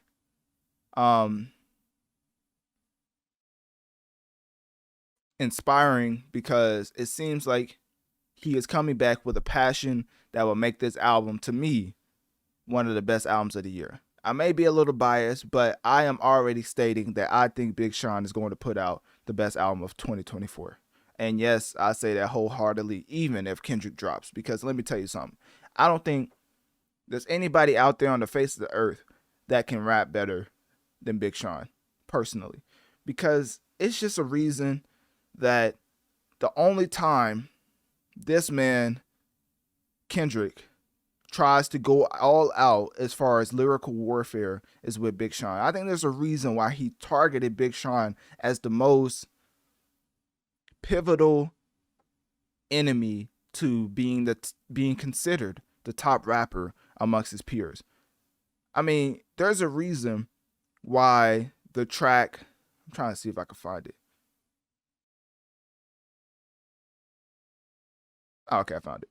So there's a reason why the track Holy Key exists. Go listen to that track and then come back. There's a reason why the track, there's another one. There's two of them where they went back to back. Let me see if I can find it. Let me see if I can find it. There's Holy Key, and then there's another one. Why can't I find it? That's crazy. No, okay, now I gotta find it because it's gonna help prove my point. And it had to be on a DJ Khaled album. You know, Kendrick's team probably hit that because let me tell you, a lot of people be like, "Oh yeah, Kendrick washed Big Sean on Holy Key," but then I don't think people realize Big Sean don't have to name drop. He could just give you straight bars. I feel like Kendrick is more the name drop and get his point across. Obviously, you know, Kendrick's by far and away one of the best rappers in the game. So not discrediting him. It's almost like when you're talking about MJ and LeBron when we coming to the modern day lyricists. Obviously, Jermaine fans out there are probably screaming, you know, their favorite artist name, but they're just delusional. So we're just going to leave them in the little classroom. So with that being said, Holy Key by Big Sean and Kendrick is one of the best lyrical hip hop songs I've ever heard in life. Maybe the best. And this is like the highest praise I could ever give a track. Like I can't even, like lyrics wise, this is the highest praise I could ever give. Holy Key is the best lyrical spar I've ever heard as far as it actually being a song and them still sparring bar for bar. Obviously it wasn't back to back or back and forth. It was just more like his verse and then Big Sean's verse and Kendrick's verse. What J. Cole and Drake did is why people were so upset at Drake. Oh, no. What Big Sean and Kendrick did on Holy Key is why people were so upset at Drake for taking the easy route on the track with Jermaine when we're talking about straight shooters. Because when two lyricists are on a track, you don't always have to just go for the head, but the way that Big Sean and Kendrick did it, like just trying to just tear each other's head off and lyrically destroy one another, that is how two top masterclass lyricists spar against each other. And obviously, you know, there was no bloodshed. You know, it's nothing had to be physical, no shooting one another. It's just for the love of the sport. I think I'm better than this man, and I'm going to show it to the umpteenth degree. And then we got another battle of Kendrick and Big Sean, I believe. I think it was another battle. Maybe I'm tripping. I thought there was two battles. Like, because I remember Big Sean picked up Kendrick one time, and then they came again, pause, on another Khaled album. That's crazy because it just stopped the whole flow of what I was trying to do. I thought it was on here. I guess not. Yeah, man. Kendrick's team does a great job on Cause I ain't gonna lie to you. I feel like they know Big Sean got them.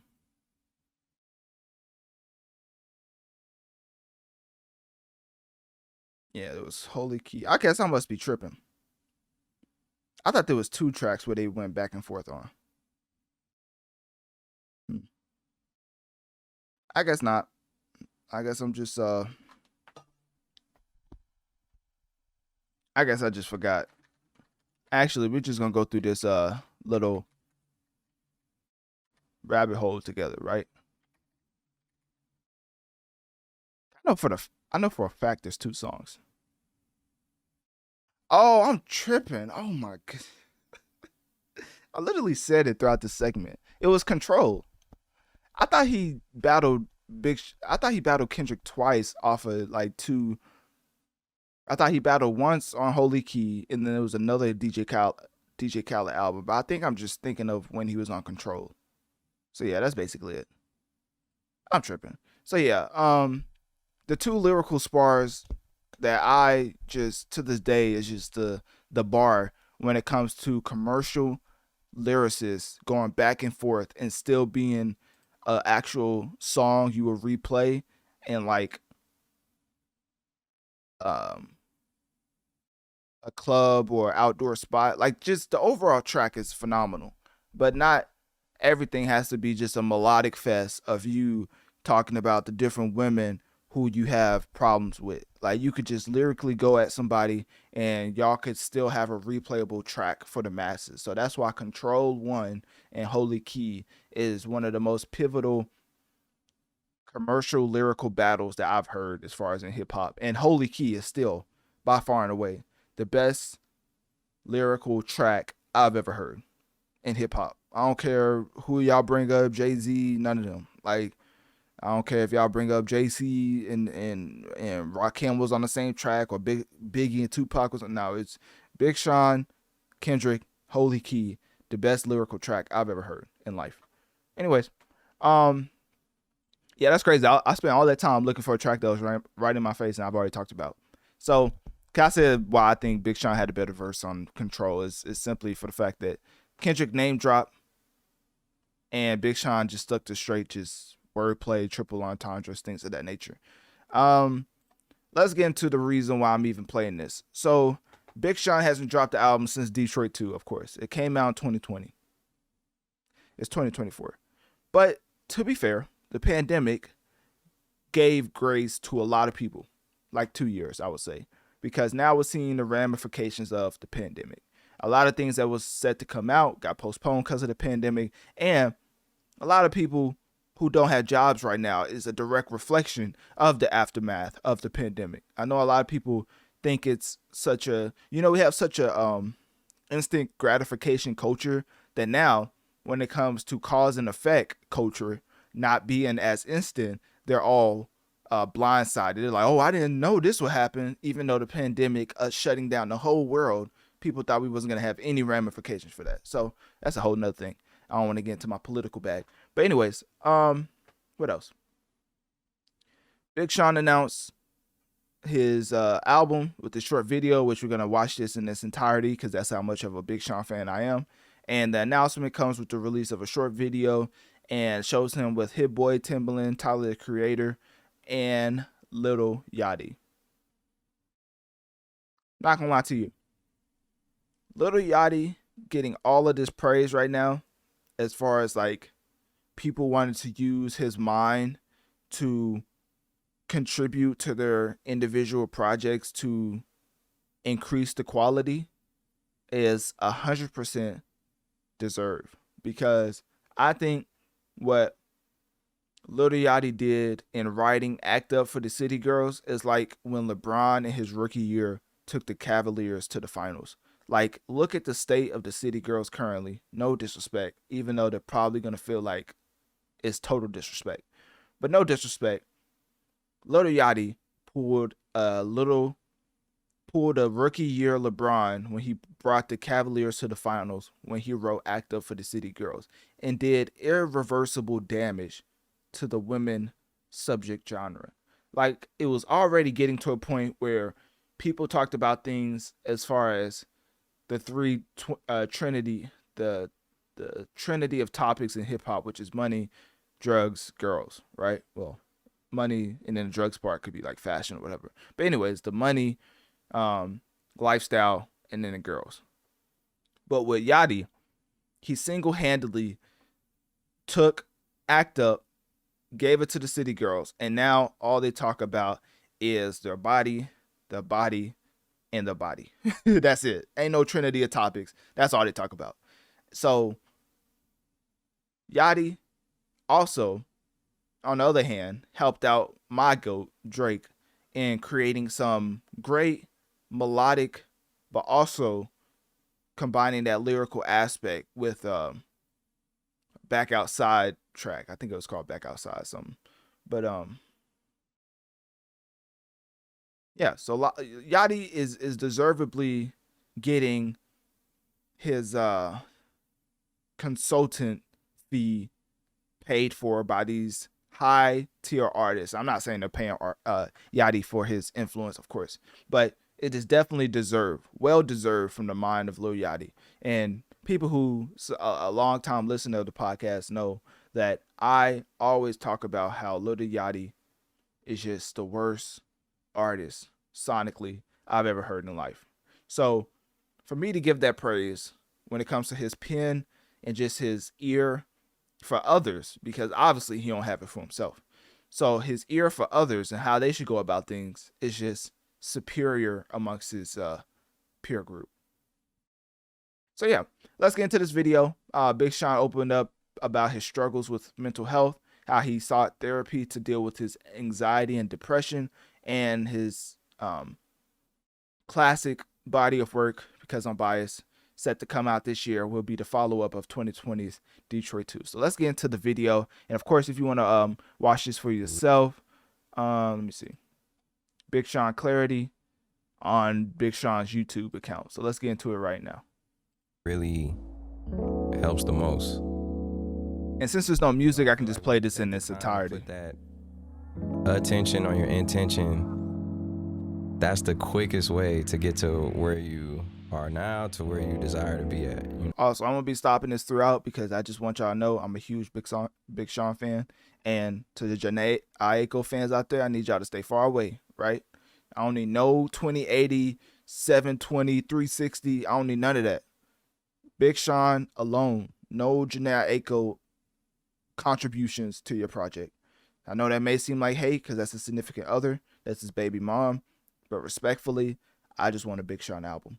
I feel like when Janae Aiko came into his life, she positively affected it, of course, from a long-term perspective. But as far as the short term, when I needed Big Sean on that I don't mess with you type vibe, it took that away from me. So selfishly, I need Janae Aiko to just not attribute to this project. And that is all. Thank you. Let's keep going. And I feel like Clarity is that bridge to that. And I'm just speaking from experience. I feel it could really turn years into months, and life changes. Yeah, man, that's what we like to see right there. This is what we like to see. For all my Big Sean fans out there, y'all know the pain we've been through for a little bit. Like, it was just people just playing with this man's name. He gonna show him. The way he put words together, second to none. All the time. And it's hard to change with it. I feel like we get caught up in like, oh, I made a commitment or I made a promise to this, and you want to stick through it. But when you do something because you feel like you're supposed to do it, as opposed to because your heart's still in it, or because because you love it, it's always gonna show in the results every time. It sounds complete. It sounds like, yeah. Who is this white man? No, I just play. I ain't trying to be disrespectful. I don't know who this man is. I ain't gonna lie. And this is probably somebody I like. This is probably somebody legendary. I ain't gonna lie. I'm probably just being completely disrespectful right now. But I don't know who this is. it sounds cinematic. It sounds like timeless. Honestly. Thank you, man. Yeah. And honestly, the commitment to yourself is just first and foremost. Especially if it's a job or a hobby or your passion. It's just life is too short to play around with that. Speaking of playing around, or just playing music around people you admire in a studio has to be hard, because aren't those like the best speakers like possible? Like, the sound quality is just immaculate. It's like being in a movie theater and watching a movie. Like, that has to go out on people's phones. So it's like the quality maybe, I don't know. I don't know if you'd be able to hear everything that he's doing as far as being able to sonically let him know if it's a hit or not. But, at the end of the day, I think you can. I've heard from established musicians that's a real thing. Like, studio ears is a real thing. You be in the studio, the big speakers is playing every synthesizer. You can hear every note, every key, every level. And then you get into the car and then it's drowned out. And then what you're saying may not be as intelligent as you thought when you was in the studio. So now it just comes out to being a wash. So I've heard studio ears is a real thing. Obviously, I'm not saying that's about Big Sean. I'm just bringing that fact up just so y'all know how sometimes musicians listen to their music in the studio. That's why the car test is a real thing. You drive around and listen to your music, and then you get back into the studio, because sometimes the studio gets you acclimated to such a immersive sound that you realize nobody's going to experience your music like that. They're going to listen to it on their phone. Then they're just going to play it on a speaker, blasting it at a club. Like, nobody's going to have the isolated, basically the foam padded room where they're just listening to studio speakers and that atmosphere. So anyways, let's keep going. I just want to add that. That one. Shit, I love that. And also the perspective of being a new parent, you know, being a father, that's given me a lot of clarity. I remember one of our son's first doctor's appointments when he was still in mom's belly, you know, was when you see the baby's heartbeat, and we saw his heartbeat, and that was it. That was the very first thing present, was his heart. And it just put in perspective, like, okay, wow, your heart is wise. You know, it's the wisest part about you. It knows. So you always got to be real with yourself. You got to, you know, listen to your heart. It's too easy. It's too easy for you, man. I've been doing it for a minute. Was he at Drake's show? Question mark. No, just playing. I don't know if that's Drake's show or not. You know, listen to your heart. It's too easy. It's too easy for you, man. I've been doing it for a minute. I see, man. Oh, is that Bernie Mac in the background? What is that? You've been doing it for a while, huh? Yeah, you've been doing it for a minute, man. I see. It's too easy. A lot of times the ego, the mind, a lot of things get in the way, but your heart knows, you know, so it's hard to check in with yourself and ask, is this what you still desire? Is this where my heart still is? Is this where my passion? Yo, pause. Hey, yo. Yo, okay, for the people, I think I forgot to say this. Well, no, I think I did say this at the beginning. Analytic Dreamz video, to see the video along with the audio. But, hey, yo. Anyways, we're going to keep going. Is, and that's why I feel like yo, that's crazy. I ain't never seen them. Desire is this. Yo, what type of sound quality you get with that? Imagine he was just like, all right, so we need some ad-libs. Y'all doing ad-libs with that mic? Food for thought. Is this where my heart still is? Is this where my passion is? And that's why I feel like reestablishing your clarity really comes into play. All right, they playing music. Hold up, let me skip past this. With your results, you know, whatever it is you're doing, you're the one that has to look back on it. Hold up, who is Big Sean signed to? I think that's another big deal. Because he took a 4-year hiatus, you know, it's not too long. I mean, if you think about how long Kendrick was gone. Let me see. I mean, technically, he's been pretty active throughout the years. But, you know, when I was in high school, I selfishly wanted music. And, you know, that was, let me see.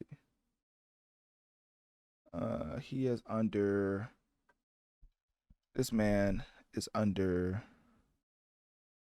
Getting Out Our Dreams. Oh, he's under Universal. Oh, yeah, you definitely can't play no music. Hey, Universal, they do not play. If y'all don't know my little beef, it's not even a beef. I think Universal just does this to everybody, but especially me. Man, yeah. Let's just say Big Sean's in good hands being under Universal. Let's keep going. And feel those feelings. It's this metaphor that applies to, you know, clarity. It's like, I forgot where I heard it from, but it's like you're on this journey of life and you in this car and you got this clean windshield and you with your family or your team or whoever. That car is nice, but wait till y'all see his Tesla truck. I wonder if that's in this video. If not, I'll pull up his IG. Everything, you know, it kind of dirties your windshield up, and you can still make it through. You can still see it, but it might just take a little longer. You know, you might not see all the beauty and magic life has to offer you. You still gonna make it, but we're not just here to make it. We're here to thrive in it. You know. You coming in and giving me that I guess that eagle eye perspective is like just super helpful because like it's just like I need it. That's why I hit you up. I was caught. Man, I'm like, it's some things on here that I'm like, oh, this is great. This is great. Like it. And again, I think your superpower is rapping, but like on a different level. Like words, the way you put words together is your superpower. Thank you. And gotta let that marinate. Then it's your biggest flaw. So if you are feeling stuck, you just say biggest flaw. Hold up now. Thank you. And then it's your biggest flaw. So if you are feeling stuck, or you just feeling like you're not in alignment with who you know you are, which that leads to anxiety. Wait, hold up. What did that lead to? Nah, they can't just cut that out. Why they cut that out? He said it's your biggest flaw. It's your superpower. Thank you. And then it's your biggest flaw. Look at that. Look at his face. Like, hold up. This is my documentary. You can't be. It's like when any MJ teammates said something bad about him in The Last Dance. Like, hold up now. Nah, cut that out. Cut that out. He's It's my documentary. He was like, wait, hold on now. Biggest flaw. Look at his face. Oh, whatever. If you are feeling stuck, or you just feeling like you're not in alignment with who you know you are, which that leads to anxiety, depression, and all of these things that could just turn out to be a big waste of your time. I'm trying to know what Tyler the Creator said after that. Just ask yourself, how clear am I on this? It's okay to change your mind. It's okay to make mistakes. It's okay to learn your lessons. It's okay to be human. I wish you the clarity that sparks the blueprint to create the life you love, no matter what. I wonder if these are the singles for his album, like Clarity, Happiness, Focus, and Pressure. That'd be kind of dope. But obviously, if one takes off, I think that'll probably just lead up into the album. Because usually what ends up happening is somebody puts out a track, and if it doesn't blow up, then, a couple weeks after they put out another track, this is like album rollout. And if a track catches, then they stop the release dates for all the other singles, make a music video for the one that blew up, and now that's the figurehead pushing the marketing promotion for the album. Usually that's how it goes. But anyways, I do feel like Clarity may be the first single, or maybe it's just actually a video that he just wanted to give to the masses. Which, if that's the case, then, he did a great job. Congrats to Big Sean. You know what I mean? I don't do this for every artist, but, since I actually mean it, I ain't gonna lie to you. We gotta clap it up. This man's actually making music again. What they say, make rap great again? Somebody gotta make rap great again, man. I'm glad it's Big Sean. Because even though I am a huge Drake fan, I'm never gonna switch up on the GOAT. I would like to see a more mature perspective from a lyricist. Because obviously Drake gives us bars about his life, but then he also gives us bars about certain things that's unfathomable for a person his age as far as romantic life. Let's just leave it at that. So for Big Sean, lyrically, I think he's superior than Drake. But then Drake's the GOAT for a reason. He's just great at everything. So Big Sean rapping, I think that's why Tyler the Creator said it like he did. It's your biggest attribute and your biggest flaw, because he was probably going to get into like how sometimes being a lyricist can get in the way of you making a good song. Because if rap was judged by how lyrics was portrayed, battle rappers would be Drake. But since making a good song is still as important, if not more, than the lyrics, and even now in the current space of hip hop, lyrics is at a completely low level. Like the bar is in what. I mean, technically it is a place, so it technically isn't a cuss word, right? Anyways, the bar is in it's still a PG podcast. We can't do that. Basically, Ice Spice with the "you think you the expletive charting in the top 100 should let you know that the bar is in you know what. No disrespect to Ice Spice, there's a plethora of other rappers I could have targeted out, like Lil Pump. I just had to choose a current one. So for the lyricist to also make a good song, it's, I'm not going to say harder, but the thinking that you have to put words together in a superior fashion can sometimes get in the way of the replayability of the song. As flows, and Jermaine does this all the time. Great rappers are cognizant of the beat and how to flow amongst the beat. And then when the beat changes, they want to change the flow. And so whenever you change your flow, somebody may have been in love with your old flow, but because you're such a lyricist, that pocket that you was in that maybe everybody loved, you got bored of it because you're a lyricist and you want to challenge yourself and show them that you can get into a whole nother pocket. But maybe people just want you to stay in that one pocket that you was in for the entire verse. Hopefully that makes sense. For people who don't even make music, you probably like, what is this man talking about? So anyways, yeah, that was just some that I want to talk about because this album's going to be fantastic. Like, my most anticipated album of 2024 by far. Like, Drake could drop and it will still be my most anticipated album. Like, hopefully y'all know how much of a Big Sean fan I am after this segment. So with that being said, click my link tree in my bio. Let me know on one of my social medias. What do you think about Big Sean coming back to save lyricism and rap? And also, do you also believe, like me, that this will end up being album of the year?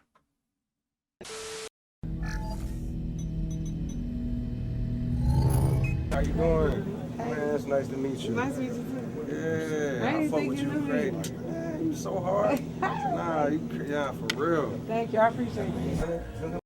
Nah, for real. I mean, it's not like he saw that track that she was attached to, was a long-standing track off of Drake's album, the greatest hip-hop artist ever. You know what I'm saying? It's just authentically showing love to a musician for her quality that she puts out, of course. But anyways, it's way too easy to go at Jermaine fans because of the hypocrisy that's just on obvious display by the one Jermaine Cole. But today, I just decided, I'm going to let the Jermaine fans rest because even though it is too easy to generate numbers off of this man, we're going to focus on educating the masses. Instead of focusing on the obvious attempts to get back into the charts, which Jermaine is trying to do, we're going to talk about the actual charts and what's impacting the overall landscape as a whole. As a little edumacation goes a long way. And yes, edumacation. You know what I'm saying? So basically, 2023 was a bad year in hip hop. So statistically speaking, 2024 is already better than 2023. I mean, if we're talking about just the overall market share when it comes to other genres in the space, and these are all numbers that you can look up for yourself on your own time, billboard.com, officialcharts.com, do the math, run the numbers, and then you can see what I'm talking about is like actually true. So the market share for hip hop back in 2023 was 27.64%. Now, that was supremely low. Like, usually hip hop is just dominant. And I mean supremely dominant when it comes to the overall charts in music because everybody listens to hip hop. Now, why am I saying the market share and things of that nature? Because 2024, it is already at 25.92%, which is obviously lower than 2023. But it's all about perspective. These are numbers in totality, and more importantly, is numbers post Drake. Because Drake puts up the biggest numbers by far, not even close. Like, it's not even a conversation. So post Drake, the market share is 27.64. Pre-Drake, this year is 25.92. We still have Future about to drop 2 albums, might I add. Jermaine's about to drop and do whatever numbers he's finna do with the quality that he puts out, supposedly. Then we have Big Sean, who is my most anticipated album for this year, which is definitely going to be high quality. I mean, one of the best rappers I've ever heard. And then we have Kanye West set to drop again after already impacting the charts with Vultures 1. Then we have Cardi B. You know, she's going to impact the charts somewhat. And we don't even know if Drake himself is going to put out something as far as a mixtape or some type of project, because we all know the type of deal that he got from Universal Music Group. He is or has been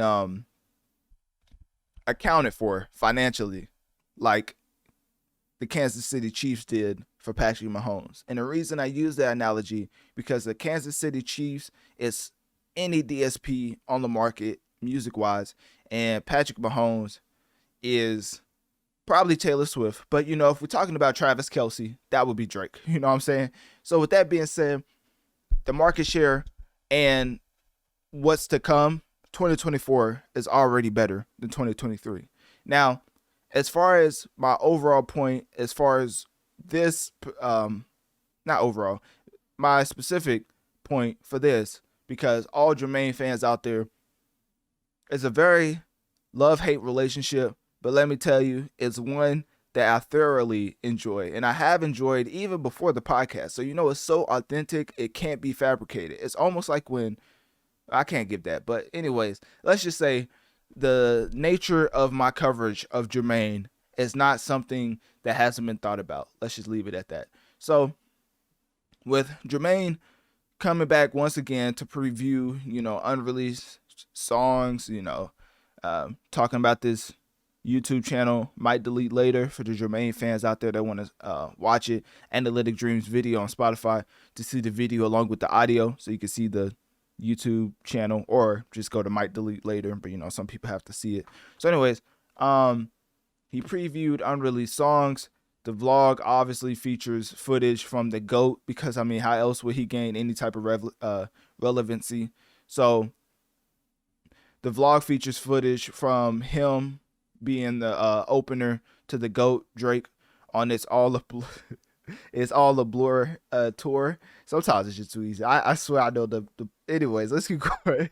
And then also Cole talks about the pressure to make hits from Jay-Z after signing to Roc Nation, which is a whole nother point in itself. I mean, I bet Jermaine fans out there don't even know that he was signed to Jay-Z, and it's not even an organic rise to fame, but it's okay. You know, he put in the groundwork, right? Cole also revealed that he has 6 iterations of the Fall Off album. It's almost like he knows he's trash. And then let's keep going. The vlog features appearances from Lil Yachty, Central C, The GOAT, Benny the Butcher, Conway the Machine, Conductor Williams, and Cameron and Boss. Because if you don't know, one of my favorite points, one of my favorite things about Jermaine is when he wasn't rapping, it was Cameron at the beginning of the off season. I think that was one of the more masterful uses of somebody's voice on an album. Pause. As the intro made it so like it was a grandiose set, and then Jermaine came out and did whatever, you know, people thought was quality. So with that being said, I do feel like the overall Cameron addition to the offseason was such a pivotal moment in setting the stage for what was to come. So for him to be back again for Might Delete Later Volume 2, no, not Might Delete. For him to be back again for the Fall Off album, which I would assume is being utilized in the same way Actually, probably not the same way. I don't think artists like to start off the album exactly the same way as they did the last time. So he may just be in there, just not at the start. But I'm not, what's the word? Juxtaposed to him just being at the beginning again. So, anyways, what else was I saying? Oh yeah, so that's basically covering Jermaine. I know fans of him, as delusional as they are, they probably still want to keep up to date with Jermaine. So with that set to the side, let's get back into my overall education of of the hip hop field. So back to my point. The reason why hip hop took such a steep decline was because of this genre called country. And that is why it's chess, not checkers. Because if y'all think that Beyonce doing a country album this year was a surprise, then you just ain't been paying attention. 7.83% increase in 2023 when it comes to market share overall. And that has went from 7.83% to 8.36% in 2024. And guess who probably was the impactor of that overall market share in the country genre? Obviously the country artist, but the one that's putting up numbers currently has a top 5 track in the world, Beyonce. Now, I don't know about the Benson Boone people out there that's going to talk about him, but let me tell you something. Let me just say, anything involving the word Boone and a white person is just very interesting, because it's almost like that microaggression territory, but we're not going to get to it just yet. You know what I mean? And for black people, y'all know what I'm talking about. Like anything with Boone and white attached to it is almost like they used to be something else as far as, labeling other black people something. But, that's just for the, that's for another platform. So anyways, what was I saying?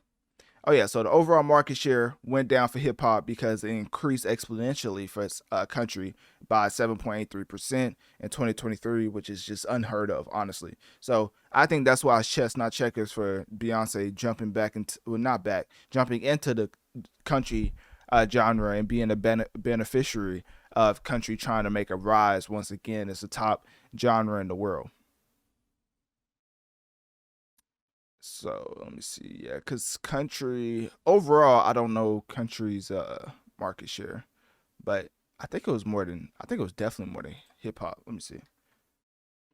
Because I know rock, they was in the low like 23% market share for. And usually, some people will be like, oh, we don't want to know about the overall market share, but it seems like this audience that I have really cares about when I go into the numbers, right? So I'm going to keep doing that. It's Analytic Dreamz. I do like to analyze these dream-like numbers because we are definitely talking about the 1% of the 1%. This is not everybody who's impacting these jump in numbers, or is not responsible for these jump in numbers, like, what's his name? Candy Mason. Yeah, the country guy who was saying the N-word every 2 seconds. See if I can find him. I mean, that's almost every country artist, but let me find the one I'm specifically talking about. Morgan Wallen, that was him. Yeah, the guy who did he did a song with Lil Durk. So some people say he got the pass, but that's just the public. I mean, that's not me. You know what I'm saying? But anyways, overall market share. And then it showed me the United States government market share. So, that's great. That's why I always do the numbers myself. So anyways, we don't have that right now. But let me see. As far as R&B, accounted for basically 30%. So 29.39% in 2023. You combine that with hip hop, and then you realize that, hey, we are still dominant, but not as dominant as we used to be. And in 2024, guess what? It's 27.31, and in 2023, it was around the 25% mark. So that's why I said, like, musically, hip hop is already better, much better than last year. And it's not even just straight statistics. Quality wise, our best rappers are coming out to rap. You know, regardless of what I think about Jermaine, people still believe he is, at this point, maybe the best rapper we have currently. Obviously for me, he's not even close. Like, you know, I would say Kendrick, Nicki, the GOAT, of course. Like, come on. And then Big Sean is coming back, so I'm putting him back up there in discussion. And who would come after that? I don't know. I have to think about it. So anyways, then we have, what else? That's basically it. I just want to get into the overall landscape, let y'all know that music-wise, it seems like we're getting back on track. And it's only because our big dogs are starting to pop back up. And I'm not even talking about Jermaine, because of course, you know, he does what he does, and people accept it or seem to accept it. So, me personally, I'm always going to keep reiterating my statement that he is just the most overrated hip-hop musician of all time. I would say that. Producer-wise is a reason why he stopped producing his own music. Rapping-wise is a reason why he's coming to the forefront now, simply because our top two stopped rapping for a minute. Kendrick stopped rapping for like what seemed like a decade. Big Sean just completely disappeared after Detroit 2. And Nicki just put out her best album of last year, like ever. So, you know, just recently people are starting to, you know, come around to my sentiments on why I think J. Cole is so, you know, overrated. And then when it comes to the market share, because that's what everybody brings up, oh, platinum with no features, platinum with no features. Like, in your prime, it probably helps you to not have features because people want to hear from you. So it's almost like the other top five, if they didn't drop a album without features, they wouldn't go platinum. Like, you talking about Kendrick dropping an album without features, he wouldn't go platinum. We're talking about Future. Are we talking about Tyler, the Creator, Travis Scott, Drake? Like, it's just so many people that could drop an album with no features and then it go platinum. But, you know, hey, he got that nod, right? It's almost like ESPN. Hey, he's the best rapper at 3 p.m. on a Tuesday when the clowns are out doing in the circus, right? You know, just such a crazy stat. But hey, I guess he's number one. So that's how it always is talking to Jermaine fans. It's just so the numbers are so, is it inconspicuous? I think that's the right word. Like, there's just no pinpointing to why they actually think Jermaine's the best. Because if we're talking lyrically, it's Kendrick. If we're talking overall impact, it's definitely Drake. And then if we're talking combination of both, it's still Drake. So, and if we're talking about top five, I don't have to keep listing them. Like, I've already listed a bunch of artists. So I think people think like I just be straight up hating, but I actually be serious. Like, I think he's the most overrated hip hop musician of all time. Because overrated means you're rated in a position that I don't think you're supposed to be at. And for him, I mean, top three is like the most egregious one. Like, top three, like, Future just don't exist. Kendrick must not exist. Drake must definitely not exist. Nicki must not exist. Travis Scott must not exist. Kanye, like, it's actually crazy the way Jermaine fans think. But what else? I went on a whole tangent. I said I wasn't going to get back into that because it's just so obvious. And then getting back into the pandering when he was like, "Oh yeah, Sexy Red, you so dope." Like, hold up, let me bring this full circle to close out the segment, right? Let me find this again. Nah, you hard. Like I definitely didn't only hear about you because you helped Drake get a number one. Like, nah, you just came across my radar organically. How you doing? Man, it's nice to meet you. Nice to meet you too. See, look at this. Look. Yeah, I fuck with you great. Man, you so hard. Man, this man's so fake. I ain't gonna lie to you. That's like, you can't make this stuff up, I swear. But anyways, hey, I guess I'm hating, right? He just found Sexy Red hard organically. Not because of the number she putting up or helping the GOAT put up. He was like, yeah, if you can help me do that, but little do he know. Anyways, I think that's basically it. We're not gonna get into Jermaine too much because obviously he's putting out an album. I've already been talking about this for a minute. So this is the biggest thing because I wanted to just use Jermaine to basically get into the education side of hip hop and let y'all know how we looking as far as in totality. because when it comes to market share, we're already doing better than last year. And so that's a dub in itself because they're trying to get us out of here with this country music. And that's why I also said it's chess, not checkers, because that's why Beyonce's getting to the country genre. But I don't want to, keep talking in circles. So basically, click my link tree in my bio. Let me know on one of my social medias. What do you think about Jermaine dropping, whatever he dropping, sometime soon? It's called The Fall Off. Pretty ironic. But yeah, what do you think of that? And also, as far as the overall landscape of music, do you think that 2023, do you think that 2024, when it comes to hip hop and R&B, is already better than 2023?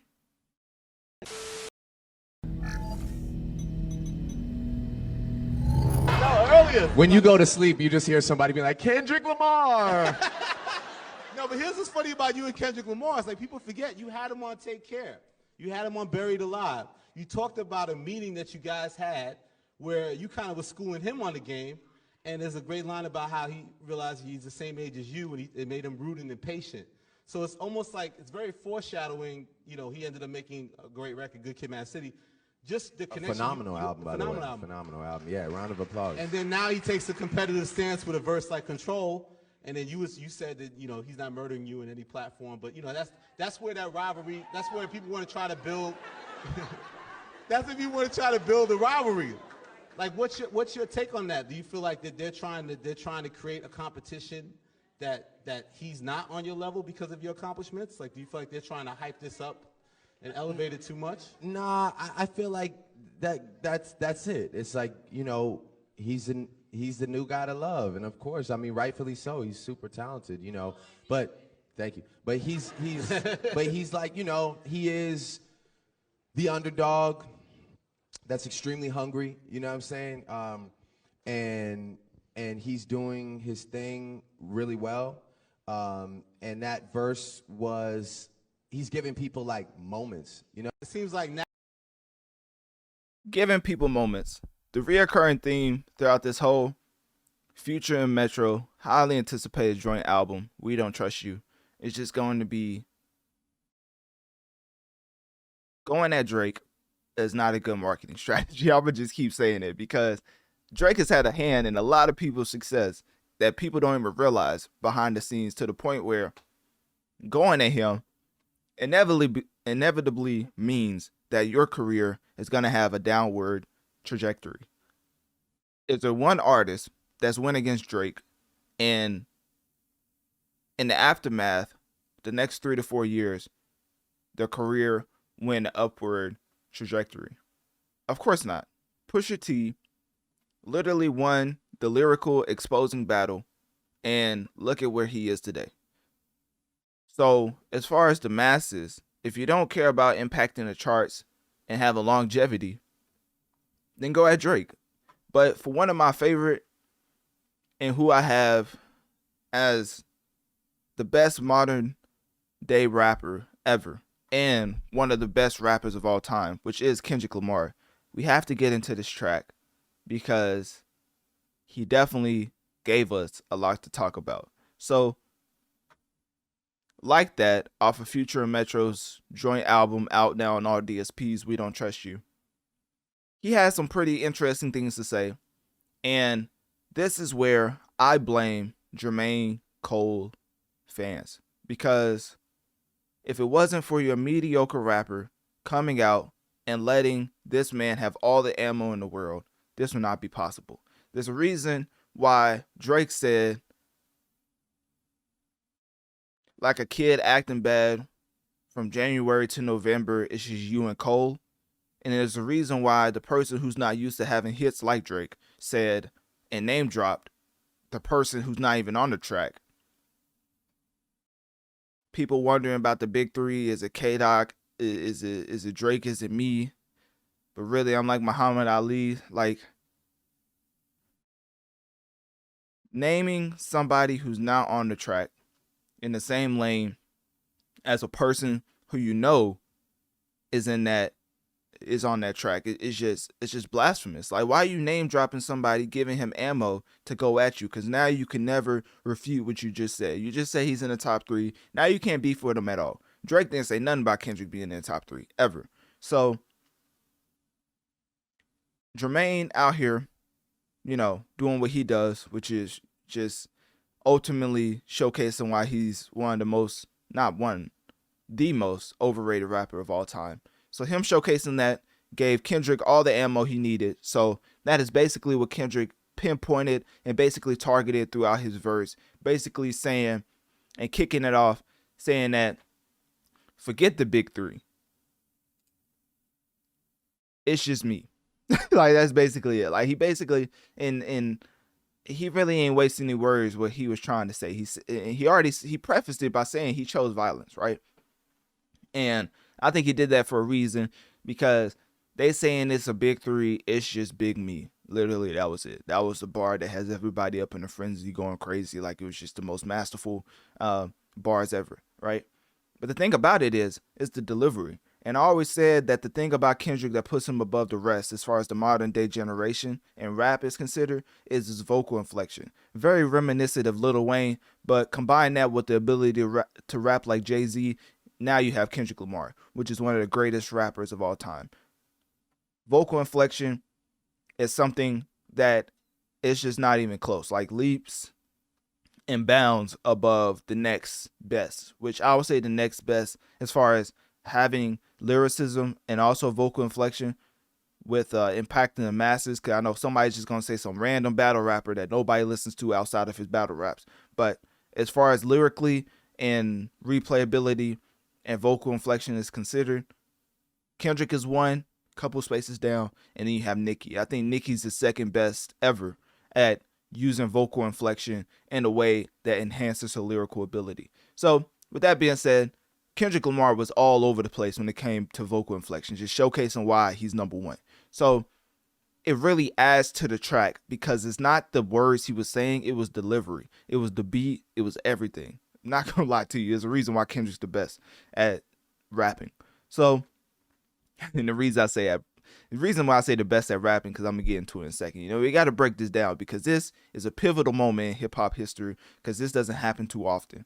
Because he basically name dropped him without saying their name, but everybody knows who he's talking about. Because he literally said first person shooter. Who made first person shooter? Literally last year, Drake and J. Cole. So he said, forget sneak diss, and this is basically where it started. So this one, you know, because he kind of prefaced it at the beginning of his verse, you know, people talking at their necks. I choose violence. What was the Melly one? Yeah, he said, forget rap. I'll diss Melly Mel if I have to. Basically letting you know that he's about to go crazy. Like, he's about to let you know that this is really not serious. It's for the love of the sport, which is why he basically said he would diss Melly Mel if he had to, which, because, you know, there's no reason. So he's basically just letting you know this is for the sport. So it's nothing too serious, but he's about to go at them. So after prefacing that, he finally gets into his bars, right? He says, forget the big 3. It's just big me.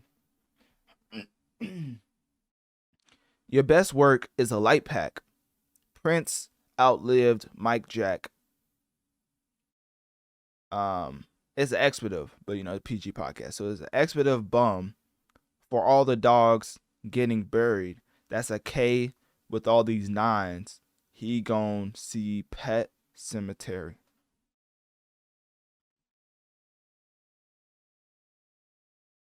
I'm just whelmed. I'm not overwhelmed.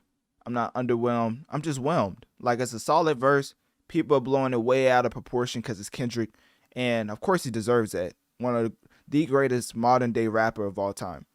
But when it comes to the overall musical aspect, him comparing himself to Prince, I mean, somebody has to say it. It's just straight blasphemous. Like, if anybody's to be compared to Prince in hip hop, it's Mr. West. Like, come on now. Kanye West is the only actual person you could compare to Prince when it comes to just the overall message and the overall production. So when you talk about these hip hop rappers comparing themselves to Prince, it's just very, very egregious and should never be done, even by Kendrick. So that should be saying something as far as the praise I give to Prince. But anyways, I see what he was going at as Michael Jackson had more commercial appeal. Drake obviously has more commercial appeal, which is not even close. So now they can't talk about numbers. So now what they're going to talk about, something that's subjective, which is quality. Quality is something that in music is very subjective. So now you can move the goalposts. Oh, I'm going to outlive you because my music's better. Well, that's subjective. Well, you know what's not subjective? How many number ones do you have that's captivated the masses? Usually that's a pretty good litmus scale and what people prefer as far as listening to the rest of the musicians. And people chose Drake 9 times out of 10. You know, maybe you had your one when you outsold him back when he put out More Life and you had Damn, but hence that album title, you ain't had none since. Like, come on, man. Like, as far as topping the GOAT, you haven't had any statistical accomplishment over Drake since. So, anyways, now we got to move the goalposts and just talk about quality, right? And how it comes from the soul and how everybody gravitates to it because it comes from the soul, even though Drake had 3 number ones off of one album that he just put out last year. Anyways, so back to Jermaine, which is the main reason why Kendrick has ammo in the first place.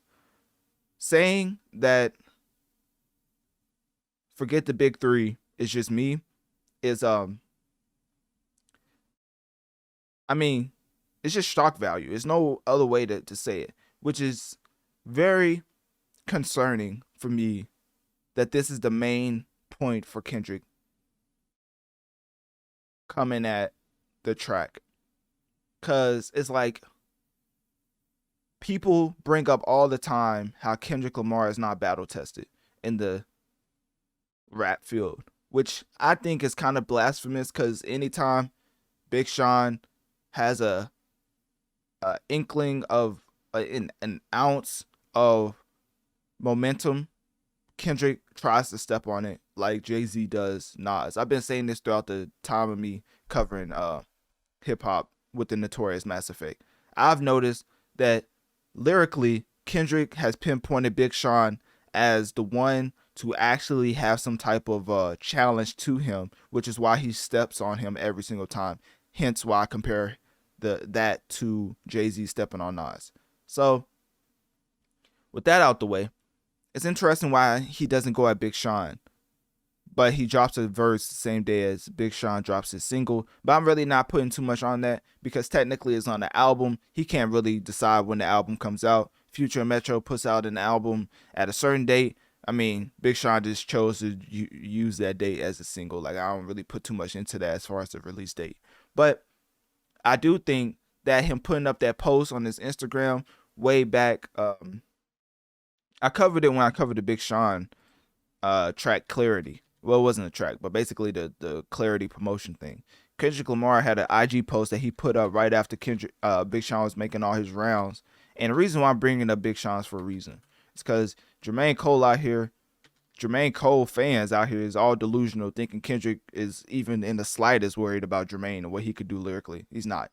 So Big Sean is the person that he's pinpointed as the most, as the biggest threat to him being seen as the best rapper. Because I think Big Sean's the one that could go at him. So let me see. It was an IG post.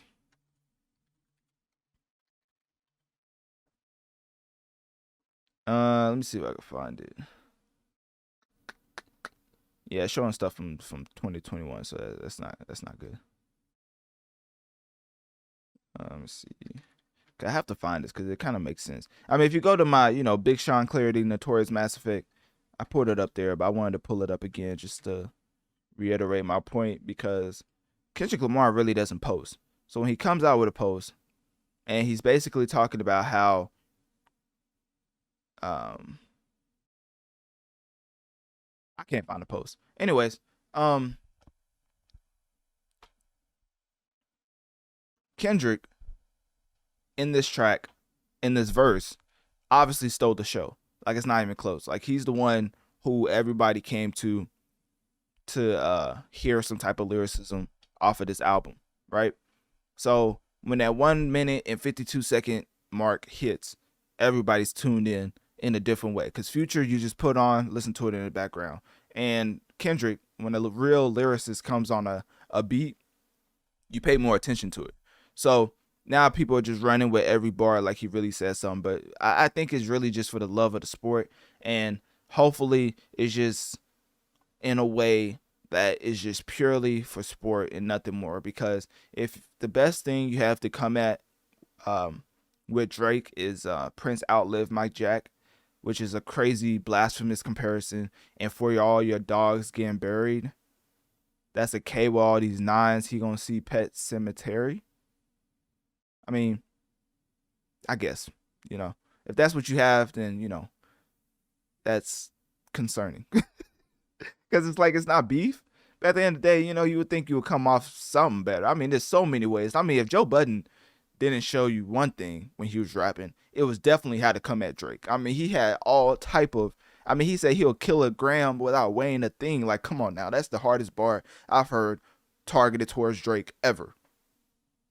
This man's last name is Graham. Y'all can't do something more creative than talking about for all the dogs. Like, it's just sad. But anyways, it's the greatest rapper of the modern generation. That's why it's concerning, because it's like, dang, like, Drake may really be invincible in this rap game. Sad day, but when Drake responds, best believe it's going to be more than a light jab for the competitive nature. It's going to be very, very hitting to the core. It's probably going to be something where Kendrick has to respond. Because you already know, when you have certain prospects as far as the top 3 rappers, you have contingency plans on some Batman type beat set aside just in case he wants to pop out and say something crazy. So I already know Drake has something coming for him. I can't wait to hear what it is. He's probably going to pinpoint how, Kendrick Lamar always raps about his uncle, big cousin's life and not his. So that's probably what he's going to exploit. But if you didn't know that, you probably will when Drake starts rapping. So anyways, what else? That was basically it. Yeah, so Jermaine fans out there, this is all on y'all. The only reason he had ammo, you see he didn't go at anything Drake said. It was just basically talking about the album title and comparing himself to Prince, which both of them was just mediocre and very it just left me very whelmed. So, anyways, at the end of the day, click my link tree in my bio. Let me know on one of my social medias. What do you think about Kendrick's verse off of Like That? And what is your takeaway from it? And what is your favorite part of his verse off of Like That? And do you think that Drake and J. Cole should respond?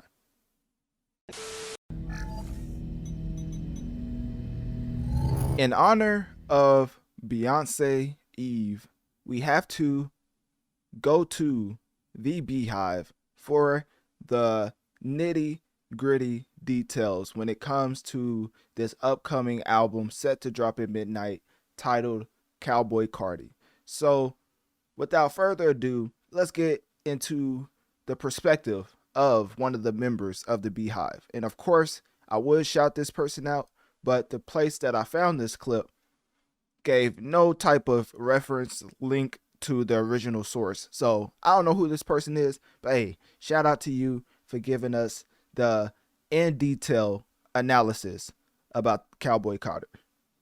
Talk about the social and political undertones of Beyonce's new album, Cowboy Carter. After marrying rapper Jay-Z in 2008, Beyonce Knowles became Beyonce Knowles Carter, but many think her album title is referencing a different Carter. The Carter family was a family folk act active from the 1920s to the 1950s. 1920s to 1950s. Make sure to get your pen, paper, maybe a pencil just in case you write something wrong down on the paper. But got to keep up with what this person is saying, because obviously this is not the easiest to follow. So you got to keep up with what she is saying.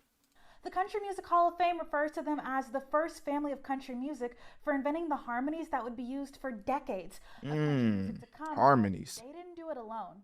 They were influenced by African-American musician Leslie Riddle. Riddle composed music for the group, and Maybelle Carter credited Riddle with teaching her the bottleneck style of guitar picking that she was famous for. Bottleneck. In an Instagram caption, Beyonce explains that this album was born out of an experience that she had years ago where, quote, I didn't feel welcome, and it was very clear that I wasn't. In 2016, Beyonce received backlash after performing at the Country Music Awards. She goes on to explain that the criticism she faced when she entered the genre forced her to, quote, propel past the limitations that were placed on her. While we won't know for sure unless it comes from the Queen Bee herself, Many think Beyoncé veering first into house music with Renaissance and now country music with Cowboy Carter is her way of reclaiming Black people's place in genres that they helped to originate. Let's take it a step further. On this limited edition cover of Cowboy Carter, Beyoncé's pose mirrors that of the Statue of Liberty, an American landmark known for welcoming people into this country. Okay, so the pose that she is talking about is on Beyonce's Instagram right here. So Analytic Dreamz video for the video version along with the audio. But basically this is the pose that she's talking about in the expert analysis, of course. So this is the pose she's talking about. Is this safe for work? This video is a little Kim K-ish. But anyways, let's keep going. You know, hey, no beehive slander coming from me. I was just making a astute observation. All right, let's get back into the analysis.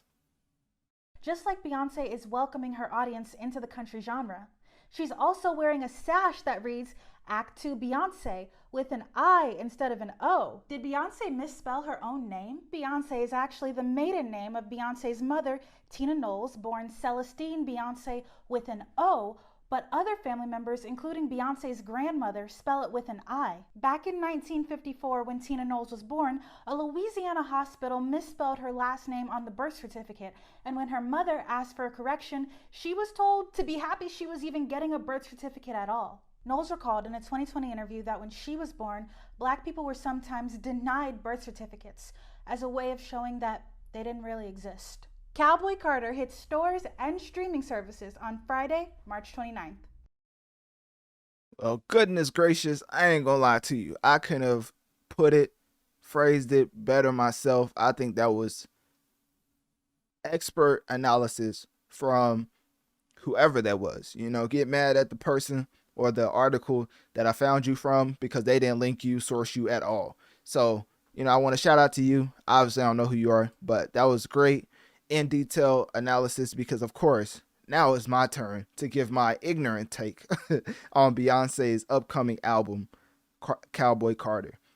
Now, I would like to say I am a part of the Beehive, seeing how her music, when it comes to her peers, is a significant drop-off in quality. Now, The Dream, which if you don't know, is a major play when it comes to the penmanship of what Beyonce ends up saying in her albums. But regardless of that, the performance of Beyonce, I think, is leaps and bounds above the competition. And if you don't believe me, I mean, just look at a lot of the groups as far as Destiny Child and when she broke off, and she still even had a bigger career when she was on her own solo-wise. And the people that she was with on Destiny Child obviously wasn't no slouches themselves. So for her to break off from that group and still have not even a steady fan base, but a explosion of fans, it really showcases how talented she is, even when she's left to carry the whole project load by herself. So anyways, basically, this album has a lot of socio-political elements that you can have a lot of discourse around, whether we're talking about American symbolism, blackness, justice, reclamation. There's a lot of things that when you get into Beyonce, and especially her marketing team and the people surrounding her, they are showing you things that is referring to things beneath the surface. It's not surface level whenever you get to a Beyonce type rollout. So when you get to Cowboy Carter, seemingly being based off her name, but then we realize it's a music group back in the 1950s, then you realize that they may have put a little bit more thought into a Beyonce album than we once thought that they did. Now, that is one of the things where a Beehive comes together like Voltron to figure out all these little behind the scenes Easter eggs and things of that nature, which is why I played that video at the beginning. Because for me, obviously I'm a Beyonce fan, but I'm not able to acknowledge every single Easter egg that's ever came out about Cowboy Carter. So I would like to throw it to other people who are more knowledgeable about Easter eggs than I am. But as far as the overview, what I can tell you is that it's very surprising. Well, technically, it's not surprising because she only has 2 tracks out from that album currently. But when you look at the charts, which is something I do, you know, calling myself Analytic Dreamz, you know, we got to analyze these numbers. So Texas Hold'em, which is one of the 2 tracks that she put out, is still on the charts and is surging to a point where I feel like it was to the detriment of the second track. I believe both of those tracks, which is Texas Hold'em and 16 Carriages, should have had staying power on at least the top 100, if we're not even talking about top 50. But from my research and for what I've cross-referenced and everything, basically, Texas Hold'em has been on the charts for 6 weeks, which means 16 Carriages has been on the charts for 6 weeks, and that track is no longer to be found. Now, do I think it would make a resurgence once the album comes out? Of course, because you can't tell me that nobody's listening to 16 Carriages. It's just not top 100 when it comes to the Billboard Top 100 charts. But with Texas Hold'em, ironically, holding such a strong position at number 6 when it peaked at number 1, I think that's a testament to her music making ability. And if you think about it, number 1s are hard to come by. I mean, this year alone, I think we had Ariana, Jack Harlow, Kanye and Ty Dolla $ign and Beyonce get a number 1 track in the world. Oh, and Zach Bryan and Teddy Swims. Basically, you get the point. Like, you can get number 1, but as far as the staying power, that's what's harder to do, because I think Megan Thee Stallion also had a number 1. So with Teddy Swims having a number 1 and it being mostly number 1 or number 2 for 32 weeks straight, that's more telling as when it comes to staying power on the charts. And another track that was number 1 for a significant portion of time was Jack Harlow, Lovin' on Me, which that track was on the charts for about 19 weeks, and I think it was number 1 for majority of those weeks. So basically what I'm saying is number 1s are hard to come by, but what's even harder, which is, it may be even harder than getting a number 1, but having a number 1 for multiple weeks, I think that's more telling than having a number 1 and it completely dropping off the charts. Not trying to throw any aspersions towards Megan Thee Stallion fans, but that track, just when you look at the charts, it's just non-existent, and it was a number 1 track in the world. Do I think that's a little fishy? No, not really, because the premise of the success of that track was based off of beef, and after a week or 2, people just didn't care about that track anymore. But regardless of that, getting into the rest of the album details, because of course it's Beyonce Eve, so we have to give her the certain spotlight and highlight that you do for high quality premier icon legendary acts in just the music creation. Beyonce is one of the more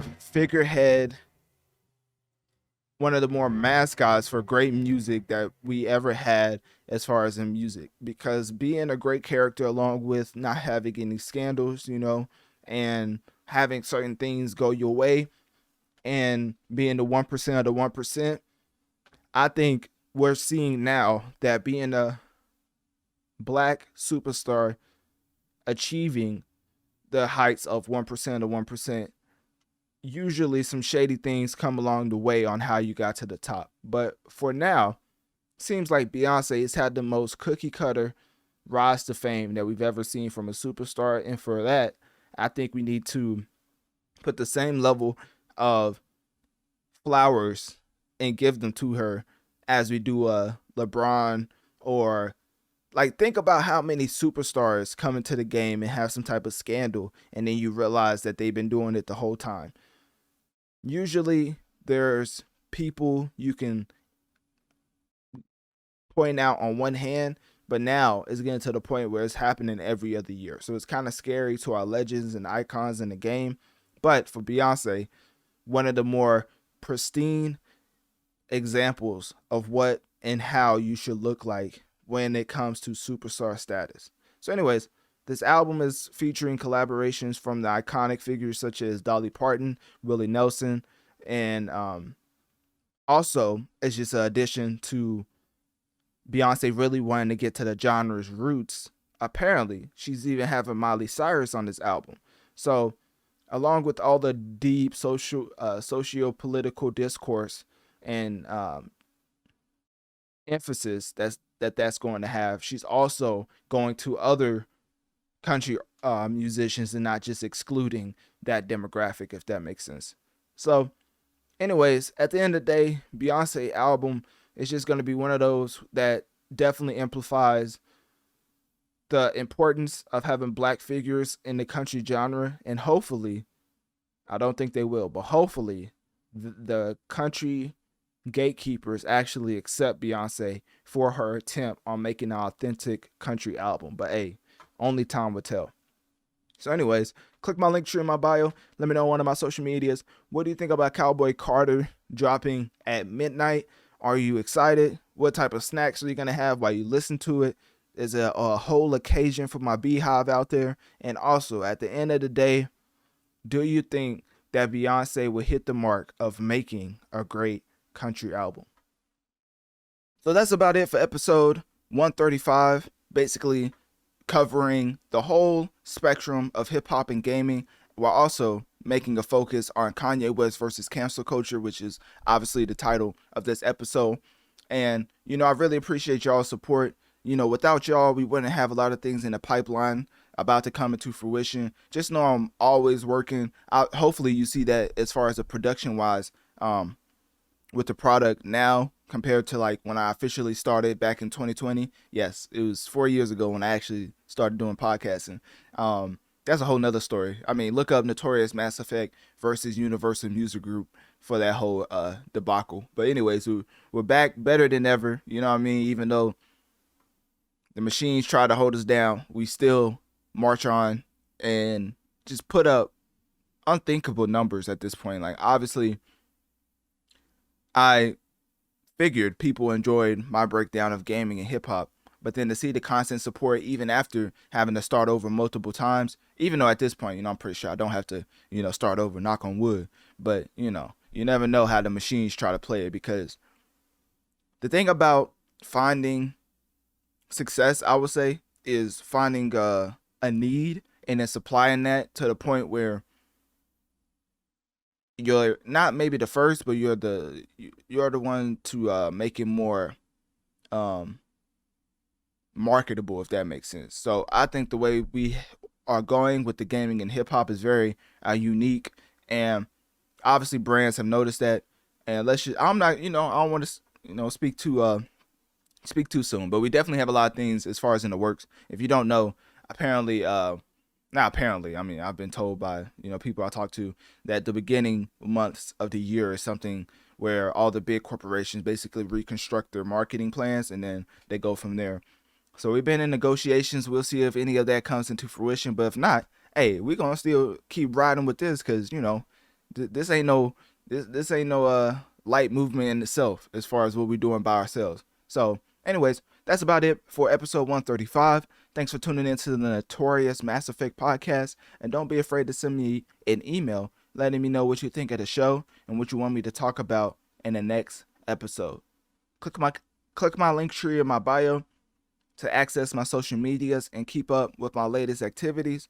If you want to support the show financially, click my Cash App link located towards the bottom of my link tree, as it helps the show overall. Make sure to share this podcast and rate this 5 stars on whatever platform you are currently listening on, as this helps the show reach more people so we can grow together and affect the masses. Also, almost hit the milestone of 3 million downloads, and when we do, best believe, I will let y'all know. But until then, thank you for tuning in to another episode of the Notorious Mass Effect.